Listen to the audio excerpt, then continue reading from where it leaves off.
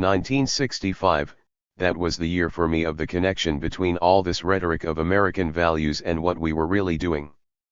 The connection between civil rights and the Vietnam War. Keeping down a large underbelly minority population at home and bombing back to the Stone Age a peasant population of another race and culture abroad. 19. A radical anti-imperialist language became increasingly dominant within the SDS. As another SDS activist and future terrorist, Kathy Wilkerson, recalled, it was at this time that Vietnam and a perception of persistent economic inequality led her from liberal democracy to the revolutionary belief that we could sweep out the old government ourselves, and any sweeping out would not be accomplished without a fight, given the violent nature of our government. 20. By 1967, the SDS leadership, though not always the rank and file, was turning to revolutionary Marxism, because, as Carl Oglesby explained, there was, and is, no other coherent, integrative, and explicit philosophy of revolution. 21. A similar radicalization was occurring in the civil rights movement. The Vietnam conflict was the cause of a double resentment, as resources were funneled away from social programs and into the war, whilst a far higher proportion of blacks than whites found themselves conscripted. Martin Luther King's nonviolent strategy, which had worked so well in the South, did not resonate with the radical youths of the northern cities where violent riots erupted in the summer of 1967. 22. A new generation of black power politicians drew freely from the rhetoric of guerrilla communists, and in particular the violent third-worldism of the Martinique-born revolutionary, Frantz Fanon. Speaking in London in 1967, one of Black Power's most charismatic spokesmen, Stokely Carmichael, quoted Fanon and Che Guevara in a paean of praise to political violence, adding, "We are working to increase the revolutionary consciousness of black people in America to join with the Third World. Whether or not violence is used is not decided by us, but by the white West. We are not any longer going to bow our heads to any white man. If he touches one black man in the United States, he is going to war with every black man in the United States." 23. The rebellion also spread to America's empire by invitation in Western Europe. Anger at events in Vietnam was central to all student protests there, particularly once TV screens began to fill with images of airborne, mechanized violence.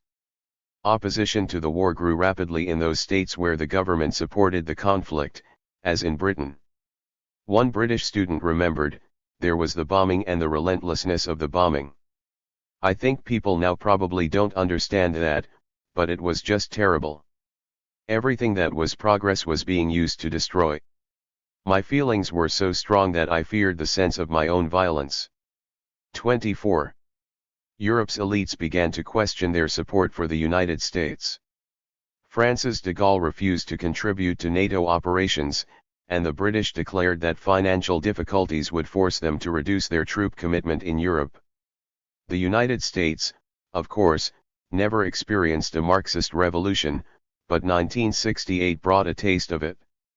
At home and abroad, waves of rebellion, partly inspired by ethnic nationalism, partly by various very different forms of Marxism, were threatening the American imperium. President Johnson, faced with guerrillas in both urban America and Vietnam, was determined to continue welfare at home and warfare abroad. But as in so many empires in the past, a combination of domestic unrest, defeat abroad and financial profligacy provoked a crisis. The defeat came in Vietnam, and was of huge symbolic importance. Johnson, convinced that its fall would undermine American credibility and embolden Moscow and Beijing throughout the world, had decided to send American troops into Vietnam in 1965. And he had a point. Vietnam was central to the Cold War conflicts, and America's successful halting of the North Vietnamese advance in 1954 had indeed blunted Moscow's and Beijing's resolve in the Third World for some time. However, as critics argued, by Americanizing the conflict, Johnson had dangerously raised the stakes. Under-Secretary of State George Ball's prediction that a military failure would have far worse consequences for American credibility than a peaceful compromise, proved prescient. 25. Though initially pessimistic about the Vietnamese Communists' prospects, Moscow and Beijing were determined to counter American military support with their own, and poured money and weapons into the conflict. The result was stalemate. Meanwhile, American bombing and destruction of forests with chemical defoliants only pushed more South Vietnamese into the arms of the Viet Cong. In January 1968, in what became known as the Tet Offensive after the Vietnamese term for New Year, 67,000 Viet Cong troops attacked the major cities in the south. It was, in effect, a mass suicide mission, and though it was eventually beaten back, the accompanying media images of communist fighters attacking and occupying the United States Embassy in Saigon were deeply humiliating for Washington, and encouraged radicals everywhere. As one West Berlin student remembered, "It was a world-shaking event that allowed me to imagine what the Russian Revolution must have meant for people with socialist ideals." There, next to the American embassy in Saigon, the battle was raging from house to house, the NLF's flag was flying over Hue.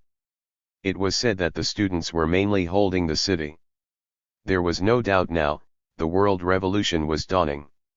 26. The Johnson administration was stunned.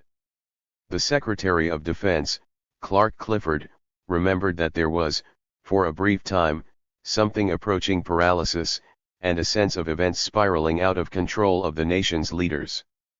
27. The elite split, with the military demanding more troops whilst Clifford and others called for disengagement. More importantly, the markets began to lose faith in Washington's ability to finance the war, and in March the dollar came under serious strain as investors fled. The old Bretton Woods system that fixed the dollar to gold was under threat. Johnson was forced into a partial retreat. The war continued, but on March 31 he announced that the escalation was over, bombing was to be limited, military demands for a massive build-up of troops were rejected, and peace talks offered. Meanwhile, he was compelled to accept that the Bretton Woods system, and with it the economic hegemony the United States had enjoyed since 1945, was unsustainable. As the dollar cracked, so did the legitimacy of American global power, both at home and abroad. The spring and summer of 1968 saw the high point of protests throughout the world as the enemies of American power scented weakness. In the United States, the assassination of Martin Luther King in March sparked off riots in 126 cities, whilst in August student protests at the Chicago Democratic Party convention brought police repression. Outside the United States, in its western sphere of influence, the Vietnam War and American imperialism became the major targets of student demonstrations. Students fought with police from Rome to Tokyo, from Paris to West Berlin. But the rebellions also took on specific national colorings. In countries with a fascist past, Germany and Italy, students demanded that the guilt of the older generation, which they believed had been suppressed, be exposed. In Southern Europe workers played a central role in the revolts. 28. Elsewhere, the rhetoric of civil rights merged with radical Marxism to fuel nationalistic protests. In Belgium, students protested against the dominance of the French language in Flemish universities. In Northern Ireland, a broad alliance of liberal Republicans, Catholics, and Marxists challenged the Protestant ascendancy, drawing on the example of American civil rights. It became more radical as violence increased, and in 1969 Republican Marxists took over the Ulster civil rights movement, casting it as a struggle against imperialism. Everywhere, though, whatever the local specificities, a romantic, participatory Marxism was the inspiration, one that set itself firmly against Soviet Marxism. Che Guevara was now joined by Ho Chi Minh in a new pantheon of leftist heroes, Ho's distinction being principally his defiance of the USA. People knew little of his politics. Stalin, however, had definitely been excluded. The immediate consequence of the 1968 rebellions and the North Vietnamese offensive was the humbling of various Western governments and politicians. Lyndon Johnson announced that he would not seek another presidential term, the Belgian government fell in February, and in France a general strike seriously undermined President de Gaulle, and forced Prime Minister Pompidou to agree to a massive 35% increase in the minimum wage. But the longer-term repercussions of this series of rebellions were more profound. They signaled the unwillingness of the West's youth to fight for control of the global South, whilst also triggering a wage explosion that undermined the economic order established at Bretton Woods. The Soixante-Huitards had then, in effect, signaled the beginning of the end of the post-World War II order. 29. Nowhere, however, did the movements of 1968 achieve lasting power. In large part this was the result of the diversity of their objectives. Students, concerned with democratizing everyday life, and workers, often more concerned with economic demands, found it especially difficult to forge long-lasting alliances. The New Left's inherent suspicion of conventional bureaucratic politics made it difficult to achieve lasting goals. Shunning party organization, they failed to develop coherent programs or sustain political victories.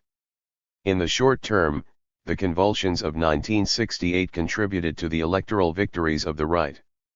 Elections in France brought a landslide victory for de Gaulle, and the conservative Republican Richard Nixon won the United States presidency, promising to counter the revolutionary struggle to seize the universities of this country. 30. The West had experienced a revolutionary crisis akin to the failed revolutions of 1789 to 1815, 1848 and 1918 to 19, and like them it too was followed by a pronounced swing to the right. Yet it was some time before order was to be restored. On the radical left, the defeats of the summer of 1968 led to a reassessment of the revolutionary project. Some of the rebels now decided that the New Left was too democratic in these violent times, and more radical, far-left Marxist parties emerged, mainly Maoist and Trotskyist. 31. Their precise character varied from place to place. Some, like the Maoist Gauche Proletariat, whose sympathizers included much of the cream of the French intelligentsia, including Jean-Paul Sartre, the philosopher Michel Foucault and the filmmaker Jean-Luc Godard, were relatively decentralized. 32.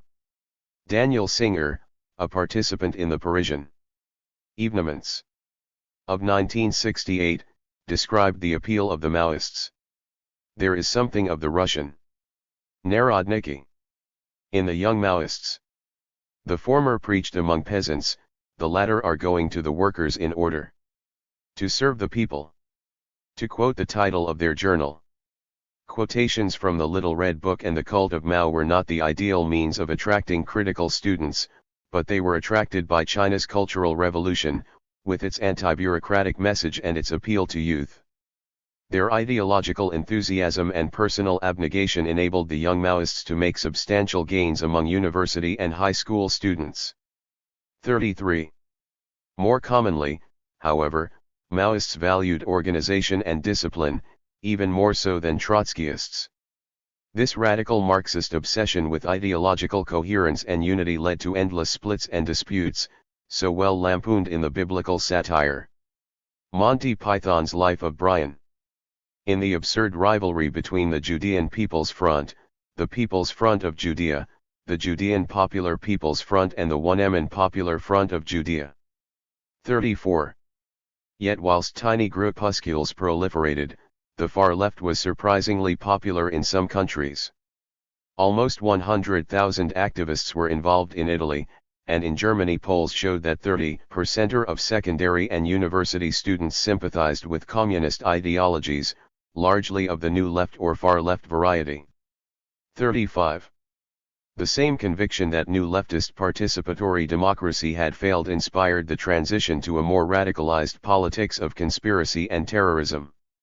If the Vietnamese had won victories through a disciplined Marxist-Leninist party and military force, surely that was the right strategy in the West as well? Such was the thinking of the terrorist Weathermen, the group named after a line in a Bob Dylan song that broke from the SDS in 1969. SDS member Kathy Wilkerson remembered the reasoning behind this decision to build a Marxist-Leninist party. for popular democracy must be a luxury that we would have to forego until the world became a more peaceful place. 36. Members now trained themselves in martial arts and subjected themselves to Maoist self-criticism sessions. The Amerikong, as they called themselves, sought to bring the war home with violent protests and bombings. Even so, these extremists were very small in number, especially in America. Marxist terrorists, though, had more impact elsewhere.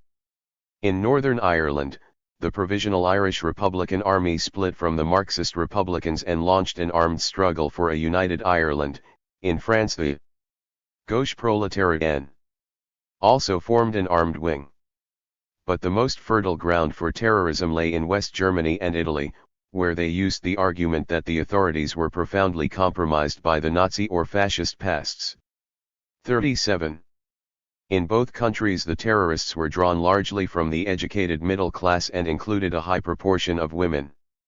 The most prominent German group was the Red Army faction, commonly called the Baader Meinhof gang after the charismatic, aggressive, and violence-loving Andreas Baader and the well-known left-wing journalist Ulrich Meinhof.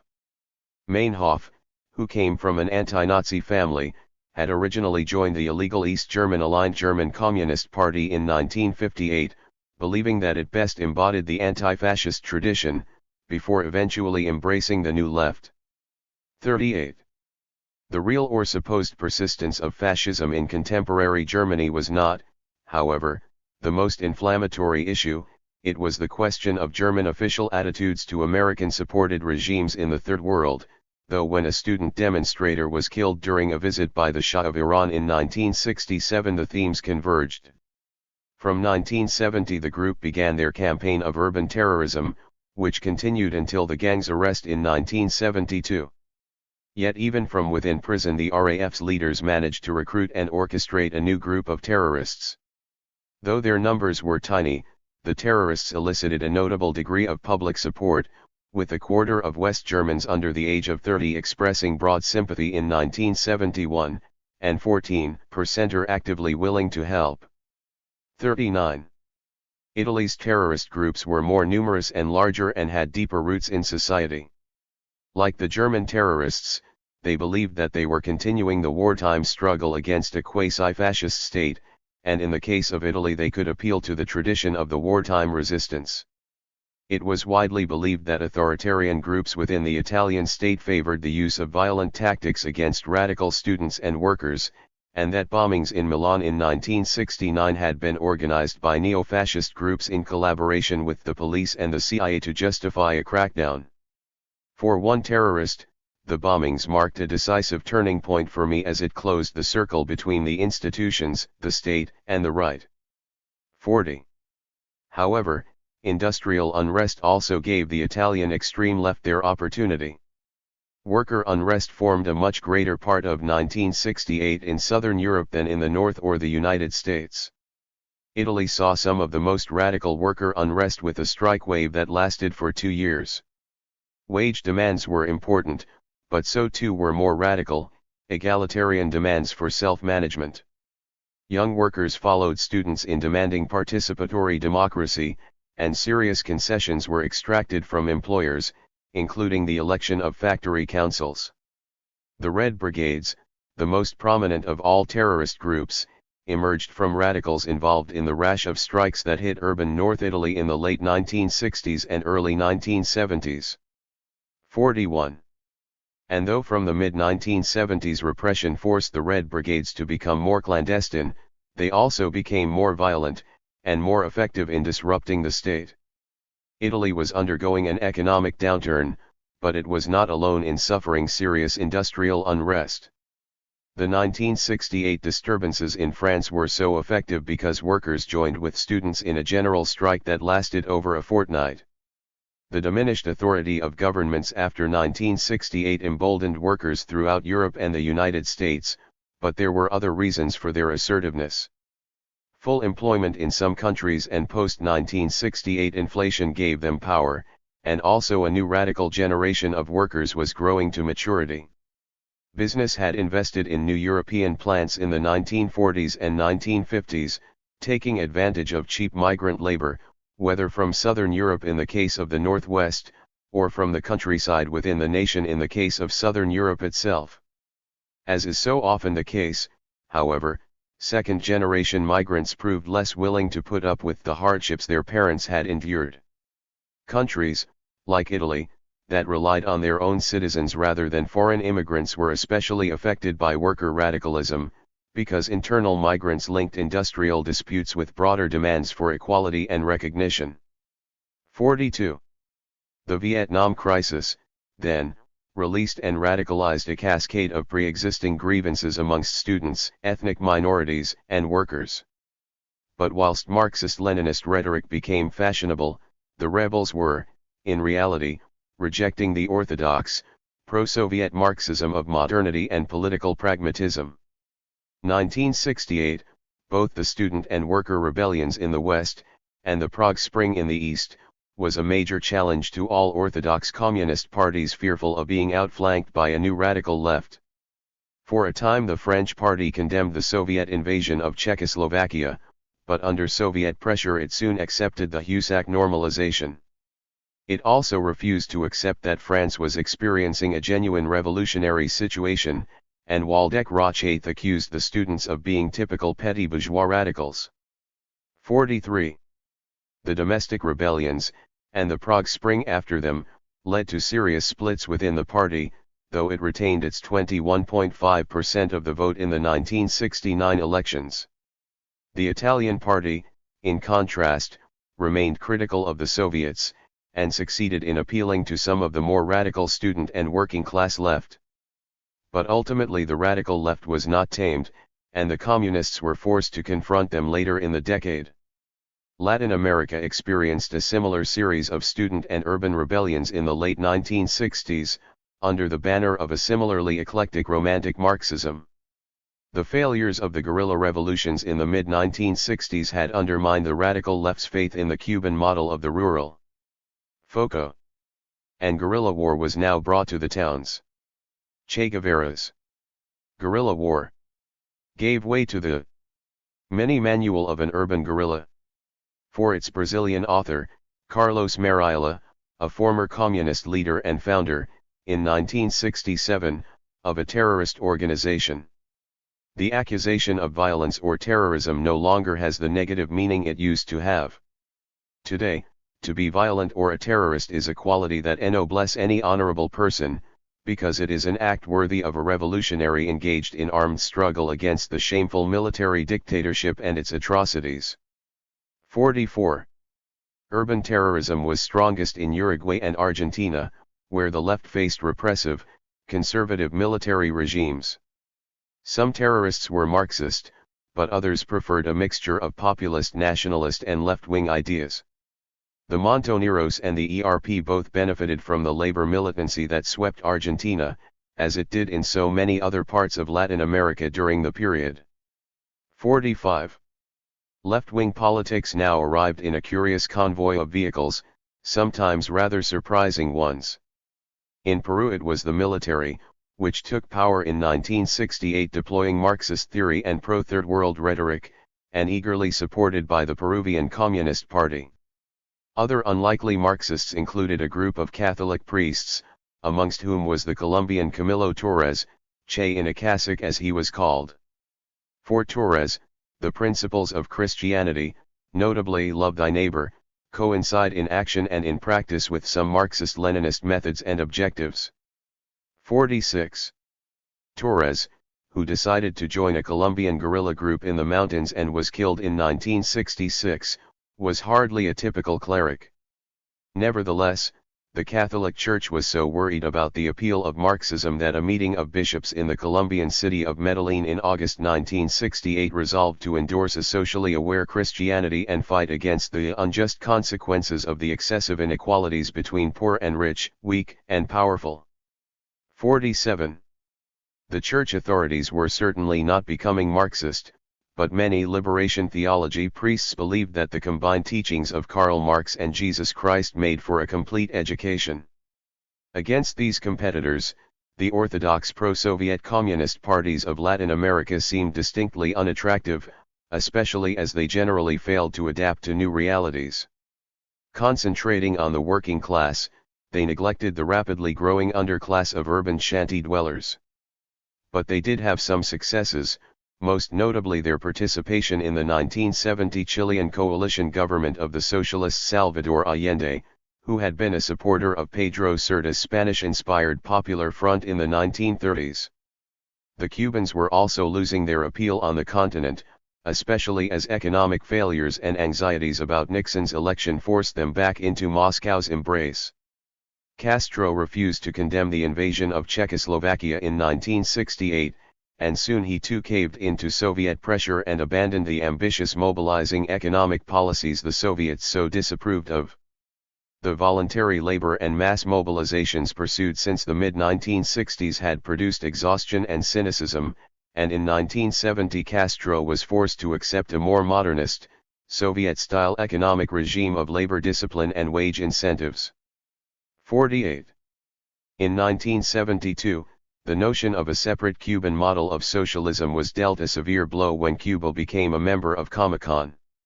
This did not, however, mark the end of Cuba's activist, independent foreign policy. As the Cubans lost their revolutionary luster in Latin America, they, together with their new Soviet allies, found new disciples in Africa. 3. In January 1966, the leader of the Guinean guerrilla movement, Amilcar Cabral, gave an optimistic assessment of the state of the world revolution, whilst also condemning Khrushchev's old notion that the Third World was a zone of peace. The present situation of national liberation struggles in the world as well as the situation of permanent violence, in certain countries which have gained their independence in the so-called peaceful way, show us, that compromises with imperialism do not work, that the normal way of national liberation, is armed struggle. 49. The charismatic Cabral was speaking in Havana, at Castro's first Solidarity Conference of the Peoples of Africa, Asia, and Latin America, the so-called Tricontinental Conference. It was designed to be a Marxist replacement for Bandung, a declaration that the old socialist Third World was dead and had been reborn in more militant form. After the many setbacks of the mid-1960s, and as communists were being massacred in Indonesia at that exact same time, not all were convinced that the time was ripe for such assertiveness. But Castro agreed with Cabral, the Americans were losing ground in Vietnam, and the time was right for an intensified armed struggle throughout the world. 50.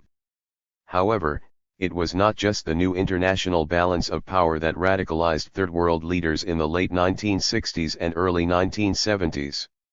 Marxist ideas from the West played a role, whether communicated through links with the Portuguese, French, or Italian communist parties, or through students studying abroad, as was the case in Ethiopia. 51 Generational change was also important. Many believed that the Bandung generation had not delivered on its promise that a moderate form of socialism would deliver economic development and international prestige. By refusing to challenge local chiefs and tribes, critics argued, the indigenous socialists had left in place a powerful class of neocolonial collaborators who merely served the interests of the old imperial powers. As Cabral explained in his long and densely theoretical speech to fellow revolutionaries, the submission of the local ruling class to the ruling class of the dominating country limits or prevents the development of the productive forces. 52. Cabral was never a dogmatic Marxist-Leninist, but his fluency in its syntax shows how pervasive the Marxist style of thinking had become amongst much of the African left by the late 1960s. 53 And the variety of Marxism-Leninism that was to become so powerful there was in many ways reminiscent of 1930s radical Stalinism, combining, as it did, anti-imperialist nationalism, a model of development that stressed modernity and the city over tradition and the countryside, and a hard line willingness to use violence. 54 Of course, African Marxist-Leninists accepted that their proletariats were tiny, but they still clung to the belief that, given the right policies, they could swiftly build a dictatorship of the proletariat. A coalition of various progressive classes would take power and build heavy industry, and with it a revolutionary proletariat. These Marxist-Leninists claimed to have the solutions to underdevelopment that the indigenous socialists so conspicuously lacked. Only a vanguard party, they argued, would have the will and focus to remove the local elites who were so selfishly holding their countries back. Their commitment to class struggle allowed them to use the violence so necessary to resist imperialists and dislodge their internal bourgeois allies, and their Marxist internationalism would attract funding from the USSR at a time when the Soviets themselves were moving in a more Stalinist direction. In the last respect at least, the Afro-communists were right. From the late 1960s, the ideologists in the Party Central Committee's International Department began to develop an analysis of the reasons for communism's defeats in the middle part of the decade. They concluded that Khrushchev's United Front-style policy and belief in peaceful transitions from indigenous socialism to communism had been far too optimistic. The frequent American interventions had convinced them that only vanguard parties of orthodox Marxist-Leninists could protect the left in the Third World. But far from being pessimistic, they argued that the prospects for communism were bright. American difficulties in Vietnam would weaken the West's prestige, whilst continued Western intervention would also strengthen socialism. Bourgeois nationalists, they argued, denied true independence by the neocolonial West, would have to forge alliances with the still small, but growing working class and peasant movements.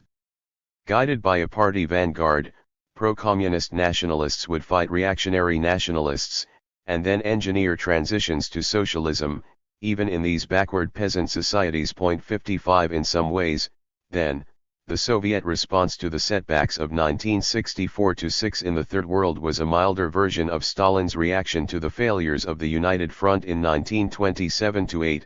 Communists would have to be more sectarian and cohesive. Outside the global North, the era was one of struggle between the capitalist and communist worlds, not peaceful coexistence, and domestically the time could be ripe for a rapid advance to socialist states and economies, in the agrarian Third World, as in the peasant Soviet Union 40 years earlier. One of the first regions to experience the full force of Marxist-Leninist rebellion against the Bandung generation was the Middle East. Israel's defeat of Syria and Egypt in the Six-Day War of 1967 was a humiliation for Arab socialism throughout the region, whether Syria's Ba'athism or Nasser's socialism. After the war, the Arab states lost influence over the Palestinian nationalist movement, which they had tried to control by supporting the creation of the Palestine Liberation Organization in 1964. Yasser Arafat's more radically nationalist Fatah group began to displace its rivals, championing a guerrilla struggle inspired by Frantz Fanon and the Vietnamese example. 56 In 1967 Fatah was joined as a member of the PLO by the Popular Front for the Liberation of Palestine, which declared itself a fully Marxist-Leninist party in 1969 and received Soviet backing from 1970. 57 For these Palestinians, the conflict with American-backed Israel was more than just an Arab affair, it was part of the global struggle against imperialism. Nasser's defeat also contributed to the foundation of the first Marxist-Leninist regime in the region, in South Yemen. One of the main guerrilla nationalist organizations fighting the British, the Nasser-backed National Liberation Front, had already become disillusioned with its patron from 1965 when Egypt began to withdraw its support. The NLF regarded itself as a radical party, fighting for the rights of small peasants against landowners, and when the British handed over power to the NLF in November 1967, the People's Democratic Republic of Yemen declared itself a Marxist-Leninist state. 58. The Vietnamese example inevitably encouraged other peasant-based guerrilla movements in many other regions throughout the world. In West Bengal, rural rebellion against landlords in Naxalbari village were joined by Marxist students from Calcutta, encouraged by Beijing's Cultural Revolution radicalism. The formerly pro-Beijing Communist Party of India, which had just achieved power in West Bengal, repressed the rebellions, and in 1969 the radical former student Charu Mazumdar formed the militantly Maoist Communist Party of India, commonly called the Naxalites. 59. In Portuguese Africa, too, the guerrilla movements moved further towards Marxism, and from 1970, under the leadership of Samora Machel, the Mozambican Anti-Colonial Front, Frelimo, finally declared itself a socialist movement. Machel, a former nurse from a family with a long anti-colonial tradition, was not a doctrinaire Marxist-Leninist of the Agustin Juanito type, but he used Marxist language to express a fundamentally moral critique of the Portuguese .60 and, like the other anti-colonial movements in Portuguese Africa, Frelimo was conducting a self-consciously Maoist-style People's War. .61 The People's War strategy involved efforts to win over peasants by establishing rural schools and hospitals, whilst also involving peasants in mass line-style democracy.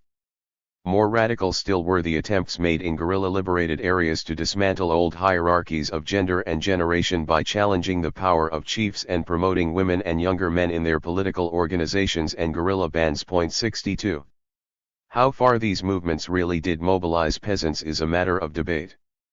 Communists could find it very difficult to secure peasant support because the political culture they were imposing seemed very alien. As had been the case in liberated areas in 1930s and 1940s China, some peasants benefited from and supported the new order, whilst many more merely put up with communist rule because they had to. .63 The guerrillas used some violence to control their areas, and the terror seems to have become particularly extensive in parts of eastern Angola, where the MPLA tried and executed alleged traitors. .64 The Angolan movement was the least successful militarily, and in Mozambique, too, the Portuguese were not seriously threatened by an all-out Frelimo military victory. .65 Only in the much smaller and less divided Guinea-Bissau did the PAIGT become a government in waiting, securing some 3/4 of Guinea-Bissau's territory by 1972.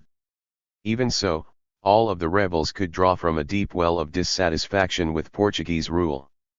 Economic growth caused divisions between those who had benefited from Portuguese rule and those who had not, whilst Portuguese repression alienated many. .66 Naturally Portugal, a small, relatively poor country, found it increasingly difficult to sustain these debilitating wars, which by 1968 consumed 40% of the state budget. The anti-apartheid guerrilla movement in South Africa was in far worse shape than its Mozambique counterparts at the end of the 1960s. It also had special reasons to welcome the Soviets' renewed interest in the continent, as Moscow had already been giving substantially more assistance to Oliver Tambo's African National Congress than it had to the South African Communist Party proper, which it regarded as too independent. A weakened United States did not find it easy to respond to this leftward surge in southern Africa, or to the Soviets and Cubans' willingness to take advantage of it. Nixon and his influential advisor, Henry Kissinger, strongly objected to Kennedy-style efforts to spread democracy, convinced they would not work. Both the US President and Kissinger dismissed the Global South as a backward, benighted and incorrigibly authoritarian place which had been bypassed by history. Kissinger informed a dumbstruck Chilean foreign minister that nothing important can come from the South. The axis of history starts in Moscow, goes to Bonn, crosses over to Washington, and then goes on to Tokyo. 67 The Americans' main concern, therefore, was simply to block Soviet and Cuban influence as effectively as possible, whilst not repeating Johnson's mistakes by intervening directly. Their solution was to franchise out the struggle against communism in the Third World to a series of loyal gendarmes of various political colorings, from the authoritarian Shah of Iran, Somoza of Nicaragua, Suharto of Indonesia and Medici of Brazil, to apartheid South Africa, and democratic Israel and Turkey, all of whom would be generously rewarded by Washington for their trouble. Efforts were also made to Vietnamize the Southeast Asian conflict, withdrawing U.S. troops and creating a pro-American regime that could survive by itself. Finally, Nixon hoped that the détente process itself would relieve pressure on American power by dissuading Moscow from intervening in the Global South. Though undoubtedly energetic, Nixon and Kissinger were playing a weak hand. Their machinations not only failed to stop the Soviets but left many intellectuals in the Third World enraged and more willing than ever to contemplate Marxist solutions. Moscow, for its part, did not see why détente with the United States should stop it from promoting communism outside Europe, especially when the United States was continuing to intervene to strangle it. Moreover, Challenged by North Vietnam, Cuba, the European parties and China, the Soviet authorities became even more determined to retain their international socialist preeminence. Party intellectuals in the Central Committee saw opportunities to reignite the flame of socialist internationalism at a time when the regime at home was so lacking in ideological sparkle. And the more realpolitik-obsessed military regarded the new scramble for Africa as a way of keeping its hand in with the United States in the superpower game. 68. America's gendarme strategy had serious weaknesses. The alliance it fostered with apartheid South Africa was especially damaging, as it seriously undermined Washington's efforts to maintain the moral high ground in Africa and made it very difficult for African nationalists to feel sympathy with the United States. In Vietnam, meanwhile, Washington's efforts to establish a powerful American-backed figure in Nguyen Van Thieu failed because his base of support was too narrow. His regime collapsed in 1975, 2 years after American troops had left, and Vietnam united under communist rule. Meanwhile, gendarmes could not always be relied on to hold the line in those regions where the United States believed communism was spreading. In Allende's Chile, Kissinger saw a dangerously attractive communism, and he was determined to change the regime. But he could not rely on local allies, rather he used economic sanctions and covert support for the opposition. Allende gave his opponents an excuse to intervene when his radical economic policies of land redistribution and nationalization alienated the middle classes and provoked strikes, and in 1973 General Pinochet led a right-wing military coup against the president, claiming that he was rescuing Chile from an economic crisis. 69 He proceeded to ban leftist parties and some 3,200 were killed and 30,000 tortured. The United States' precise role is unclear, but whatever the level of its involvement, the experience of a democratically elected Popular Front-style government being ousted by military force, with the support of foreign backers, had distinct echoes of 1930s Spain. Washington had suffered yet another blow to its standing in the Third World. 70. There was, however, one area where the gendarme policy at first sight seems to have worked, the Middle East. When, in October 1973, Arab armies attacked Israel, they were repulsed with American help and the Soviets backed down from their threats to send aid to Egypt. The United States, with its Israeli ally, had shown itself to be the master of the region. But this was to be a temporary victory that was soon to lead to a second defeat for the West, arguably as important as Vietnam, if not more so. The Arab oil producers retaliated by raising prices by 70% and then by imposing an embargo on Israel's supporters, including the United States. The oil price shock demonstrated the drawbacks of supporting regionally unpopular gendarmes. A significant redistribution of the world's resources took place, from oil consumers to producers. Indeed, it was this that helped finance the Soviets' African adventures. 71 Meanwhile, the West's economies were hit, and the inflation of the late 1960s worsened, increasing labor militancy as workers fought to preserve their wage gains. It seemed as if capitalism itself was in crisis. In the oil-importing parts of the Third World, the shock was even greater, and bolstered the Marxist view that the time was ripe for radical economic change. One of the first victims of the oil shock was Marcelo Caetano's authoritarian regime in Portugal, and with it the Portuguese Empire in Africa. Caetano had been trying to liberalize the old regime, in the face of resistance from conservatives, but in 1974, weakened by the economic crisis, he was toppled by a politically eclectic group of junior army officers, bitter at the conduct of the African wars. The coup was bloodless, and was dubbed the Carnation Revolution after the red carnations handed out by the rebels to show their peaceful intent. Far from signaling the start of the revolution with banners or bugles, the leaders of the rebellion told their supporters to wait for the broadcast of the Portuguese entry for the Eurovision Song Contest. A new broad coalition took power, representing conservative officers and more radical junior officers in the armed forces movement, as well as liberals and communists. 72 Yet Eurovision ballads were to give way to more martial tunes. Shantytown dwellers took to the streets, occupying buildings and demanding full state housing provision, whilst landless peasants called for the breakup of large estates. 73 The MFA, the far left and the communists, who were much more radical than their Spanish and Italian comrades, began a more fundamental redistribution of property, and legalized massive land seizures. In the north the result was violence, as right-wing paramilitaries, with the support of smallholders, attacked the left. Portugal in 1975 had distinct echoes of Spain in 1936, and Kissinger estimated that there was a 50% chance that Portugal would join the Soviet bloc. 74. However, the radicals were weakened by their poor performance in the elections of April, and by the victory of the moderate socialists. It was clear that most of the poor had achieved what they wanted, basic property rights which they believed were rightly theirs, and did not desire a revolutionary transformation of society.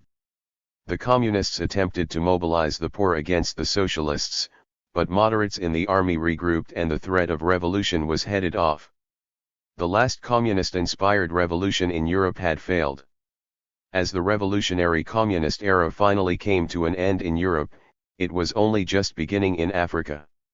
In 1975 the new government of Portugal granted the colonies their independence, the PAIGC became the ruling party of Guinea-Bissau, and Frelimo of Mozambique. The road to Angolan independence proved to be a rockier three-way struggle, as the MPLA, backed by the Soviets, fought two regionally based freedom movements, the FNLA and UNITA. As the MPLA began to win, South Africa, with the encouragement of Washington, invaded its neighbor. And, though the Soviets were initially unenthusiastic, Fidel Castro sent Cuban troops halfway across the world to assist the MPLA, at which point the South Africans retreated, leaving the MPLA holding the field, for the moment at least. Prolonged civil wars soon broke out in both Angola and Mozambique, wars that have been seen as proxy confrontations between the superpowers, but that did not stop their rulers trying to build socialism. 4. In the short story The Secret Love of Deolinda, published in 1988, the Mozambican writer Mia Couto tells of a young Maputo woman, the eponymous Deolinda, who has a dreary job shelling cashew nuts. Her life, however, is not without its excitements, and one day she returns home sporting a badge bearing the face of an ever photogenic Karl Marx, as if unburdened by the years. Her father is not pleased, indeed, not recognizing Marx as the renowned 19th-century theorist of world history. He assumes he is someone Deolinda has recently met, one of those foreigners, who start off as internationalists, and then became aid workers. "Never again do I want to see this fellow snout sniffing your bra," he tells her. Deolinda meekly obeys and removes the offending object from her bosom to a box under her bed. But every night, before she falls asleep, the badge is retrieved and she would kiss the thinker's fleecy beard. 75. Couto, a writer deeply critical of Mozambican Marxism, saw its manifestation in Mozambique as a variety of cargo cult, an opaque symbol of Western modernity, both worshipped and misunderstood.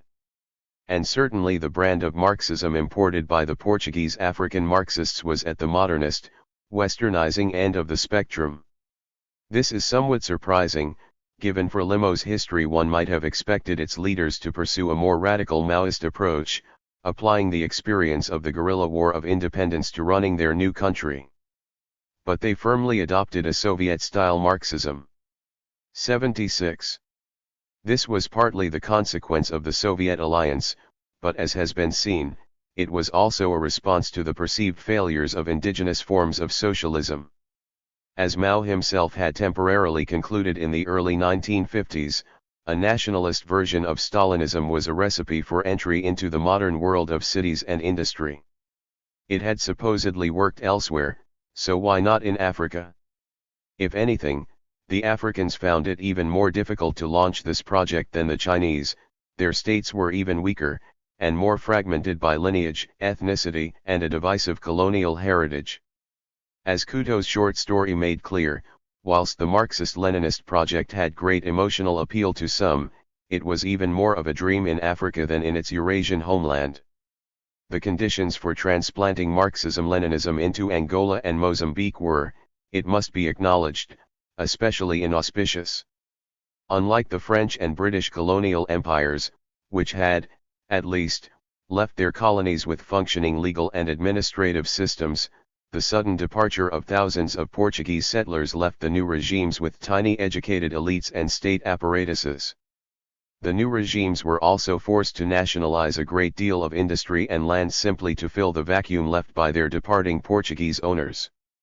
But Neto, the Angolan leader and a longtime Stalinist, was more cautious in his efforts to transform the economy than the less orthodox Machel in Mozambique.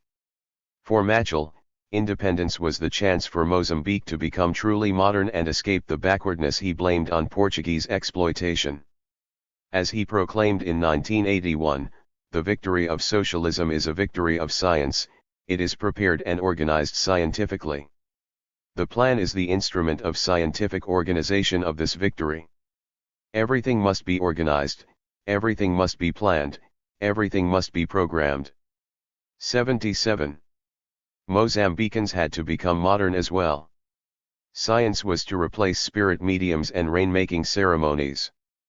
Frelimo brought the plan to a country that may have been even less prepared for it than the Soviet Union of the 1930s, for Mozambique, like many African states, lacked an effective state machine. Soviet and East German expert planners helped the Mozambicans, but expertise in the central office in Maputo could not compensate for a desperate shortage of experienced administrators at all other levels of the economic system. Even the largest state companies struggled. Petromac, the state oil company, failed to produce accounts for 7 years. 78. Meanwhile, large amounts of money were wasted on grand projects, such as the failed attempts to establish an iron and steel industry. Frelimo's agricultural plans were, if anything, even more ambitious. The regime created huge state farms, which, whilst they increased production, absorbed huge resources. The regime also sought to relocate peasants into new, well-ordered communal villages, with good health services, education, and clean houses in neat rows. Frelimo's officials were convinced that they would improve the lives of peasants, giving them better government services whilst breaking the authority of chiefs, and creating new, modern socialist people. These projects were reminiscent of European communist programs, whether Khrushchev's planned agro-towns or Ceausescu's systematization of villages, but they were also influenced by a general fashion for grandiose transformations amongst regimes of various ideological hues, including Socialist Tanzania's villagization program. Whilst such schemes undoubtedly contributed to Mozambique's successes in education and health, in economic terms they performed poorly and were extremely unpopular amongst the peasants compelled, often by brute force, to live and work there. 79. By the end of the 1970s, the economic environment was bad for all developing countries, but the rigid utopianism of orthodox modernist Marxism explains a great deal of Mozambique's poor performance. Nor did the Marxist-Leninist political system help to speed Mozambican development. As the African socialists had predicted, the narrow, sectarian vanguard party proved particularly unsuited to African conditions. Frelimo cadres may have been well trained to push through radical programs, but they were far less successful at securing the general population's enthusiasm for these projects. The resulting conflict increasingly took on an ethnic coloring. Angola was already plagued by regionally based ethnic rivalries inherited from the colonial regime, but the narrow, authoritarian MPLA only exacerbated them. Shortly after it came to power, it was challenged by a left-wing coup led by the Enver Hoxha-admiring Nito Alves, a prominent black commander of the guerrilla period who had successfully mobilized Luanda's slum dwellers to agitate for more power. Nito's regime was only saved by the Cubans, but thereafter he chose to impose MPLA-style Marxism-Leninism with Stalinist ruthlessness, savage violence, and a brutal secret police. 80. By the end of the 1970s, the Angolan and Mozambican civil wars were ending, but they were soon to reignite as South Africa and the United States renewed their offensive. In Mozambique, Renamo, established by a white settler-ruled Rhodesia with the help of pro-Portuguese exiles, at first had little effect. But after the beginning of African rule in Rhodesia in 1979, South Africa began to pursue a much more aggressive policy against the African National Congress, which was launching attacks from Mozambique. The regime poured resources into Renamo, which waged a highly successful campaign of destabilization and sabotage. In Angola, too, a brief lull in fighting led to renewed war with the American-backed UNITA. The war continued throughout the 1980s, fueled by Angolan oil, superpower competition, and the highly charged ideological conflict between Marxism and South African apartheid. Angola and Mozambique joined a host of self-declared Marxist-Leninist regimes in Africa. In 1980, 7 of Africa's 50 African or Arab-ruled countries described themselves as Marxist-Leninist, whilst another 9 professed some form of socialism. Altogether about a quarter of the continent's population lived under these regimes. The regimes in Angola, Mozambique, and Guinea-Bissau, however, were unusual in coming to power as the result of anti-colonial guerrilla wars, and they had serious ambitions to transform society. All of the other Marxist-Leninist rulers were military, and had far more modest ambitions. Even so, they were very much in the modernist Marxist tradition, leeching resources from the countryside to fund urban development, favoring city populations over rural ones, and financing a form of welfarism which, with its intense preoccupation with higher rather than mass education, tended to benefit the better off. But if socialism in most of these new military Marxist states looked largely rhetorical, one example did not. Ethiopia was to experience one of the last classical revolutions, echoing its French and Russian predecessors of 1789 and 1917. For the last time, an ancien regime was to collapse and give way to a radical Marxist politics, highly reminiscent of Bolshevism. V. In his satirical story, The Case of the Illiterate Saboteur, the Ethiopian writer Hamatuma described the court in which a series of absurd political trials takes place. Above the judge's chair hung the photo of the great chairman of our country. Rumor has it that some overzealous cotters who had the gall to suggest that portraits of Marx, Engels, and Lenin had to be hung along with that of the chairman were executed for the crime of misguided internationalism and stunted revolutionary nationalism. However, it is said that the wise chairman, in order to placate the Russians, built monuments for Lenin and Marx. 81. Ethiopia was not unusual amongst Afro-communist regimes in using Marxism-Leninism for its own nationalist ends, and nor was it exceptional in trying to please the Russians. But there was a special affinity between Ethiopia and Russia, which Marxists of the time noted. For Ethiopian revolutionaries lived in a very different country from other African Marxists, who had come to Marxism through the anti-colonial liberation struggle. Like Russians in the early 20th century, they inhabited a crumbling, stratified ancien regime Christian Orthodox empire and felt that they were failing to keep up with their neighbors. The history of Russia was therefore a compelling one, and to some it seemed as if they were merely living through the Bolshevik experience, albeit in speeded-up time. In 1957, an editorial in a student newspaper declared, "Both Ethiopians and foreigners are looking to us as the generation that will shoulder the great responsibility of putting Ethiopia on equal footing with the rest of the civilized world." 82 At the time, some believed they might work alongside the Emperor Haile Selassie. Selassie, who had ruled since 1930, apart from a period of exile after the Italian invasion, had been a modernizing autocrat. When he came to power, Ethiopia was an agrarian country largely controlled by aristocrats who enjoyed tax exemptions and labor services from some of the peasantry. It was also a Christian Orthodox empire, which the northern Amharas and, to a lesser extent, the Tigrines dominated, having conquered the non-Orthodox peoples of the south. Selassie tried to reform the regime by developing the economy of this poor agrarian nation by encouraging industry, though it remained small.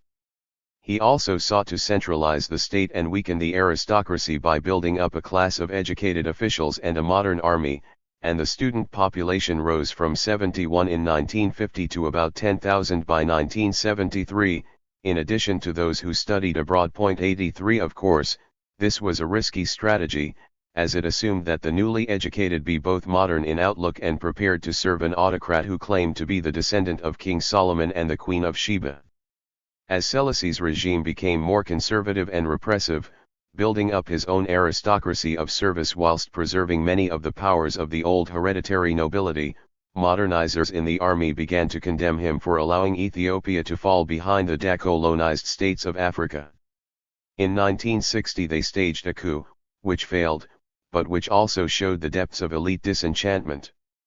Like its Russian predecessors, the autocracy was increasingly beset by criticism from educated modernizers, peasant rebellions, and ethnic insurrection, most seriously in Eritrea. In Ethiopia, then, an orthodox Marxist analysis of feudalism seemed to make perfect sense, and many students came from relatively humble backgrounds, feeling sympathy for the poor peasantry, and guilt at their privileges, much as their Russian predecessors had. But it was Western, not Soviet, influence that contributed to Marxism's popularity. Seleucus' regime was closely aligned with the United States, and Western-educated students were especially influential in bringing back the newly fashionable Marxism from American campuses, as were some of the Peace Corps volunteers. In 1965 the students in Addis Ababa began a campaign for more rights for tenants and an end to labor dues, with the slogans "Land to the Tiller" and "Away with Serfdom," and by 1968, as has been seen, the student movement had linked its own complaints with the struggle against American policy in Vietnam and apartheid in South Africa. 84 By 1971, all 10 candidates for a Union of University Students election accepted that Marxism-Leninism was the only possible ideology for Ethiopia, 85 as one unsympathetic observer remembered. Marxism was presumed to be an unchallengeable truth. Every element of youth discontent was defined in Marxist terms. Many did not read about it, but that was beside the point. They were obsessed by it. 86. It was an economic crisis that triggered the fall of Seleucus, the famine of 1973-4, which the regime responded to incompetently, and the oil price hike. The revolution began in February 1974 with a mutiny of junior army officers, resentful at poor conditions and the high-handed way in which they were treated by their senior officers. Their protests were followed by strikes, and, despite an attempt by the new liberal Ndakeke government to prepare constitutional reforms, unrest continued until a group of junior army officers, the so-called Derg, took power in the summer, deposing the emperor in September. At first, the majority of the Derg favored a form of Nyerere-style African socialism, Ethiopian socialism, but from early on an influential group, including the first vice-chairman of the Derg, Major Mengistu Haile Mariam, was listening to the vocal and prestigious student Marxist left. Mengistu's background is obscure, but his father seems to have been a pauper of southern origin who worked as a servant to a northern lord. 87 Darker skinned than most Amharas, he was certainly regarded by many Ethiopians as a slave by origin. Mengistu felt his lowly background keenly, but he had advantages in politics. He was an expert at judging political situations and hiding his real intentions. 88 And for the French journalist René Leffert, his humble origins were a real advantage in the revolutionary politics of the 1970s. In the head of any peasant in the south or have-not in the capital, he incarnates the revenge that justifies usurpation. Robin Hood ascended to the throne. Like those emperors of the past, emerging like robbers to conquer the crown and at last bringing the reign of justice to the people. 89. But Mengistu, whilst he claimed to champion the poor, was no romantic populist. He may have had low status and a limited education, but he made serious efforts to assimilate into the elite Amharas, and he had the oratorical skills to express a passionate Amhara-led Ethiopian nationalism. In some ways, his background was not unlike Stalin's, looked down on as a member of a conquered southern nationality in a multi-ethnic empire, eager to assimilate into the superior, more modern culture, and thus to make his way to the center of power. 90. Mengistu's politics were closely connected with his background. Like Stalin, he understood the power of popular mobilization, but he was also determined to establish an advanced modernity by means of a highly centralized authority and even brutal force, even though he insisted that the Ethiopian revolution could avoid violence. 91 Although he at first had little knowledge of Marxism, he, and other radical members of the Derg, were eager to secure the support of the Marxist students. The first significant evidence of the Derg's radicalism was its decision in March 1975 to nationalize the land, handing it over to those who tilled it. The plan, developed by a group of radical officials in Haile Selassie's civil service, followed the long-running desire of the Ethiopian Marxist left to abolish feudalism, and ignored liberal warnings that it would lead to violence. Just as Stalin had done in the late 1920s, the Derg mobilized urban students to bring the revolution to the countryside, and both regime and students saw the project in very similar ways, as military-style campaigns to bring enlightenment to a backward and superstitious countryside, thus uniting the nation. The word campaign used in the title of the Development Through Cooperation, Enlightenment and Work campaign was the one that had described the Crusade-style northern Christian conquests of the South in the 19th century, and despite their atheism, the students brought with them the arrogance of the past. For centuries, the Derg declared, the people in general and the rulers in particular have lived with outmoded beliefs. These dividing ideas worked against progress and enlightenment. 92. The Ethiopian students seem to have been as enthusiastic as their Russian predecessors, but unlike them they had a great deal of support from the southern peasants themselves. The peasants were desperate to rid themselves of the domination of the ethnically alien northern military lords, who had established a highly exploitative regime. The arrival of the Zemeka students could therefore spark off revolutionary demands and ethnic separatism, which the students often sympathized with. This was precisely what the Derg, committed to the integrity of Ethiopia, did not want, and the result was often the use of force and student disillusionment. However, whilst the students could join with the peasants against the northern landlords, they could also clash with them as they tried to impose enlightenment, much as their Soviet predecessors had done. If anything, the ethnic differences between the student enlighteners and the peasants made the violence more extreme. In one episode, the students tried to undermine the power of a local chief, who had religious as well as political significance. According to an American report, in an act of calculated effrontery, the semi-divine and normally secluded Jaramanja was unceremoniously paraded in the streets of a provincial town. The students deliberately desecrated the Jaramanja's sacred eating utensils and, after dinner, seated a low-caste Manjo on his special horse. The outraged followers of the Jaramanja waited until the students had assembled in a school building in the neighborhood. The building was surrounded and put to the torch. 93. The Derg, officially, was still pursuing Ethiopian socialism, but this looked much more like Marxism-Leninism, and the land reform was welcomed by the student Marxists. From September 1975 the Derg began to formulate a Marxist-Leninist doctrine, and sought to create a more formal alliance with the Marxist parties. But Ethiopian Marxism was divided between the more Stalinist, modernizing Marxism of the All-Ethiopian Socialist Movement, largely consisting of ethnic Southerners, and the more decentralized Marxism of the Maoist Ethiopian People's Revolutionary Party, with a largely northern membership. It is no surprise that Mengistu ultimately allied with the Myson. Partly as a result, serious conflicts broke out, within both the Derg and the Marxist movement. The regime sought to suppress the EPRP, and it went underground and began a guerrilla campaign, leading to a vicious Red Terror which lasted for about a year from early 1977. The violence was extreme, and at times spilled into the streets, most notably the massacres that followed the EPRP's attempts to disrupt the 1977 May Day rallies in Addis Ababa. Mengistu's extremism intensified separatist movements, the Marxist Eritreans, the Maoist-inspired Tigreans and rebels in other regions, and he also came under serious threat from within the Derg. He was further weakened when the United States, which under Kissinger's Realpolitik had continued to fund the regime despite the Derg's violence, began to reduce aid under the new Carter administration and support Ethiopia's enemy, the formerly Marxist regime of Somalia. Meanwhile, the Soviets, who had been supporting Somalia, began to move closer to Ethiopia. The Somalis, sensing weakness now American support was being withdrawn, invaded the Ethiopian Ogaden.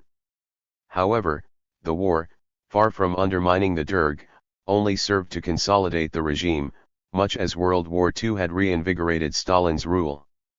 Mengistu was able to present himself as a defender of the nation, and, in an even more striking echo of the Stalinist past, he began to associate himself with the Ethiopian Orthodox Church to bring the nation together against the foreigner.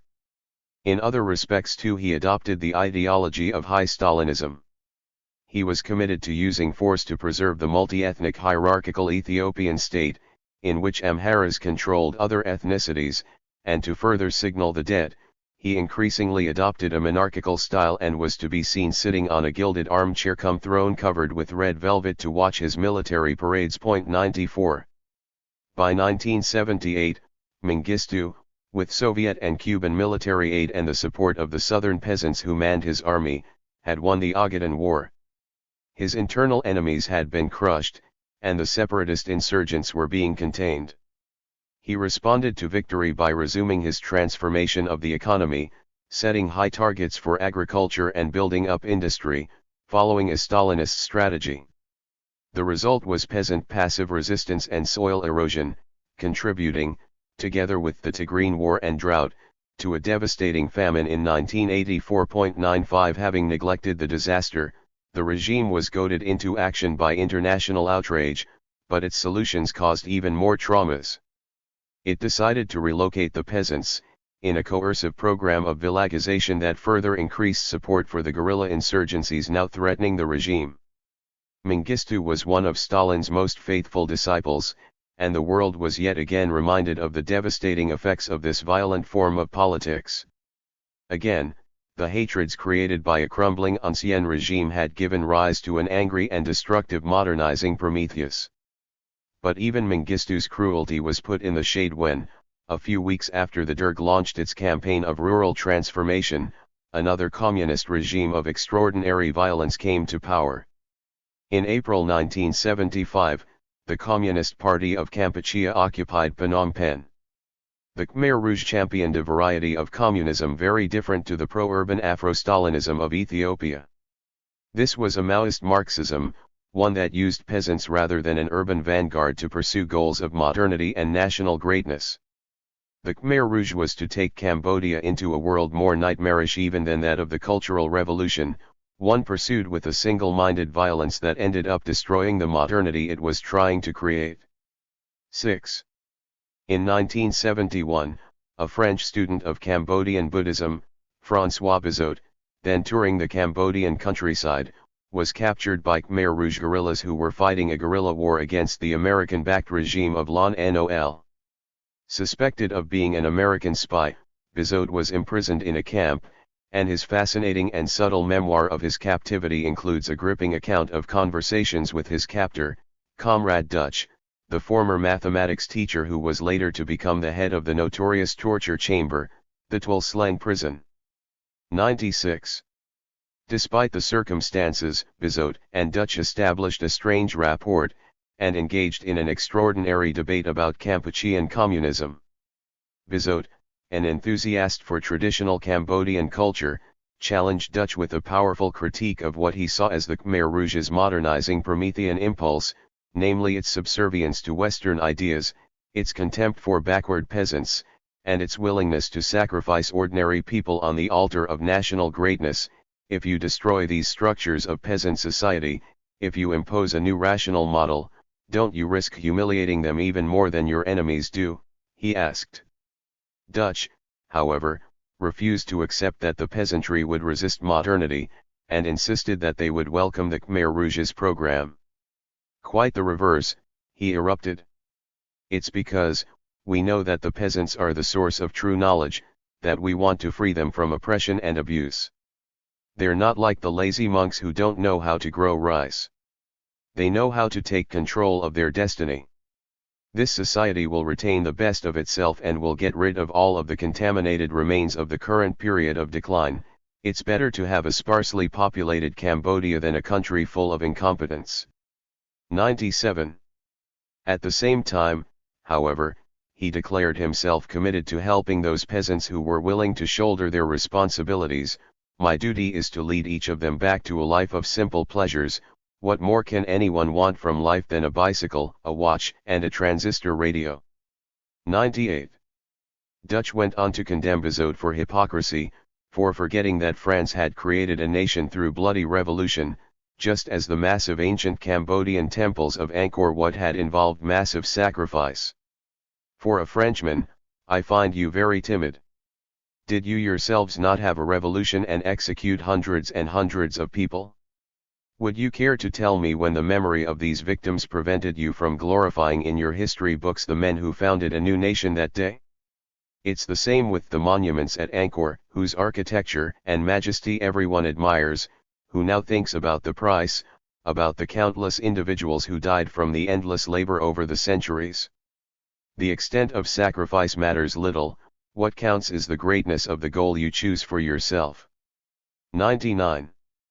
Bizot was shocked by Dutch's callousness, but his feelings were complex. Up until then, I had been convinced by the reassuring image of a brutal executioner. Now the man of faith, staring ahead of himself with an expression combining gloom and bitterness, suddenly emerged in its immense solitude. Just as he revealed such cruelty, I surprised myself by feeling affectionate towards him. As I looked at him, tears came into my eyes, as if I were dealing with a dangerous predator I could not bring myself to hate. His intelligence had been honed as the tooth of the wolf or the shark, but his human psychology had been carefully preserved. Thus prepared, his masters employed him as a cog in a vast timepiece beyond his comprehension. 100. Bizot may or may not have been right in his view of Dutch's motivations, and in his conviction that Dutch was the victim of inhumane bosses. But his record of Dutch's views helps us to understand why leaders of the Khmer Rouge such as Dutch were prepared to organize such violence. Dutch's language, and especially his praise for the achievements of the ancient Angkor civilization, was more explicitly nationalistic than most communists, and clearly war and Cambodian nationalism are central to any explanation of these events. But his words echo those we have seen in Stalin's and Mao's radical voluntaristic thinking, that national greatness and economic success could only be achieved if the people became self-sacrificing heroes, whilst the unheroic or the unreliable had to be eliminated. But the Khmer Rouge were Maoist rather than Stalinist in believing in the virtues of the peasantry, at least in the abstract. They did not have the contempt for their culture or the admiration for the urban that Stalinists did. Even so, Communist State No. 1, as they called their regime, went even further than Mao in valorizing the radical over the modernizing side of the Promethean synthesis and in their efforts to mobilize the nation as a peasant guerrilla army at a time of war. The Khmer Rouge also used the enormous resentments of the countryside towards the cities. The consequence was murder and destruction on a massive scale. The Khmer Rouge's leader Salazar arrived at his extremist version of Marxism in the course of a life that was in some respects similar to that of other Asian communist leaders. He came from a prosperous peasant background, he went abroad as a student, where he encountered communism, and then returned to a land beset by anti-colonial and post-colonial guerrilla wars. But his outlook was also forged by the peculiar ethnic and social hierarchies of his homeland. Cambodia was a particularly agrarian part of the French Indochinese Empire, and the native Buddhist Khmers were largely peasants. The French saw the Khmers as less developed than the Confucian Vietnamese, who filled many of the administrative posts in the country, and Cambodian nationalists became increasingly resentful of their lowly status amongst the dominant Vietnamese and Chinese. As a child in the 1930s, Pol Pot himself had close connections with the more traditional aspects of Cambodian culture. He spent some months as a novice in a Buddhist monastery, where he was given a highly disciplinarian and traditional education. His family also had links with the royal household. Pol's cousin Meek was a member of the royal ballet and became the king's consort, and Pol himself spent some time in the palace.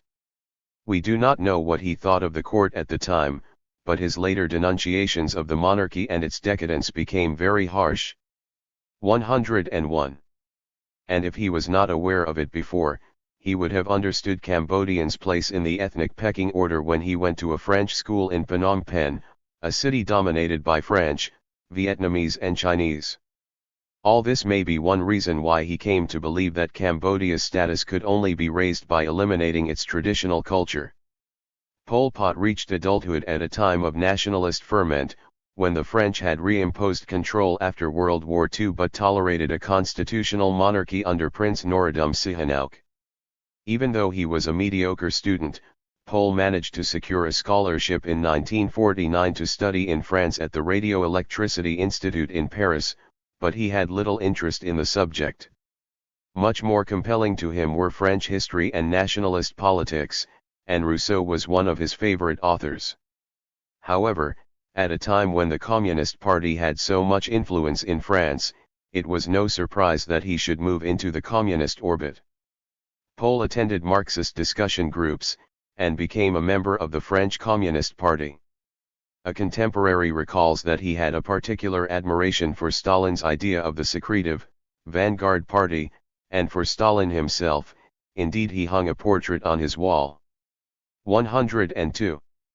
When he returned to Cambodia at the beginning of 1953, the Vietnamese Communists had extended the anti-French guerrilla struggle across the border, and controlled about a sixth of Cambodian territory. Pol joined the Indo-Chinese Communist Party, founded by the Vietnamese, and joined a guerrilla band for a time, although he probably did not actually fight. Shortly after the French granted independence to Cambodia later that year, he returned to Phnom Penh and became a secret communist activist whilst working as a teacher. He was popular, and one of his students remembers his mild and personable style. I still remember Pol Pot's style of delivery in French, gentle and musical. He was clearly drawn to French literature in general and poetry in particular. In Paris many years later I watched him speaking Cambodian on the TV. He spoke in bursts, without notes, searching a little but never caught short, his eyes half closed, carried away by his own lyricism. 103.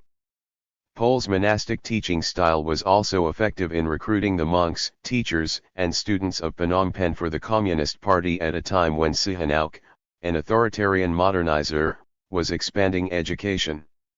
In 1962, with the mysterious death of the Communist Party's leader, Pol became acting secretary of the party. But student riots in 1963 forced him to flee to guerrilla camps in the east and northeast of the country. Pol was following the route followed by Mao and the Chinese Communists after 1927, from the town to the countryside. By the early 1960s Sihanouk, desperate to keep Cambodia out of the Vietnam War, had broken with the United States and forged an alliance with China and North Vietnam, allowing the Vietnamese guerrillas to use his territory. The Vietnamese were therefore not eager for the Cambodian Communists to attack the Sihanouk regime, a message that was clearly communicated when Pol Pot visited Hanoi in 1965. The radical Pol was looking for support for his insurgency, and resented the patronizing Vietnamese, but he found a much warmer welcome in Beijing when he visited at the end of the year. The Chinese did not want to help him against Sihanouk either, but they were politer, and Pol was excited by the radical atmosphere he saw there. The socialist education movement was in full swing, and the Cultural Revolution was only months away. The 1965 Chinese visit, and a subsequent one in 1970, were to have an enormous impact on Pol's thinking, and would provide him with a new vision. On his return he changed the name of the Communist Party from the Vietnamese-style Revolutionary Workers' Party to the Chinese-style Communist Party of Kampuchea, and departed from Vietnamese-influenced areas to a more remote Yan'an-type part of the northeast, inhabited by tribal minorities. The Khmer Rouge also began to prepare for an armed struggle against Sihanouk, which they launched the following year. 104. The prospects for the radicalized Poles communists began to look much brighter in 1969-70, partly as a result of Washington's Vietnamese strategy. In 1969 Washington began to bomb Vietnamese bases in Cambodia, thus demonstrating the abject failure of Sihanouk's efforts to avoid war. It also helped to precipitate his fall in a pro-American coup. The Vietnamese, the Khmer Rouge and Sihanouk were now all united against the Washington-backed regime of Lon Nol, and by 1972 the Khmer Rouge controlled about half of Cambodia's territory, mainly in the countryside. Led by teachers and urban people, most of its recruits were young poor peasants, and the classic Maoist methods of self-criticism, study sessions and manual labor were used to forge a united force. It was from this time that the Khmer Rouge began its campaigns against feudalism in its liberated areas, eradicating Buddhism and imposing an extreme egalitarianism and collectivism, symbolized by the demand that peasants wear sets of identical black pajamas. In 1973 the constellation of forces changed yet again, as the Vietnamese agreed with the Americans to withdraw from Cambodia, and the Khmer Rouge were left alone, bitter at Hanoi, but continuing the struggle. American bombing intensified, but it probably only increased support for the guerrillas. On April 17, 1975 the residents of Phnom Penh looked on anxiously as the victorious young peasants of the Khmer Rouge entered the capital, much as the residents of Beijing had in 1949. It soon transpired that they had a lot to be anxious about. The party that took control of Cambodia looked so unusual that some have doubted whether we should really call it Marxist at all. Several have pointed to the influence of Theravada Buddhism, its collectivism and fatalism, and this was François Bizot's own explanation for this extraordinary movement. 105. As he asked an angry Dutch, "Are you not defending a new religion? I've followed your educational sessions. They're not unlike courses in Buddhist doctrine, renouncing material possessions, giving up family ties, which weaken us and prevent us from devoting us entirely to the Ankar, leaving our parents and children to serve the revolution. Submitting to discipline and confessing our faults." 106. The Khmer Rouge's peasant recruits were certainly taught its teachings without reference to Marx or Lenin, and until 1977 it even hid the fact that it was a communist party, demanding allegiance to the revolutionary organization instead. This was partly for nationalistic reasons. The Khmer Rouge was highly xenophobic, and did not want to acknowledge any foreign descent, especially from the hated Vietnamese. As Pol Pot declared in his victory speech, "We have won total, definitive, and clean victory," meaning that we have won it without any foreign connection or involvement. 107. But the Khmer Rouge was also extraordinarily secretive. Convinced that they had very little time to carry out a total revolution to prepare for a counterattack, they continued to behave as if they were fighting a revolutionary war. The government was formed in secret, and the leaders all had code names, Brother No 1, Brother No 2, and so on. The first time the public heard the name Pol Pot was during the elections of April 1976, when this mysterious figure was identified, bizarrely, as a rubber plantation worker. 108. Khmer Rouge officials told foreigners that Salazar was dead. War and an extreme, resentful nationalism undoubtedly contributed to the secrecy and xenophobia, but so did the example of the Khmer Rouge's erstwhile Vietnamese patron. The Viet Minh also presented itself as a broad nationalist front, and never officially referred to Marxism-Leninism. 109. In other respects, the Khmer Rouge followed Maoist traditions in elevating the peasantry to the status of revolutionary class. However, the Cambodians went much further. As has been seen, Mao idealized the virtues of the peasantry, but he always remained committed to the ultimate supremacy of the proletariat. The Khmer Rouge, in contrast, saw the poor peasantry as a working class, and discriminated against all city dwellers. One of their first decisions was to order that Phnom Penh and all other cities be evacuated and their residents, over 2 million people, be sent to the countryside to work, under coercion, in collective farms. It is unclear what the precise motivation was. 110. In large part, it exploited the resentments of the peasantry at the richer, cosmopolitan cities. This was a politics of revenge. As the party explained to its members when beginning the evacuation of the cities, the city people have had an easy life, whereas the rural people have had a very hard time. The morality of the cities under Lon Nol was not pure and clean like in the liberated areas. 111. But it was also reminiscent of persecutions in other communist states in mixing ideology and security. The urban residents were seen as potential opponents, but they were also seen as ideologically corrosive because they had grown up in the filth of imperialist and colonialist culture. 112. In other respects, however, Khmer Rouge policy was an extreme version of the egalitarian Maoism of the Great Leap Forward. Money was abolished, and everybody, including the deportees, became laborers on collective farms. Urban life was destroyed, the cities emptied, schools closed. The country became one large agricultural labor camp, and the lives of all were devoted to labor and political education. The regime sought to destroy old hierarchies of all sorts. Children were expected to call their parents comrade father and comrade mother, and the use of the term sir was banned. 113. Only marriages approved by the party were allowed.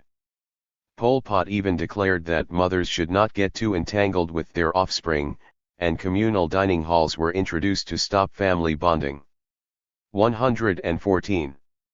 At the same time, however, society was divided in new ways.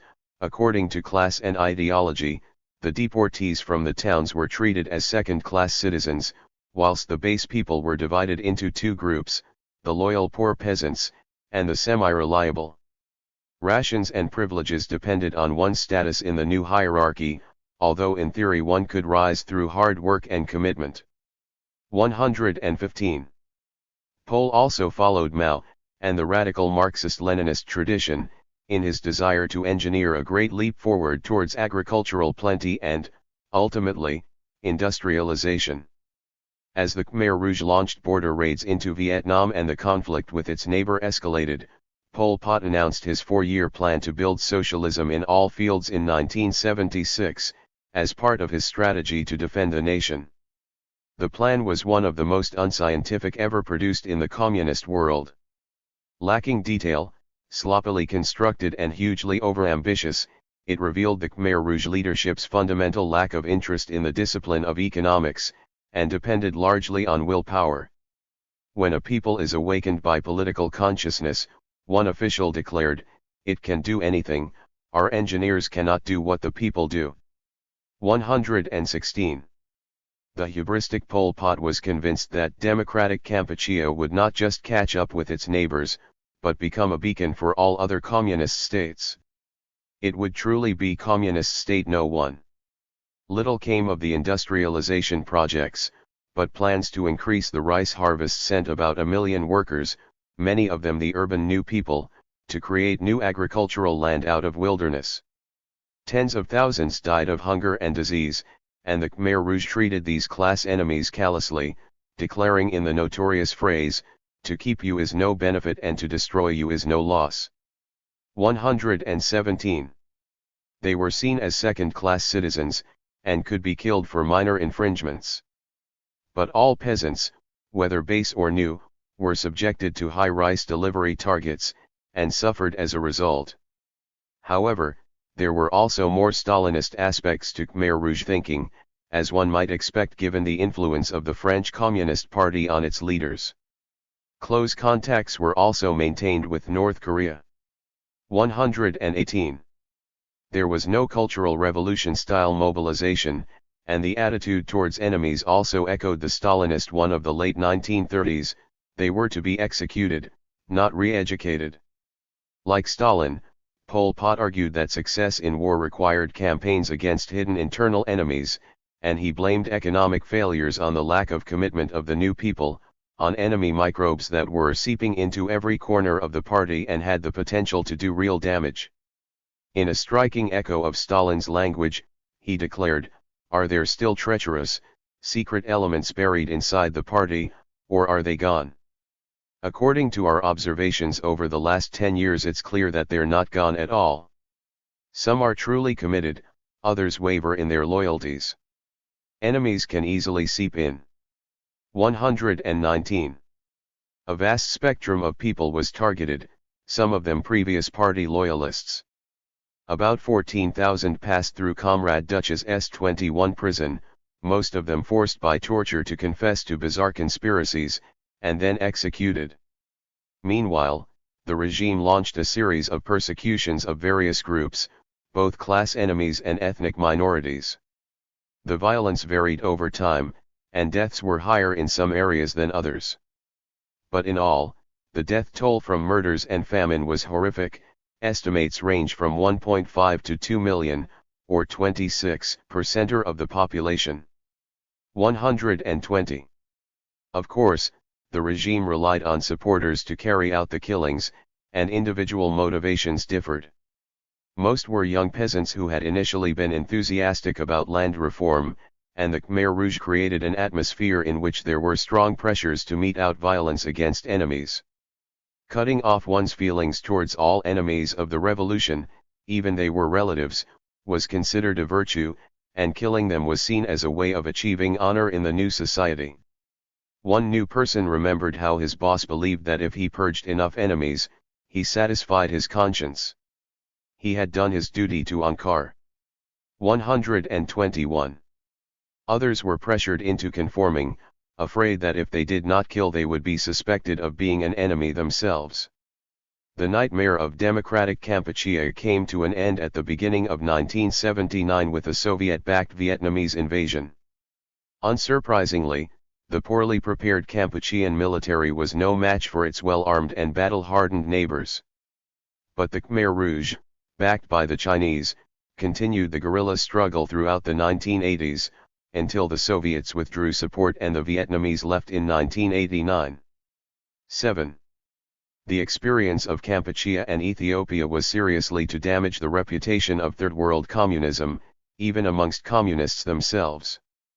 Both the Soviets and the Chinese saw how much these regimes resembled their own militant pasts, histories they were now eager to forget.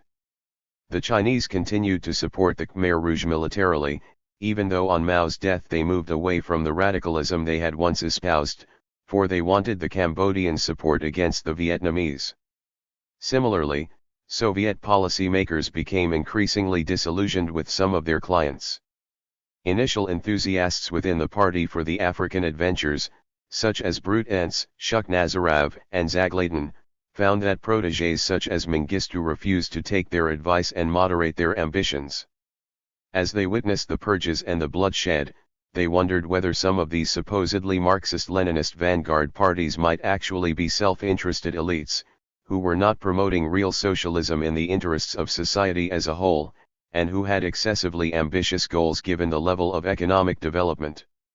Events in the USSR's southern neighbor, Afghanistan, seemed to confirm this gloomy prognosis. The authoritarian modernizer Mohammad Daoud was alienating both an urban-based left and a tribal and Islamic right. As a consequence, in April 1978, without Soviet involvement, the leftist Khalq faction of the Communist Party took power in a coup under Nur Tariki and Haj Faizulat Amin. Calling themselves the children of history, these urban missionaries of modernity, many of them school teachers, tried to bring literacy and progress to the countryside, but their style was insensitive, and they increasingly resorted to force. 122 The Soviets, for whom Afghanistan was of high strategic importance, supported the new regime, but tried and failed to moderate its behavior. When a rebellion broke out in Herat, spearheaded by Islamist guerrillas, Moscow decided it had to act, and tried to remove Amin. The plot backfired, and Amin killed Tariki, thus leaving the Soviets with a hostile government to deal with. In December 1979, Leonid Brezhnev made the fateful decision to send in the tanks. 123. The Soviet invasion, then, was a sign of weakness, not strength, as many in the West believed at the time. The optimism of the mid-1970s, when the Kremlin embraced ideological ambition in the Third World, was over. Amongst the Western communists, meanwhile, the military confrontation between the blocs had been causing deep anxieties for some time, and especially within the Italian party, headed from 1972 by the reserved Sardinian aristocrat Enrico Berlinguer. Italy, like much of Western Europe, was suffering from an economic crisis and social tensions, but its labor unrest was especially serious and the country had the most active terrorists in Europe, mainly of the far left, but also of the far right. Between 1969 and 1980, 7,622 violent attacks caused 362 deaths and 172 casualties. Berlinguer was worried about both extremes. The toppling of Chile's President Allende in 1973 convinced him that as the communists became electorally stronger they would face the threat of a coup. The Spanish Communist Party, led by Santiago Carrillo, took a similar view following the revolutionary chaos they had seen in Portugal. Berlinguer was convinced that communism would only succeed if the conflict between the blocs, and within states, was moderated. His solution was the formation of a third way between social democracy and Soviet communism, a movement that came to be known as Eurocommunism. It would embrace détente fully, including the Helsinki Agreements on Human Rights which the Soviets had signed in 1975 but not adhered to. It would set its face against the militarized Cold War, including Soviet interventions, and it would formally accept multi-party systems and socialist pluralism. The Italians had most support from the Spanish, but they also succeeded in securing French approval. And in June 1976 at the Pan-European Communist Conference in East Berlin, all three parties claimed political independence from Moscow, and criticized the Soviets' use of military force to spread communism. In the compromise document, signed by all participants, all mention of the dictatorship of the proletariat had gone, and the term Marxism-Leninism was replaced with the great ideas of Marx, Engels, and Lenin. Criticism of NATO was also absent, in deference to the Italians, who now supported membership of the Western Military Alliance. And in April 1978 the Spanish party became the first communist party formally to drop the description Marxist-Leninist in favor of Marxist, democratic, and revolutionary. Both the Italian and French parties also forged alliances with rivals at home. Berlinguer launched his historic compromise, designed to unite with the Christian Democrats against the threat of fascism and pull Italy out of crisis. In France, too, the Communists collaborated with François Mitterrand's Socialists in 1972, agreeing on a left-wing, but far from orthodox communist program. For the first time since the 1940s they were a potential party of government. However, Berlinguer failed to create a new, successful form of communism. The Soviets became extremely hostile to it, fearing that the Italians would create a rival communist center that might threaten their interests in Eastern as well as Western Europe.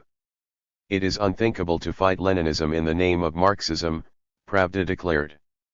Nothing could be more absurd.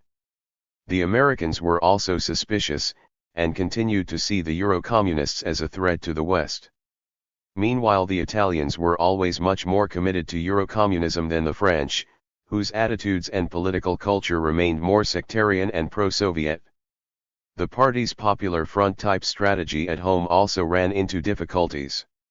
In France, the socialists were the principal beneficiaries of the deal, as the communists' old workerist politics looked increasingly stale.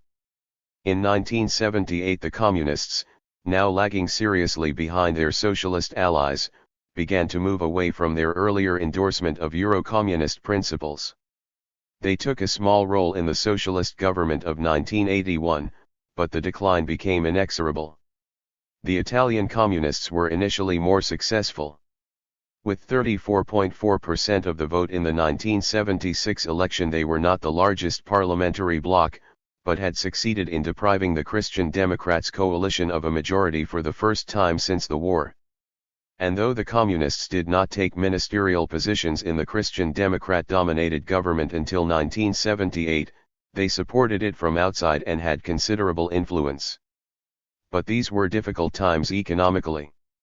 The party behaved much like social democratic governments in other countries of Western Europe at the time. It sought to improve productivity through class compromise. Unions were asked to restrain wages, whilst the state in return promised to introduce fair taxes and reorient the economy into more productive areas. At first the unions cooperated and inflation fell. But overall the economic reforms were ineffective, partly because trust between social groups was poor, and partly because the Christian Democrats were not really committed to the alliance. The Italian Communists' short period of responsibility without power disappointed their supporters. Radical youth were especially hostile to the Communists' support for harsh anti-terrorism legislation. The Communists, much to their disappointment, had become the staunchest defenders of the Italian state. Student demonstrations and terrorism flourished, and, dispirited and divided, the Italian Communist Party ended the historic compromise in early 1979. The Communists' vote fell, and whilst support was to remain relatively high, it was to remain enfeebled until the Iron Curtain was parted. However, Eurocommunism was perhaps most damaged by the deterioration in East-West relations towards the end of the 1970s.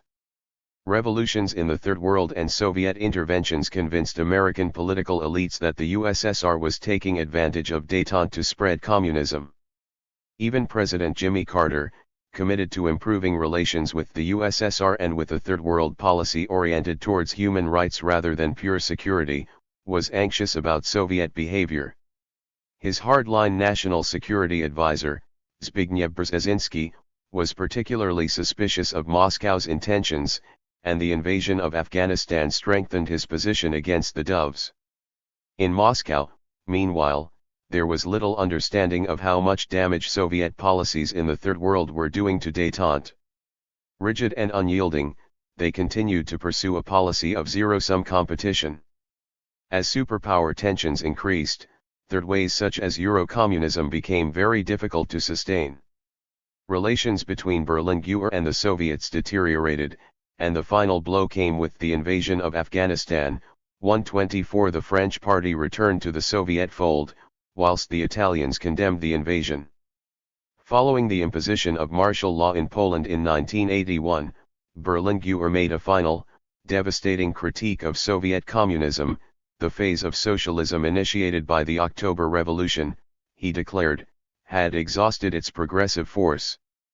The worsening international atmosphere was ultimately to destroy another third-way communist regime, the Sandinista regime brought to power by the Nicaraguan Revolution of 1979. The Sandinistas were a coalition named after the anti-American guerrilla leader of the 1920s, Augusto Sandino. Benefiting from the wide unpopularity of the dictator Anastasio Somoza Debayle, they came to power calling for independence from the United States and a government in favor of the poor. They were made up of three groups, one peasant-based, one urban-based, and the terceristas, or the third alternative, amongst whom were the Ortega brothers, Daniel and Umberto. The Ortega brothers were Marxists, though not of a particularly doctrinaire variety, but most Sandinistas were more populist. In some respects the Sandinistas were following the Cuban path, calling for nationalization, land reform, and improved welfare and education. Unlike the Cubans, however, they favored political pluralism and a mixed economy. Predictably, the regime was popular amongst the poor, but nationalization antagonized the middle classes, whilst relations with the United States were also tense. The Sandinistas were mainly interested in developing their country, but they did welcome welfare aid from Cuba, and the Ortega brothers were keen on supporting the guerrilla groups in El Salvador and elsewhere. Even so, initially there were no hostilities between Washington and Managua. It was only with the intensification of the Cold War after the victory of Ronald Reagan in the U.S. presidential elections in 1980 that Washington unleashed a guerrilla war against the Sandinistas, and Daniel Ortega began to receive aid from Moscow. By 1979, therefore, the Soviets were becoming increasingly disappointed with their efforts to spread communism in the Third World, whilst their military interventions, together with the violent Stalinism of some of their clients, were reinforcing the conviction of many of its remaining allies that Marxism-Leninism was too brutal, and Marxism had to be united with pluralism. But despite the increasing lack of confidence in the communist world, many in the West, frightened by Soviet behavior, were convinced that the expansion would continue. At the end of 1978, the British right-liberal journal The Economist gave an alarming prognosis for the next singularly dangerous 7 years. After describing the high level of political military will of the Russians, Cubans, East Germans, and Vietnamese to spread communism throughout the world, the editorial declared, "It is not possible to stop the Soviet Union from expanding its military power. It is essential to prevent that Soviet expansion from proceeding to the point where it controls the commanding heights, whether nuclear or non-nuclear." The Economist declared this was feasible, but asked, pessimistically, can the Americans find in their allies, or in themselves, even a fraction of the will essential to prevent that Soviet expansion from proceeding to the point where it controls the commanding heights, whether nuclear or non-nuclear? 125. Twin Revolutions. On October 11, 1986, the General Secretary of the Soviet Communist Party, Mikhail Gorbachev, met President Reagan, for the second time, in a government conference house in Reykjavik. Reagan's style was rather low-key, compared with Gorbachev's garrulous intensity, yet they had much in common. Both leaders were performers. Reagan had appeared in Hollywood B films, whilst Gorbachev once had thespian ambitions, and several of his colleagues commented on his dramatic skills. 1. They were also idealists, true believers in their own systems, Reagan a Christian and militant liberal capitalist, Gorbachev an atheist and convinced communist. And so paradoxically, and despite their sharp ideological differences, there was an affinity between these two actors on the international stage. Reagan even persuaded himself Gorbachev might be a believer. He told his aide Michael Deaver, "I don't know, Mike, but I honestly think he believes in a higher power." 2. At first the intensity of their particular ideological commitments made agreement difficult. For example, on the morning of the summit's second day a bitter row broke out, as Reagan accused communists of seeking world domination and Gorbachev angrily defended the Soviet record on human rights. 3. In the afternoon, though, the atmosphere mellowed. Gorbachev proposed sharp reductions in nuclear weapons, and after some wrangling over precisely what was meant, Reagan made an extraordinary declaration: "It would be fine with me if we eliminate all nuclear weapons."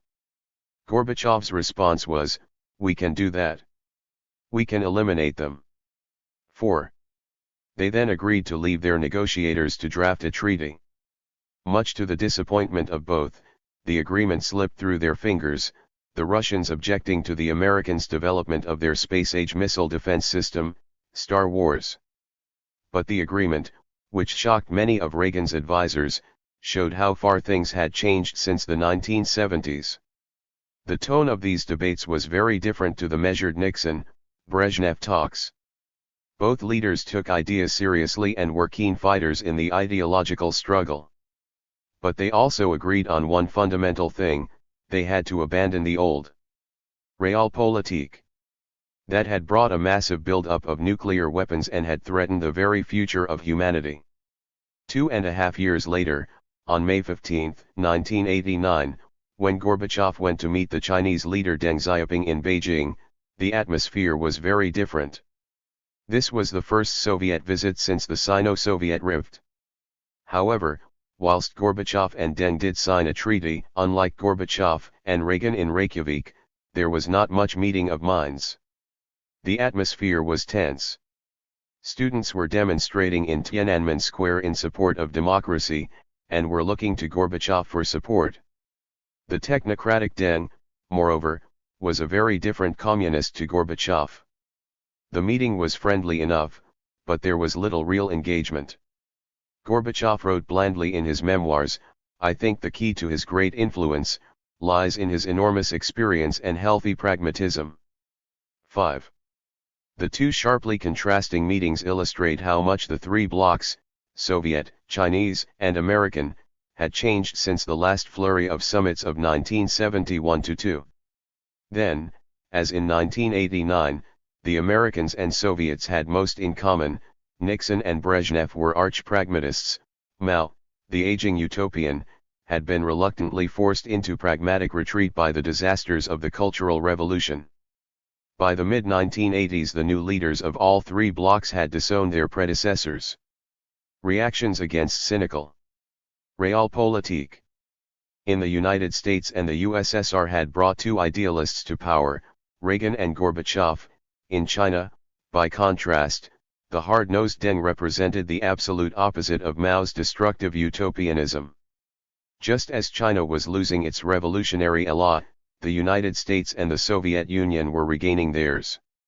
Reagan and Gorbachev embodied the two revolutions that were to change the world in the late 1980s, the liberal capitalist and the reform communist. Though the second was largely responsible for the final collapse of communism in its Soviet heartland, it was the first which ultimately won the struggle for global preeminence. Both, however, learned from each other. Cold War hawks adopted some of the strategies of the Marxist-Leninists, whilst Gorbachev was increasingly swayed by liberal ideas. The Reagan presidency marked the beginning of a renewed Western liberal ideological ascendancy. In the 1980s it looked as if it would achieve world domination, overwhelming China as well. Yet the liberal force that had stormed the citadels of the Kremlin ultimately failed to breach Beijing's Zhongnanhai, the home of China's elite. China's pragmatic leaders had little enthusiasm for any revolutionary talk, whether Maoist or liberal. China also had another model of development to fall back on, the authoritarian capitalism of the so-called Asian tigers. Since Stalin's death, the world's tectonic plates had been gradually shifting. The gulf between the West and the Soviet bloc had been narrowing, whilst both had been moving away from China. Gorbachev and Deng may have signed a Sino-Soviet agreement, but in truth 1989 marked a parting, not a meeting, of the two worlds. 2. In the late 1970s, a new genre emerged in China, reportage. A literary form of journalism, it was often highly critical of the Communist Party and the Cultural Revolution. One of the most controversial pieces, People or Monsters, written in 1979, was a fiercely sardonic account of a notorious corruption case in Bin County, Heilongjiang Province. The anti-heroine was the brazenly cynical Wang Xiaoxin. A sort of communist Becky Sharp, she had started off as the humble cashier of the local coal company. When the Cultural Revolution arrived, it unexpectedly brought out in her political urges that had lain dormant for many years. Deciding to use the momentous changes to her own advantage, she teamed up with a former bandit, Zhang Feng, and created a new Red Guard unit, the Smash the Black Nest Combat Force. She then launched her own personal cultural revolution against the main obstacle to her advancement, the company's planner and accountant Lu Changchun, a member of the ruling Red Rebel Corps. Fortunately, Wang had ingratiated herself with a top official, who approved a debate between the two. She accused Lu of favoring the power holders and stressing production rather than revolution. The authorities took her side and Lu was publicly humiliated and then arrested. The way was now open for Wang to become manager and party secretary of the firm. She then began her reign of corruption, using her control of local coal supplies to bribe and bully her way to wealth and power. Shrewd as always, she managed to survive Mao's death, but she eventually fell victim to the party's decision to allow criticisms of the Cultural Revolution in the late 1970s. 6. The Cultural Revolution, of course, caused many forms of suffering, both physical and emotional. But one of the most long-lasting effects was disillusionment. The regime had used ideals of virtue and self-sacrifice to enthuse the population, and many had taken them at face value. When people decided that their idealism had been exploited by cynics like Wang Xiaoxin, they became bitter. By the early 1970s, radical Marxism-Leninism had been seriously discredited. Never again would the Chinese Communists return to Maoist class struggle. In fact, the end of the Cultural Revolution was to mark the beginning of a long, serpentine journey from communism to capitalism. Stalin's terror of 1936–8 had brought a similar disillusionment. But the war against the Nazis had restored the communist regimes. Raison d'être. Stalin was able to call forth popular sacrifice again in the interests of national survival, and thereafter Soviet communism was inextricably linked with victory. This redemption was not possible in early 1970s China. One option, of course, was to go back to the orderly, modernist Marxism of the 1950s. But much had changed since then. The Soviet model was looking worn, and whilst China had been engrossed in internecine struggles, its neighboring rivals had been stealing a march on it. Taiwan and South Korea, the Asian tigers, with their unique blend of authoritarianism, capitalism and export-led growth, had actually achieved great leaps forward and were now far ahead of their stagnating neighbor. Communists, especially those who had suffered in the Cultural Revolution, began to question the Soviet model fundamentally. The first signs of change could be seen even during the last years of Mao. Officially, the Cultural Revolution continued until his death, and its principles were stoutly defended by its four main supporters, including Mrs. Mao, Jiang Qing. But the army, under its leader Lin Biao, had brought an end to its ultra-revolutionary phase by 1969, and after Lin's own fall in 1971, politics entered a period of uneasy calm. The agreement with the United States in 1971 showed that Mao was rethinking his strategy, and the change was confirmed by the rehabilitation of the pragmatic Deng Xiaoping and his appointment as vice premier. Nothing much would happen as long as Mao lived, and indeed towards the end of 1975 the radicals launched a successful attack on Deng, as a revisionist and capitalist roader. The ailing Mao lined up the colorless Hua Qiabeng as his successor, the leader of the so-called whatever faction, whose main guiding principle was that whatever Mao said was correct. Hua still clung to the economic policies of the 1950s and 1960s, but the backlash against the Cultural Revolution became too intense. 7. He arrested Jiang Qing and the other members of the vilified Gang of Four, and in 1977 allowed Deng to return to his post as vice premier. Deng was then helped by popular pressure to rehabilitate the victims of the purges, and defeated Hua and the whateverists at the end of 1978. Deng in 1978 was in the same position as Khrushchev in 1956. He needed to criticize the past to justify political change, but knew that if it went too far it could destroy the entire regime. During the power struggle at the top, students put several so-called big character posters on a wall west of Tiananmen Square, attacking the whateverists and the Gang of Four. Deng was very happy to have this popular support from Democracy Wall. Many of the posters were sycophantic in their praise for him, though he warned the students off targeting Mao himself. But as the criticisms became more radical, he ordered a crackdown in 1979. Deng was establishing clear limits to change and made it clear that he was no political liberal. Deng's marriage of market reform with strict political control has, in essence, lasted to this day. The Four Modernizations was an extension of Lenin's pragmatic Marxist NEP of the 1920s. It contrasted starkly with the romantic reform communist tradition that was born with Khrushchev and reached its culmination with Gorbachev. The Chinese leadership had one eye on the success of the capitalist Asian tigers, and another on the lessons of the Cultural Revolution. Mao, he concluded, by assailing the bureaucracy and stirring up mass democracy from below, had hastened civil war and collapse. Deng was determined not to repeat the mistake. He insisted on keeping the heavy industrial and party bureaucrats on side, winning them over by persuasion, not violent confrontation. The centerpiece of Deng's program was to develop a two-track economy. Heavy industry would remain under state control.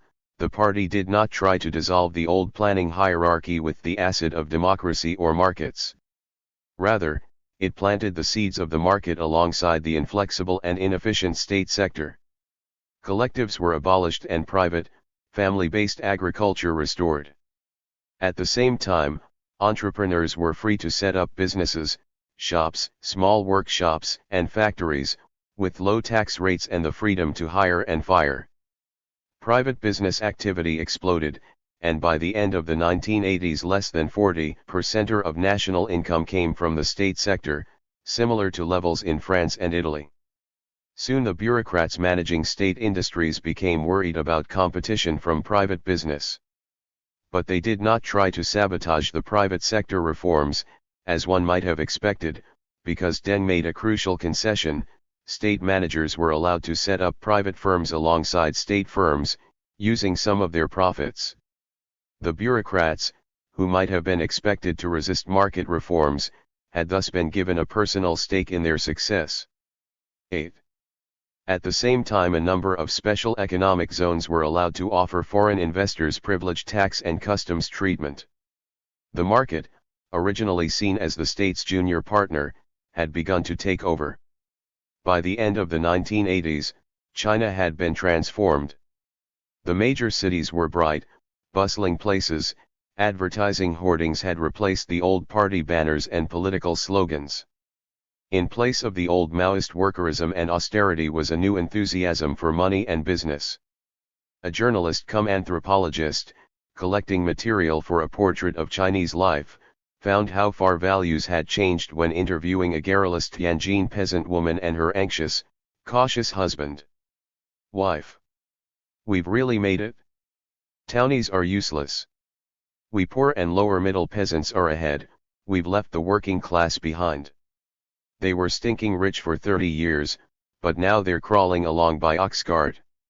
Husband. Never mind what she says. Once she starts, she doesn't give a damn. The workers are the leading class. Wife. Leaders. Sure. But would you become a worker if anyone asked you? What are you laughing at? We really are rich. What's the Communist Party for, if not to rescue the poor from their sufferings? Husband. That'll do. If you go on talking any longer, you'll start singing opera. 9. The reforms certainly had a dramatic effect on the countryside, and were very successful in improving productivity.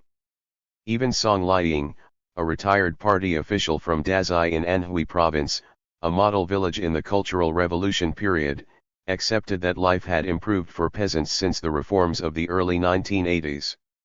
Before the reform, we weren't allowed to grow anything on our backyard, we weren't allowed to produce anything for sale. As a village cotter, I would intervene myself if I knew anyone dared violate the rules. Now, you can do anything you like, raise pigs to eat or sell, make cloth tigers. In 1984, with the extra money we had, we bought a small black and white TV set. I still remember it was a Panda brand. We all thought the electric box was magic with its sounds and images. Nowadays people know how to make good use of time. Before, if you came to our village, you would see people standing around, chatting, playing cards or mahjong. Now, you simply won't see anybody hanging around. They're all working. 10. Underlying the reforms of 1976 to 89 was an intellectual opening up, especially to the West. This was to be known as the era of culture fever, when Chinese intellectuals were allowed to debate the merits of a whole range of previously suppressed ideas, from Neo-Confucianism to liberalism. It was, however, a preference for technocracy that won out. This seems surprising, as the violence of the Cultural Revolution period might have been expected to produce a yearning for socialism with a human face, a humane socialism that did not sacrifice the individual to the greater good. And amongst some it did. A group of Marxist humanists surrounding Wang Ruoxi read a mixture of the young Marx and translations of East European critiques of high Stalinism. However, Mao's extreme romanticism had discredited even these modestly idealistic attitudes, and a technocratic Marxism was soon in the ascendant. Moreover, following Mao's malign neglect of education and expertise, respect knowledge, respect talent became the slogan of the day. Far more influential than the young Marx was the American futurologist Alvin Toffler, whose Third Wave, published in China in 1983, was a hit. In 2006, People's Daily counted Toffler amongst the 50 foreigners shaping modern China's development. 11. Toffler's appeal lay in his claim that the second wave of industrial society was over, and the world was entering a new era, the knowledge society, in which a radically decentralized economy of diversity and consumer power would be held together by information technology. For Chinese readers, this seemed to promise a new future, free of the old Soviet industrial model. China could leap from the first wave of agrarian society directly to the third wave, by mastering these new technologies. There were, of course, tensions. The market produced losers as well as winners, and Beijing found it difficult to keep control of the local bosses turned businessmen, whilst corruption flourished. Conservatives were naturally unhappy, and the zigs of liberalization were interrupted by occasional zags, old-style campaigns against spiritual pollution and bourgeois liberalism. Workers, in particular, faced lower living standards with the smashing of the iron rice bowl, or the end of the old welfare state. But the party leadership, fearful of disorder, moved very cautiously, and it was only by the end of the 1980s that welfare benefits actually began to be withdrawn. Worker unrest played a major part in the rebellions of 1989, and it almost helped to derail reform. But by then, a reform coalition had been built that included party bosses. 10 years after the end of the Cultural Revolution, China had decisively changed course. A visitor in 1968 would have found the China of 1988 virtually unrecognizable. Western commentators were surprised by the changes, but in hindsight they should not have been. Despite significant opposition to market reforms, the experience of the Cultural Revolution had been so traumatic that the technocratic and liberalizing right was in a good position to win political battles. In the Soviet bloc, in contrast, the regimes were following a very different course, because they had learned different lessons from the late 1960s. They had already tried market reform, and it had ended in the Prague Spring. Therefore, unlike the Chinese, who gave party bosses incentives to support market reform, they encouraged them to become paternalists, buying off workers and peasants with welfare and consumer goods. This strategy was to prove destabilizing, for it alienated educated, white-collar groups. And it was these groups who had the confidence and the power to challenge the system. The regimes therefore laid the foundations for a revolution within the party against communism itself. 3. In the early 1980s, a Komsomol organization in a Soviet library convened a meeting to decide whether one of its librarians, who had been moonlighting as a Latin teacher at a religious seminary, should be expelled.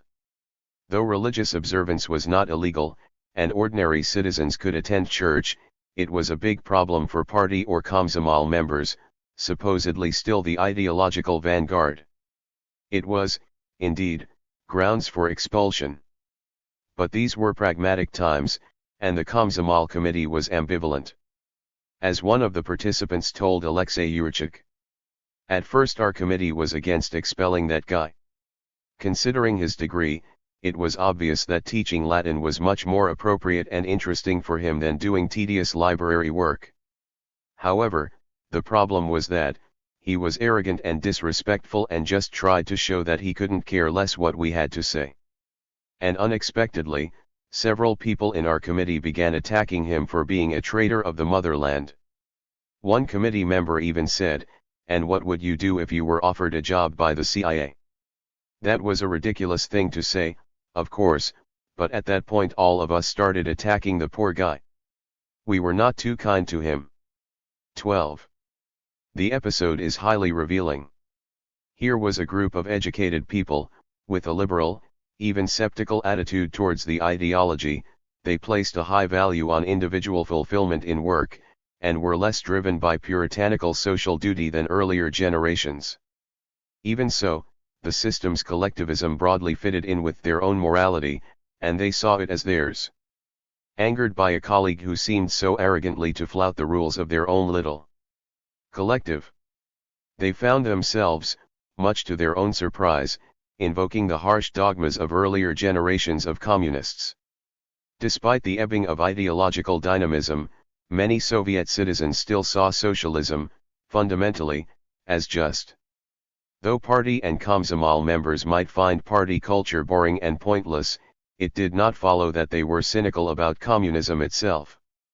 Indeed, amongst many a residual idealism lingered. One Komsomol organizer from the town of Savitsk, born in 1960, described the tedious routine of the meetings. "I understood perfectly well, and I think everybody did, that the decisions had been made in advance. The meeting had to be sat through. You could not talk much, so reading was optimal. Everyone read books. Everyone. And what's interesting, as soon as the meeting began, all heads bowed down and everyone started to read. Some fell asleep. But when a vote had to be taken, everyone roused, a certain sensor clicked in the head, who's in favor? And you raised your hand automatically. 13. But at the same time, though, he believed in communism and the Komsomol. I wanted to be in the Komsomol because I wanted to be among the young avant-garde who would work to improve life. I felt that if you lived according to the right scheme, school, institute, work, everything in your life would be fine. 14. Many citizens of the USSR in the early 1980s continued to regard the Soviet system as superior in many ways to the one existing in the West. From their limited knowledge of the West, heavily influenced by official propaganda, many concluded that although the USSR might have lower living standards, it was superior in social justice, welfare, stability, morality, and education. Soviet citizens, of course, had the advantage of living in the imperial power. Communism was their system and gave them international standing. But throughout the bloc, support for broadly market socialist values, if not revolutionary ones, remained strong until the late 1980s. In Hungary in 1983, school children aged between 10 and 14 were given a list of words, and asked whether they liked or did not like them. Amongst the most popular were national flag, red flag, and money. Amongst the least popular were party secretary, revolution, and capitalism. 15. Children may, of course, be particularly susceptible to school propaganda, but some of the polls showed that adults were also broadly sympathetic. Hungarians were overwhelmingly in favor of socialist equality, the delivery of welfare by the state, collective farms, and the principle that everyone should subordinate his interests to those of the society. On the other hand, there were also majorities in favor of greater political liberties and greater market reforms. 16. Surveys of émigrés in the 1970s showed that support for this mixture of welfarist socialism and market reforms also applied to the USSR. 17. Hungary had its own idiosyncrasies. János Kadar was widely popular as a figure who had defended the interests of Hungarians against the USSR, and this may have distorted poll responses. The position of the parties in the other communist states varied. Husak's Czechoslovak regime did promote higher living standards and consumerism, but unpublished official polls taken in 1986 show serious dissatisfaction with the regime's ideology and policies.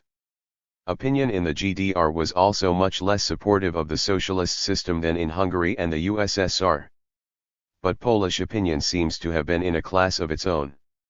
Independent polls taken between 1981 and 1986 showed that support for the leadership was a mere 25% and 50% were unhappy with the system but were unwilling to challenge it. But even in anti-communist Poland, opinion polls showed strong overall support for broadly socialist values.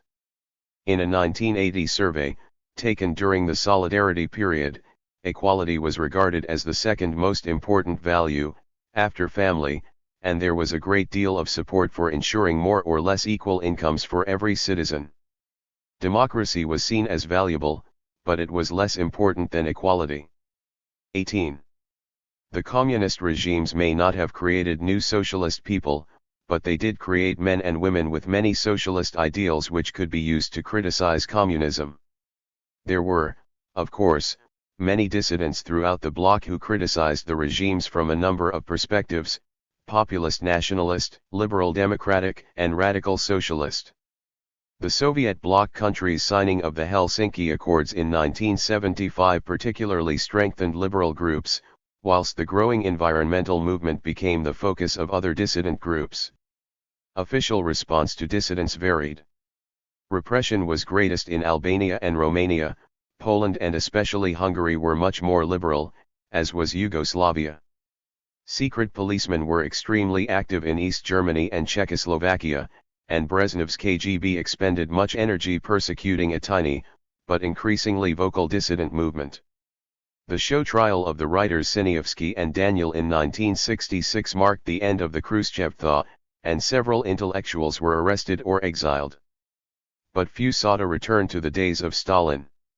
In part this was a pragmatic choice. Terror could get out of hand, threaten officials themselves and possibly upset relations with the West. The KGB, therefore, tried to stay within socialist legality and go through some form of due process. That, though, could be embarrassing and unpredictable, so normally the KGB first tried advice, or explanatory work as the jargon described it. If the advice was ignored, the dissident could be expelled from the USSR, as was the case with the conservative nationalist writer Alexander Solzhenitsyn, or, as happened to the liberal physicist Andrei Sakharov, sent into internal exile. Alternatively, a pliant psychiatrist might be persuaded to furnish a diagnosis of sluggish schizophrenia, a syndrome known only in the Soviet bloc, the symptoms of which included reformist delusions. The dissident would then be sent to a special psychiatric hospital and subjected to painful punitive treatments. 19. East Germany had one of the best organized and largest secret police services in the entire bloc, the feared Staatssicherheitsdienst, or Stasi. This was a much more extensive organization than the KGB. The Stasi had 91,000 staff to monitor a population of 16.4 million.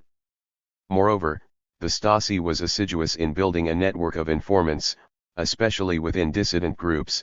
In the 18 years of the Honecker era, some 500,000 people informed on their neighbors, colleagues, and relatives at some point in their lives. 20. Motives for informing varied.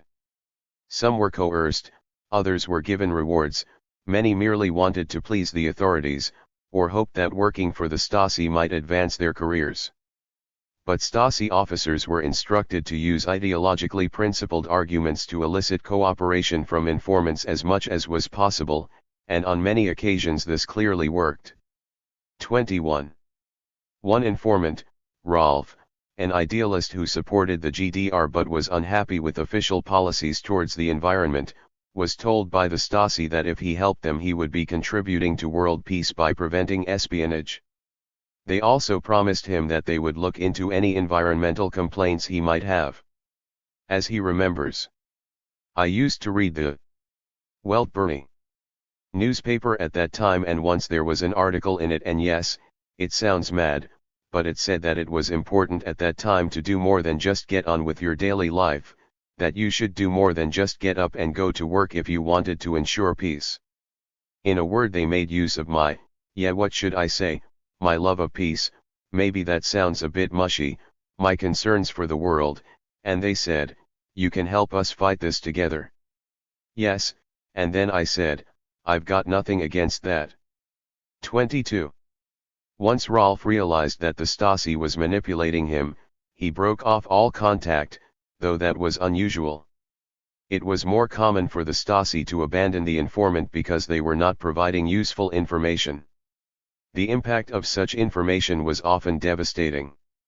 The lives and careers of many were ruined, more rarely persecution resulted in death. The greatest victim, though, was trust. As one who had been part of dissident circles explained, these informers determined my life, changed my life over those 10 years. In one way or another, because they poisoned us with mistrust.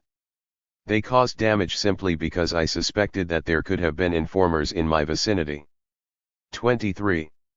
When the files were opened in the 1990s, many discovered that friends or even spouses had been spying on them for years. With the exception of Poland, the enormous expense and effort devoted to secret intelligence in the GDR and also in the Soviet Union seems bizarre, as the number of dissidents was small, as was their influence on broader society. 24. Yet whilst Soviet bloc populations, in most countries, were unwilling to challenge the system, and even supported aspects of it, sharp differences were emerging within society, not between white and red partisanship, but between white and blue collar. A comparison between Soviet émigrés' views from the Stalin era and those of the 1970s and 1980s shows that whilst a majority in both eras favored industrialization, a mixed, NEP-style economy, extensive state welfare, and fewer political controls and repression. There were also striking differences. In the Stalin era, the young and the educated were more likely to favor state control and welfare than workers and peasants. In the 1970s and 1980s, it was the exact opposite. Moreover, the divisions between those with and those without higher education hardened into coherent, ideological divisions between the more liberal and less liberal. In the Stalin era, workers and peasants were more economically liberal than the educated, but people of all social groups were split more or less evenly over whether controls on the press should be kept and freedom of speech restricted. In the Brezhnev and Gorbachev eras, in contrast, the young and the educated were not only more economically liberal than the less educated, but more politically liberal as well. So, in the Stalin era, 55.1% of those with a higher education supported the existing strict controls on the press, compared with 47% of those with a secondary education. In the Gorbachev era, in contrast, 55.7% of university-educated people thought it right to ban certain books, compared with an overwhelming 86.8% of those with less than a secondary education. 25. Hungarian polls in 1983-4 show a similar ideological division based on education. Sociologists found that 49% of degree holders favored a liberalizing democratic socialism, compared with only 4% of those with less than a secondary education. The vast majority of the least well-educated supported a number of other ideological positions which were fundamentally anti-reform. 26. This growing difference between the university-educated and ordinary citizens, and the defection of the intelligentsia, was hardly surprising given the style of socialist paternalism that had prevailed since the 1960s. Since Stalin's death, the party had been quick to respond to worker and peasant discontent by improving their living standards, and that had tended to undermine the privileged position enjoyed by the educated under Stalin. At the same time, paternalism had undermined the prestige of the party amongst the educated. Throughout the Soviet bloc, party bosses of all ranks were still largely people with political rather than technical skills, people like the officials Horvath and Sakalzay interviewed. 27. They were also generally less well educated than economic managers. And as the economies started to experience difficulties, the educated blamed officials' amateurism and resented having to be subservient to people less well educated than themselves. Even so, links between the intelligentsia and the communist parties remained, especially at the very top, and it was through these channels that liberal reformist ideas penetrated the power structure. The educated may have been disillusioned with communism, but its end was not brought by a broad-based middle-class revolution.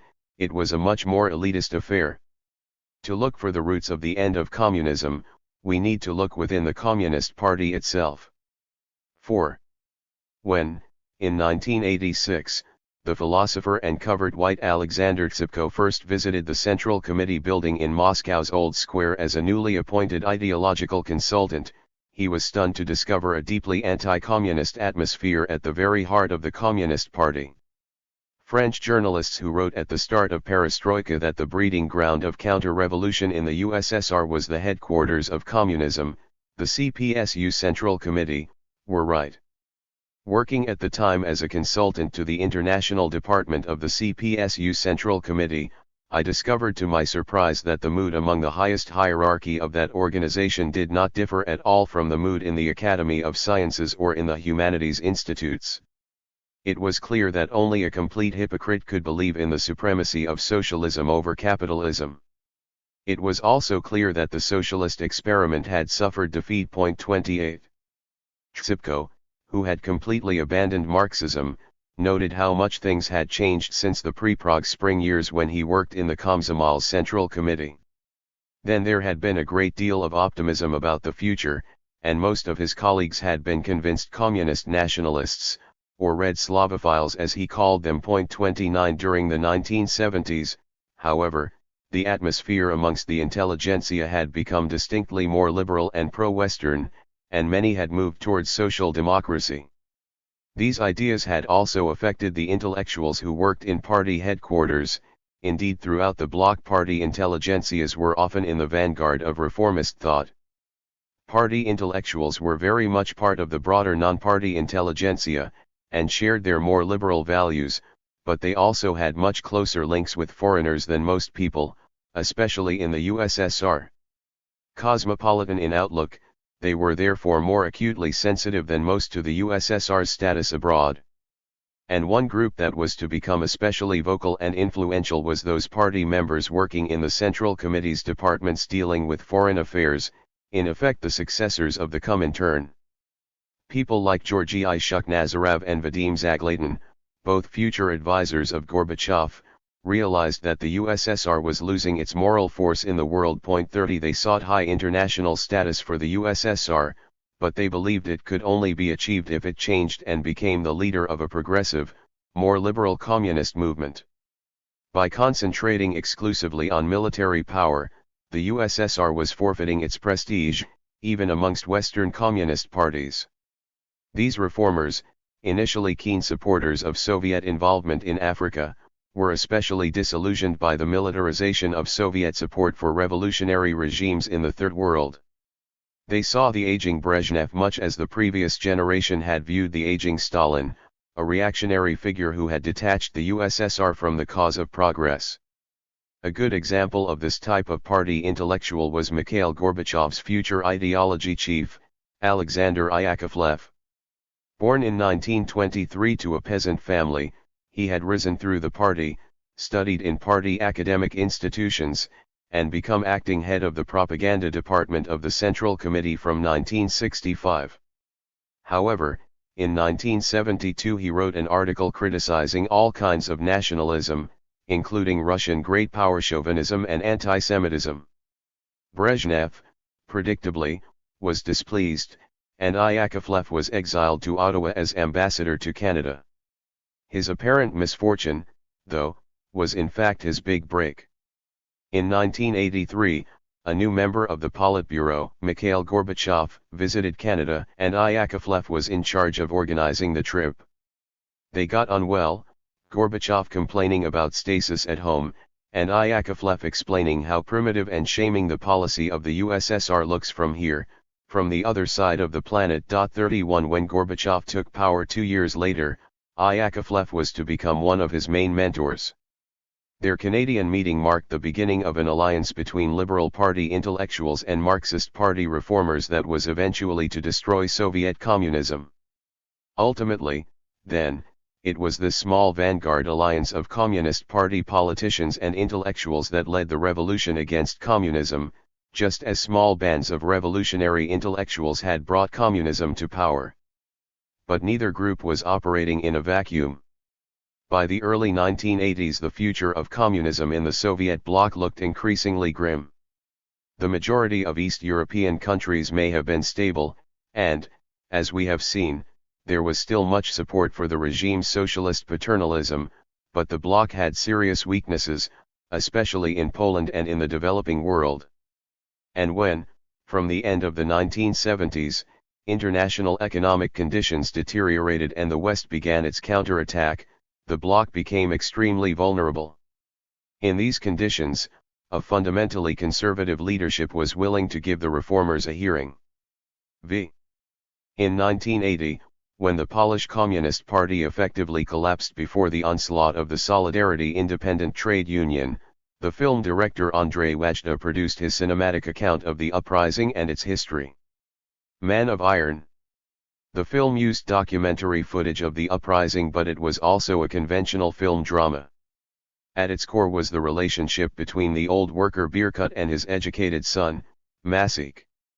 Bierkut is the conscience of the Polish working class, disillusioned with the party, but sharing little sympathy with the student rebellions of 1968 and Maciek's involvement in them. The mistrust between workers and students is reciprocated when the students refuse to support the 1970 Baltic shipyard strikes.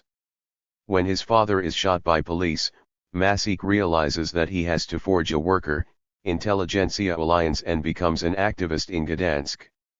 After many struggles, his goal is achieved with the solidarity strikes of 1980. And helping to forge this unity is the Catholic Church. Masik plants a cross where his father fell, and he marries in a church, his wife given away by the leader of Solidarity, the mustachioed electrician Lech Walesa. Wajda's film reflected the crucial importance of the relations between white and blue-collar workers. Divisions between the two were one of the main sources of stability in communist regimes. Society was too divided to mount a real challenge to the status quo. Also, many Polish workers, like their Soviet bloc confreres, broadly endorsed socialist values and benefited from improving standards of living, a theme explored by the prequel to Man of Iron, Man of Marble. In Poland alone, however, the communists' paternalistic strategy failed to achieve the stability it needed, largely because nationalism, together with the extraordinary power of the Catholic Church, helped to reconcile white with blue. Poland, of course, had been the Achilles heel of the bloc for decades, and after the 1956 crisis the Polish party's retreat, on the issues of collectivization, religion, and the private sector, was more extensive than elsewhere. Even so, after a period of relative peace, conflict between the party and sections of society resumed after 1968. In that year Gomulka's repression of student dissent alienated the intelligentsia, and in 1970 he antagonized workers with price rises. Strikes were put down by force, but Gomulka, who had survived so many vicissitudes, was forced to stand down. He was replaced by Edward Gierek, a worker by background, who responded to worker discontent by pursuing one of the most lavish and expensive programs of socialist paternalism in the bloc, all financed by Western loans. The strategy worked, for a time. Living standards rose by 40% and the party leaders basked in the public's esteem. In 1975, when asked whether they had confidence in their national leaders, 84.8% replied yes or rather so. 32. Yet in the absence of economic reforms, the massive new industrial investments did not provide the expected returns, and the leadership was forced to make sudden, savage cuts in investment and food subsidies.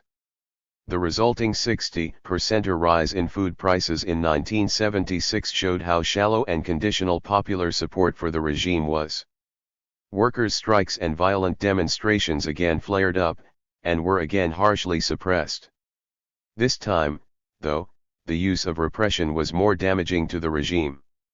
Notwithstanding Man of Iron, it was 1976 rather than 1970 that precipitated the worker intelligentsia alliance, and in that year a group of 13 intellectuals founded the Committee for the Defense of Workers to provide legal and other support for strikers, providing a model for many other oppositional groups throughout Poland. By 1980 Poland had a large network of democratic oppositional groups. Central to this alliance was the Catholic Church, and this is one of the main reasons why Poland was different.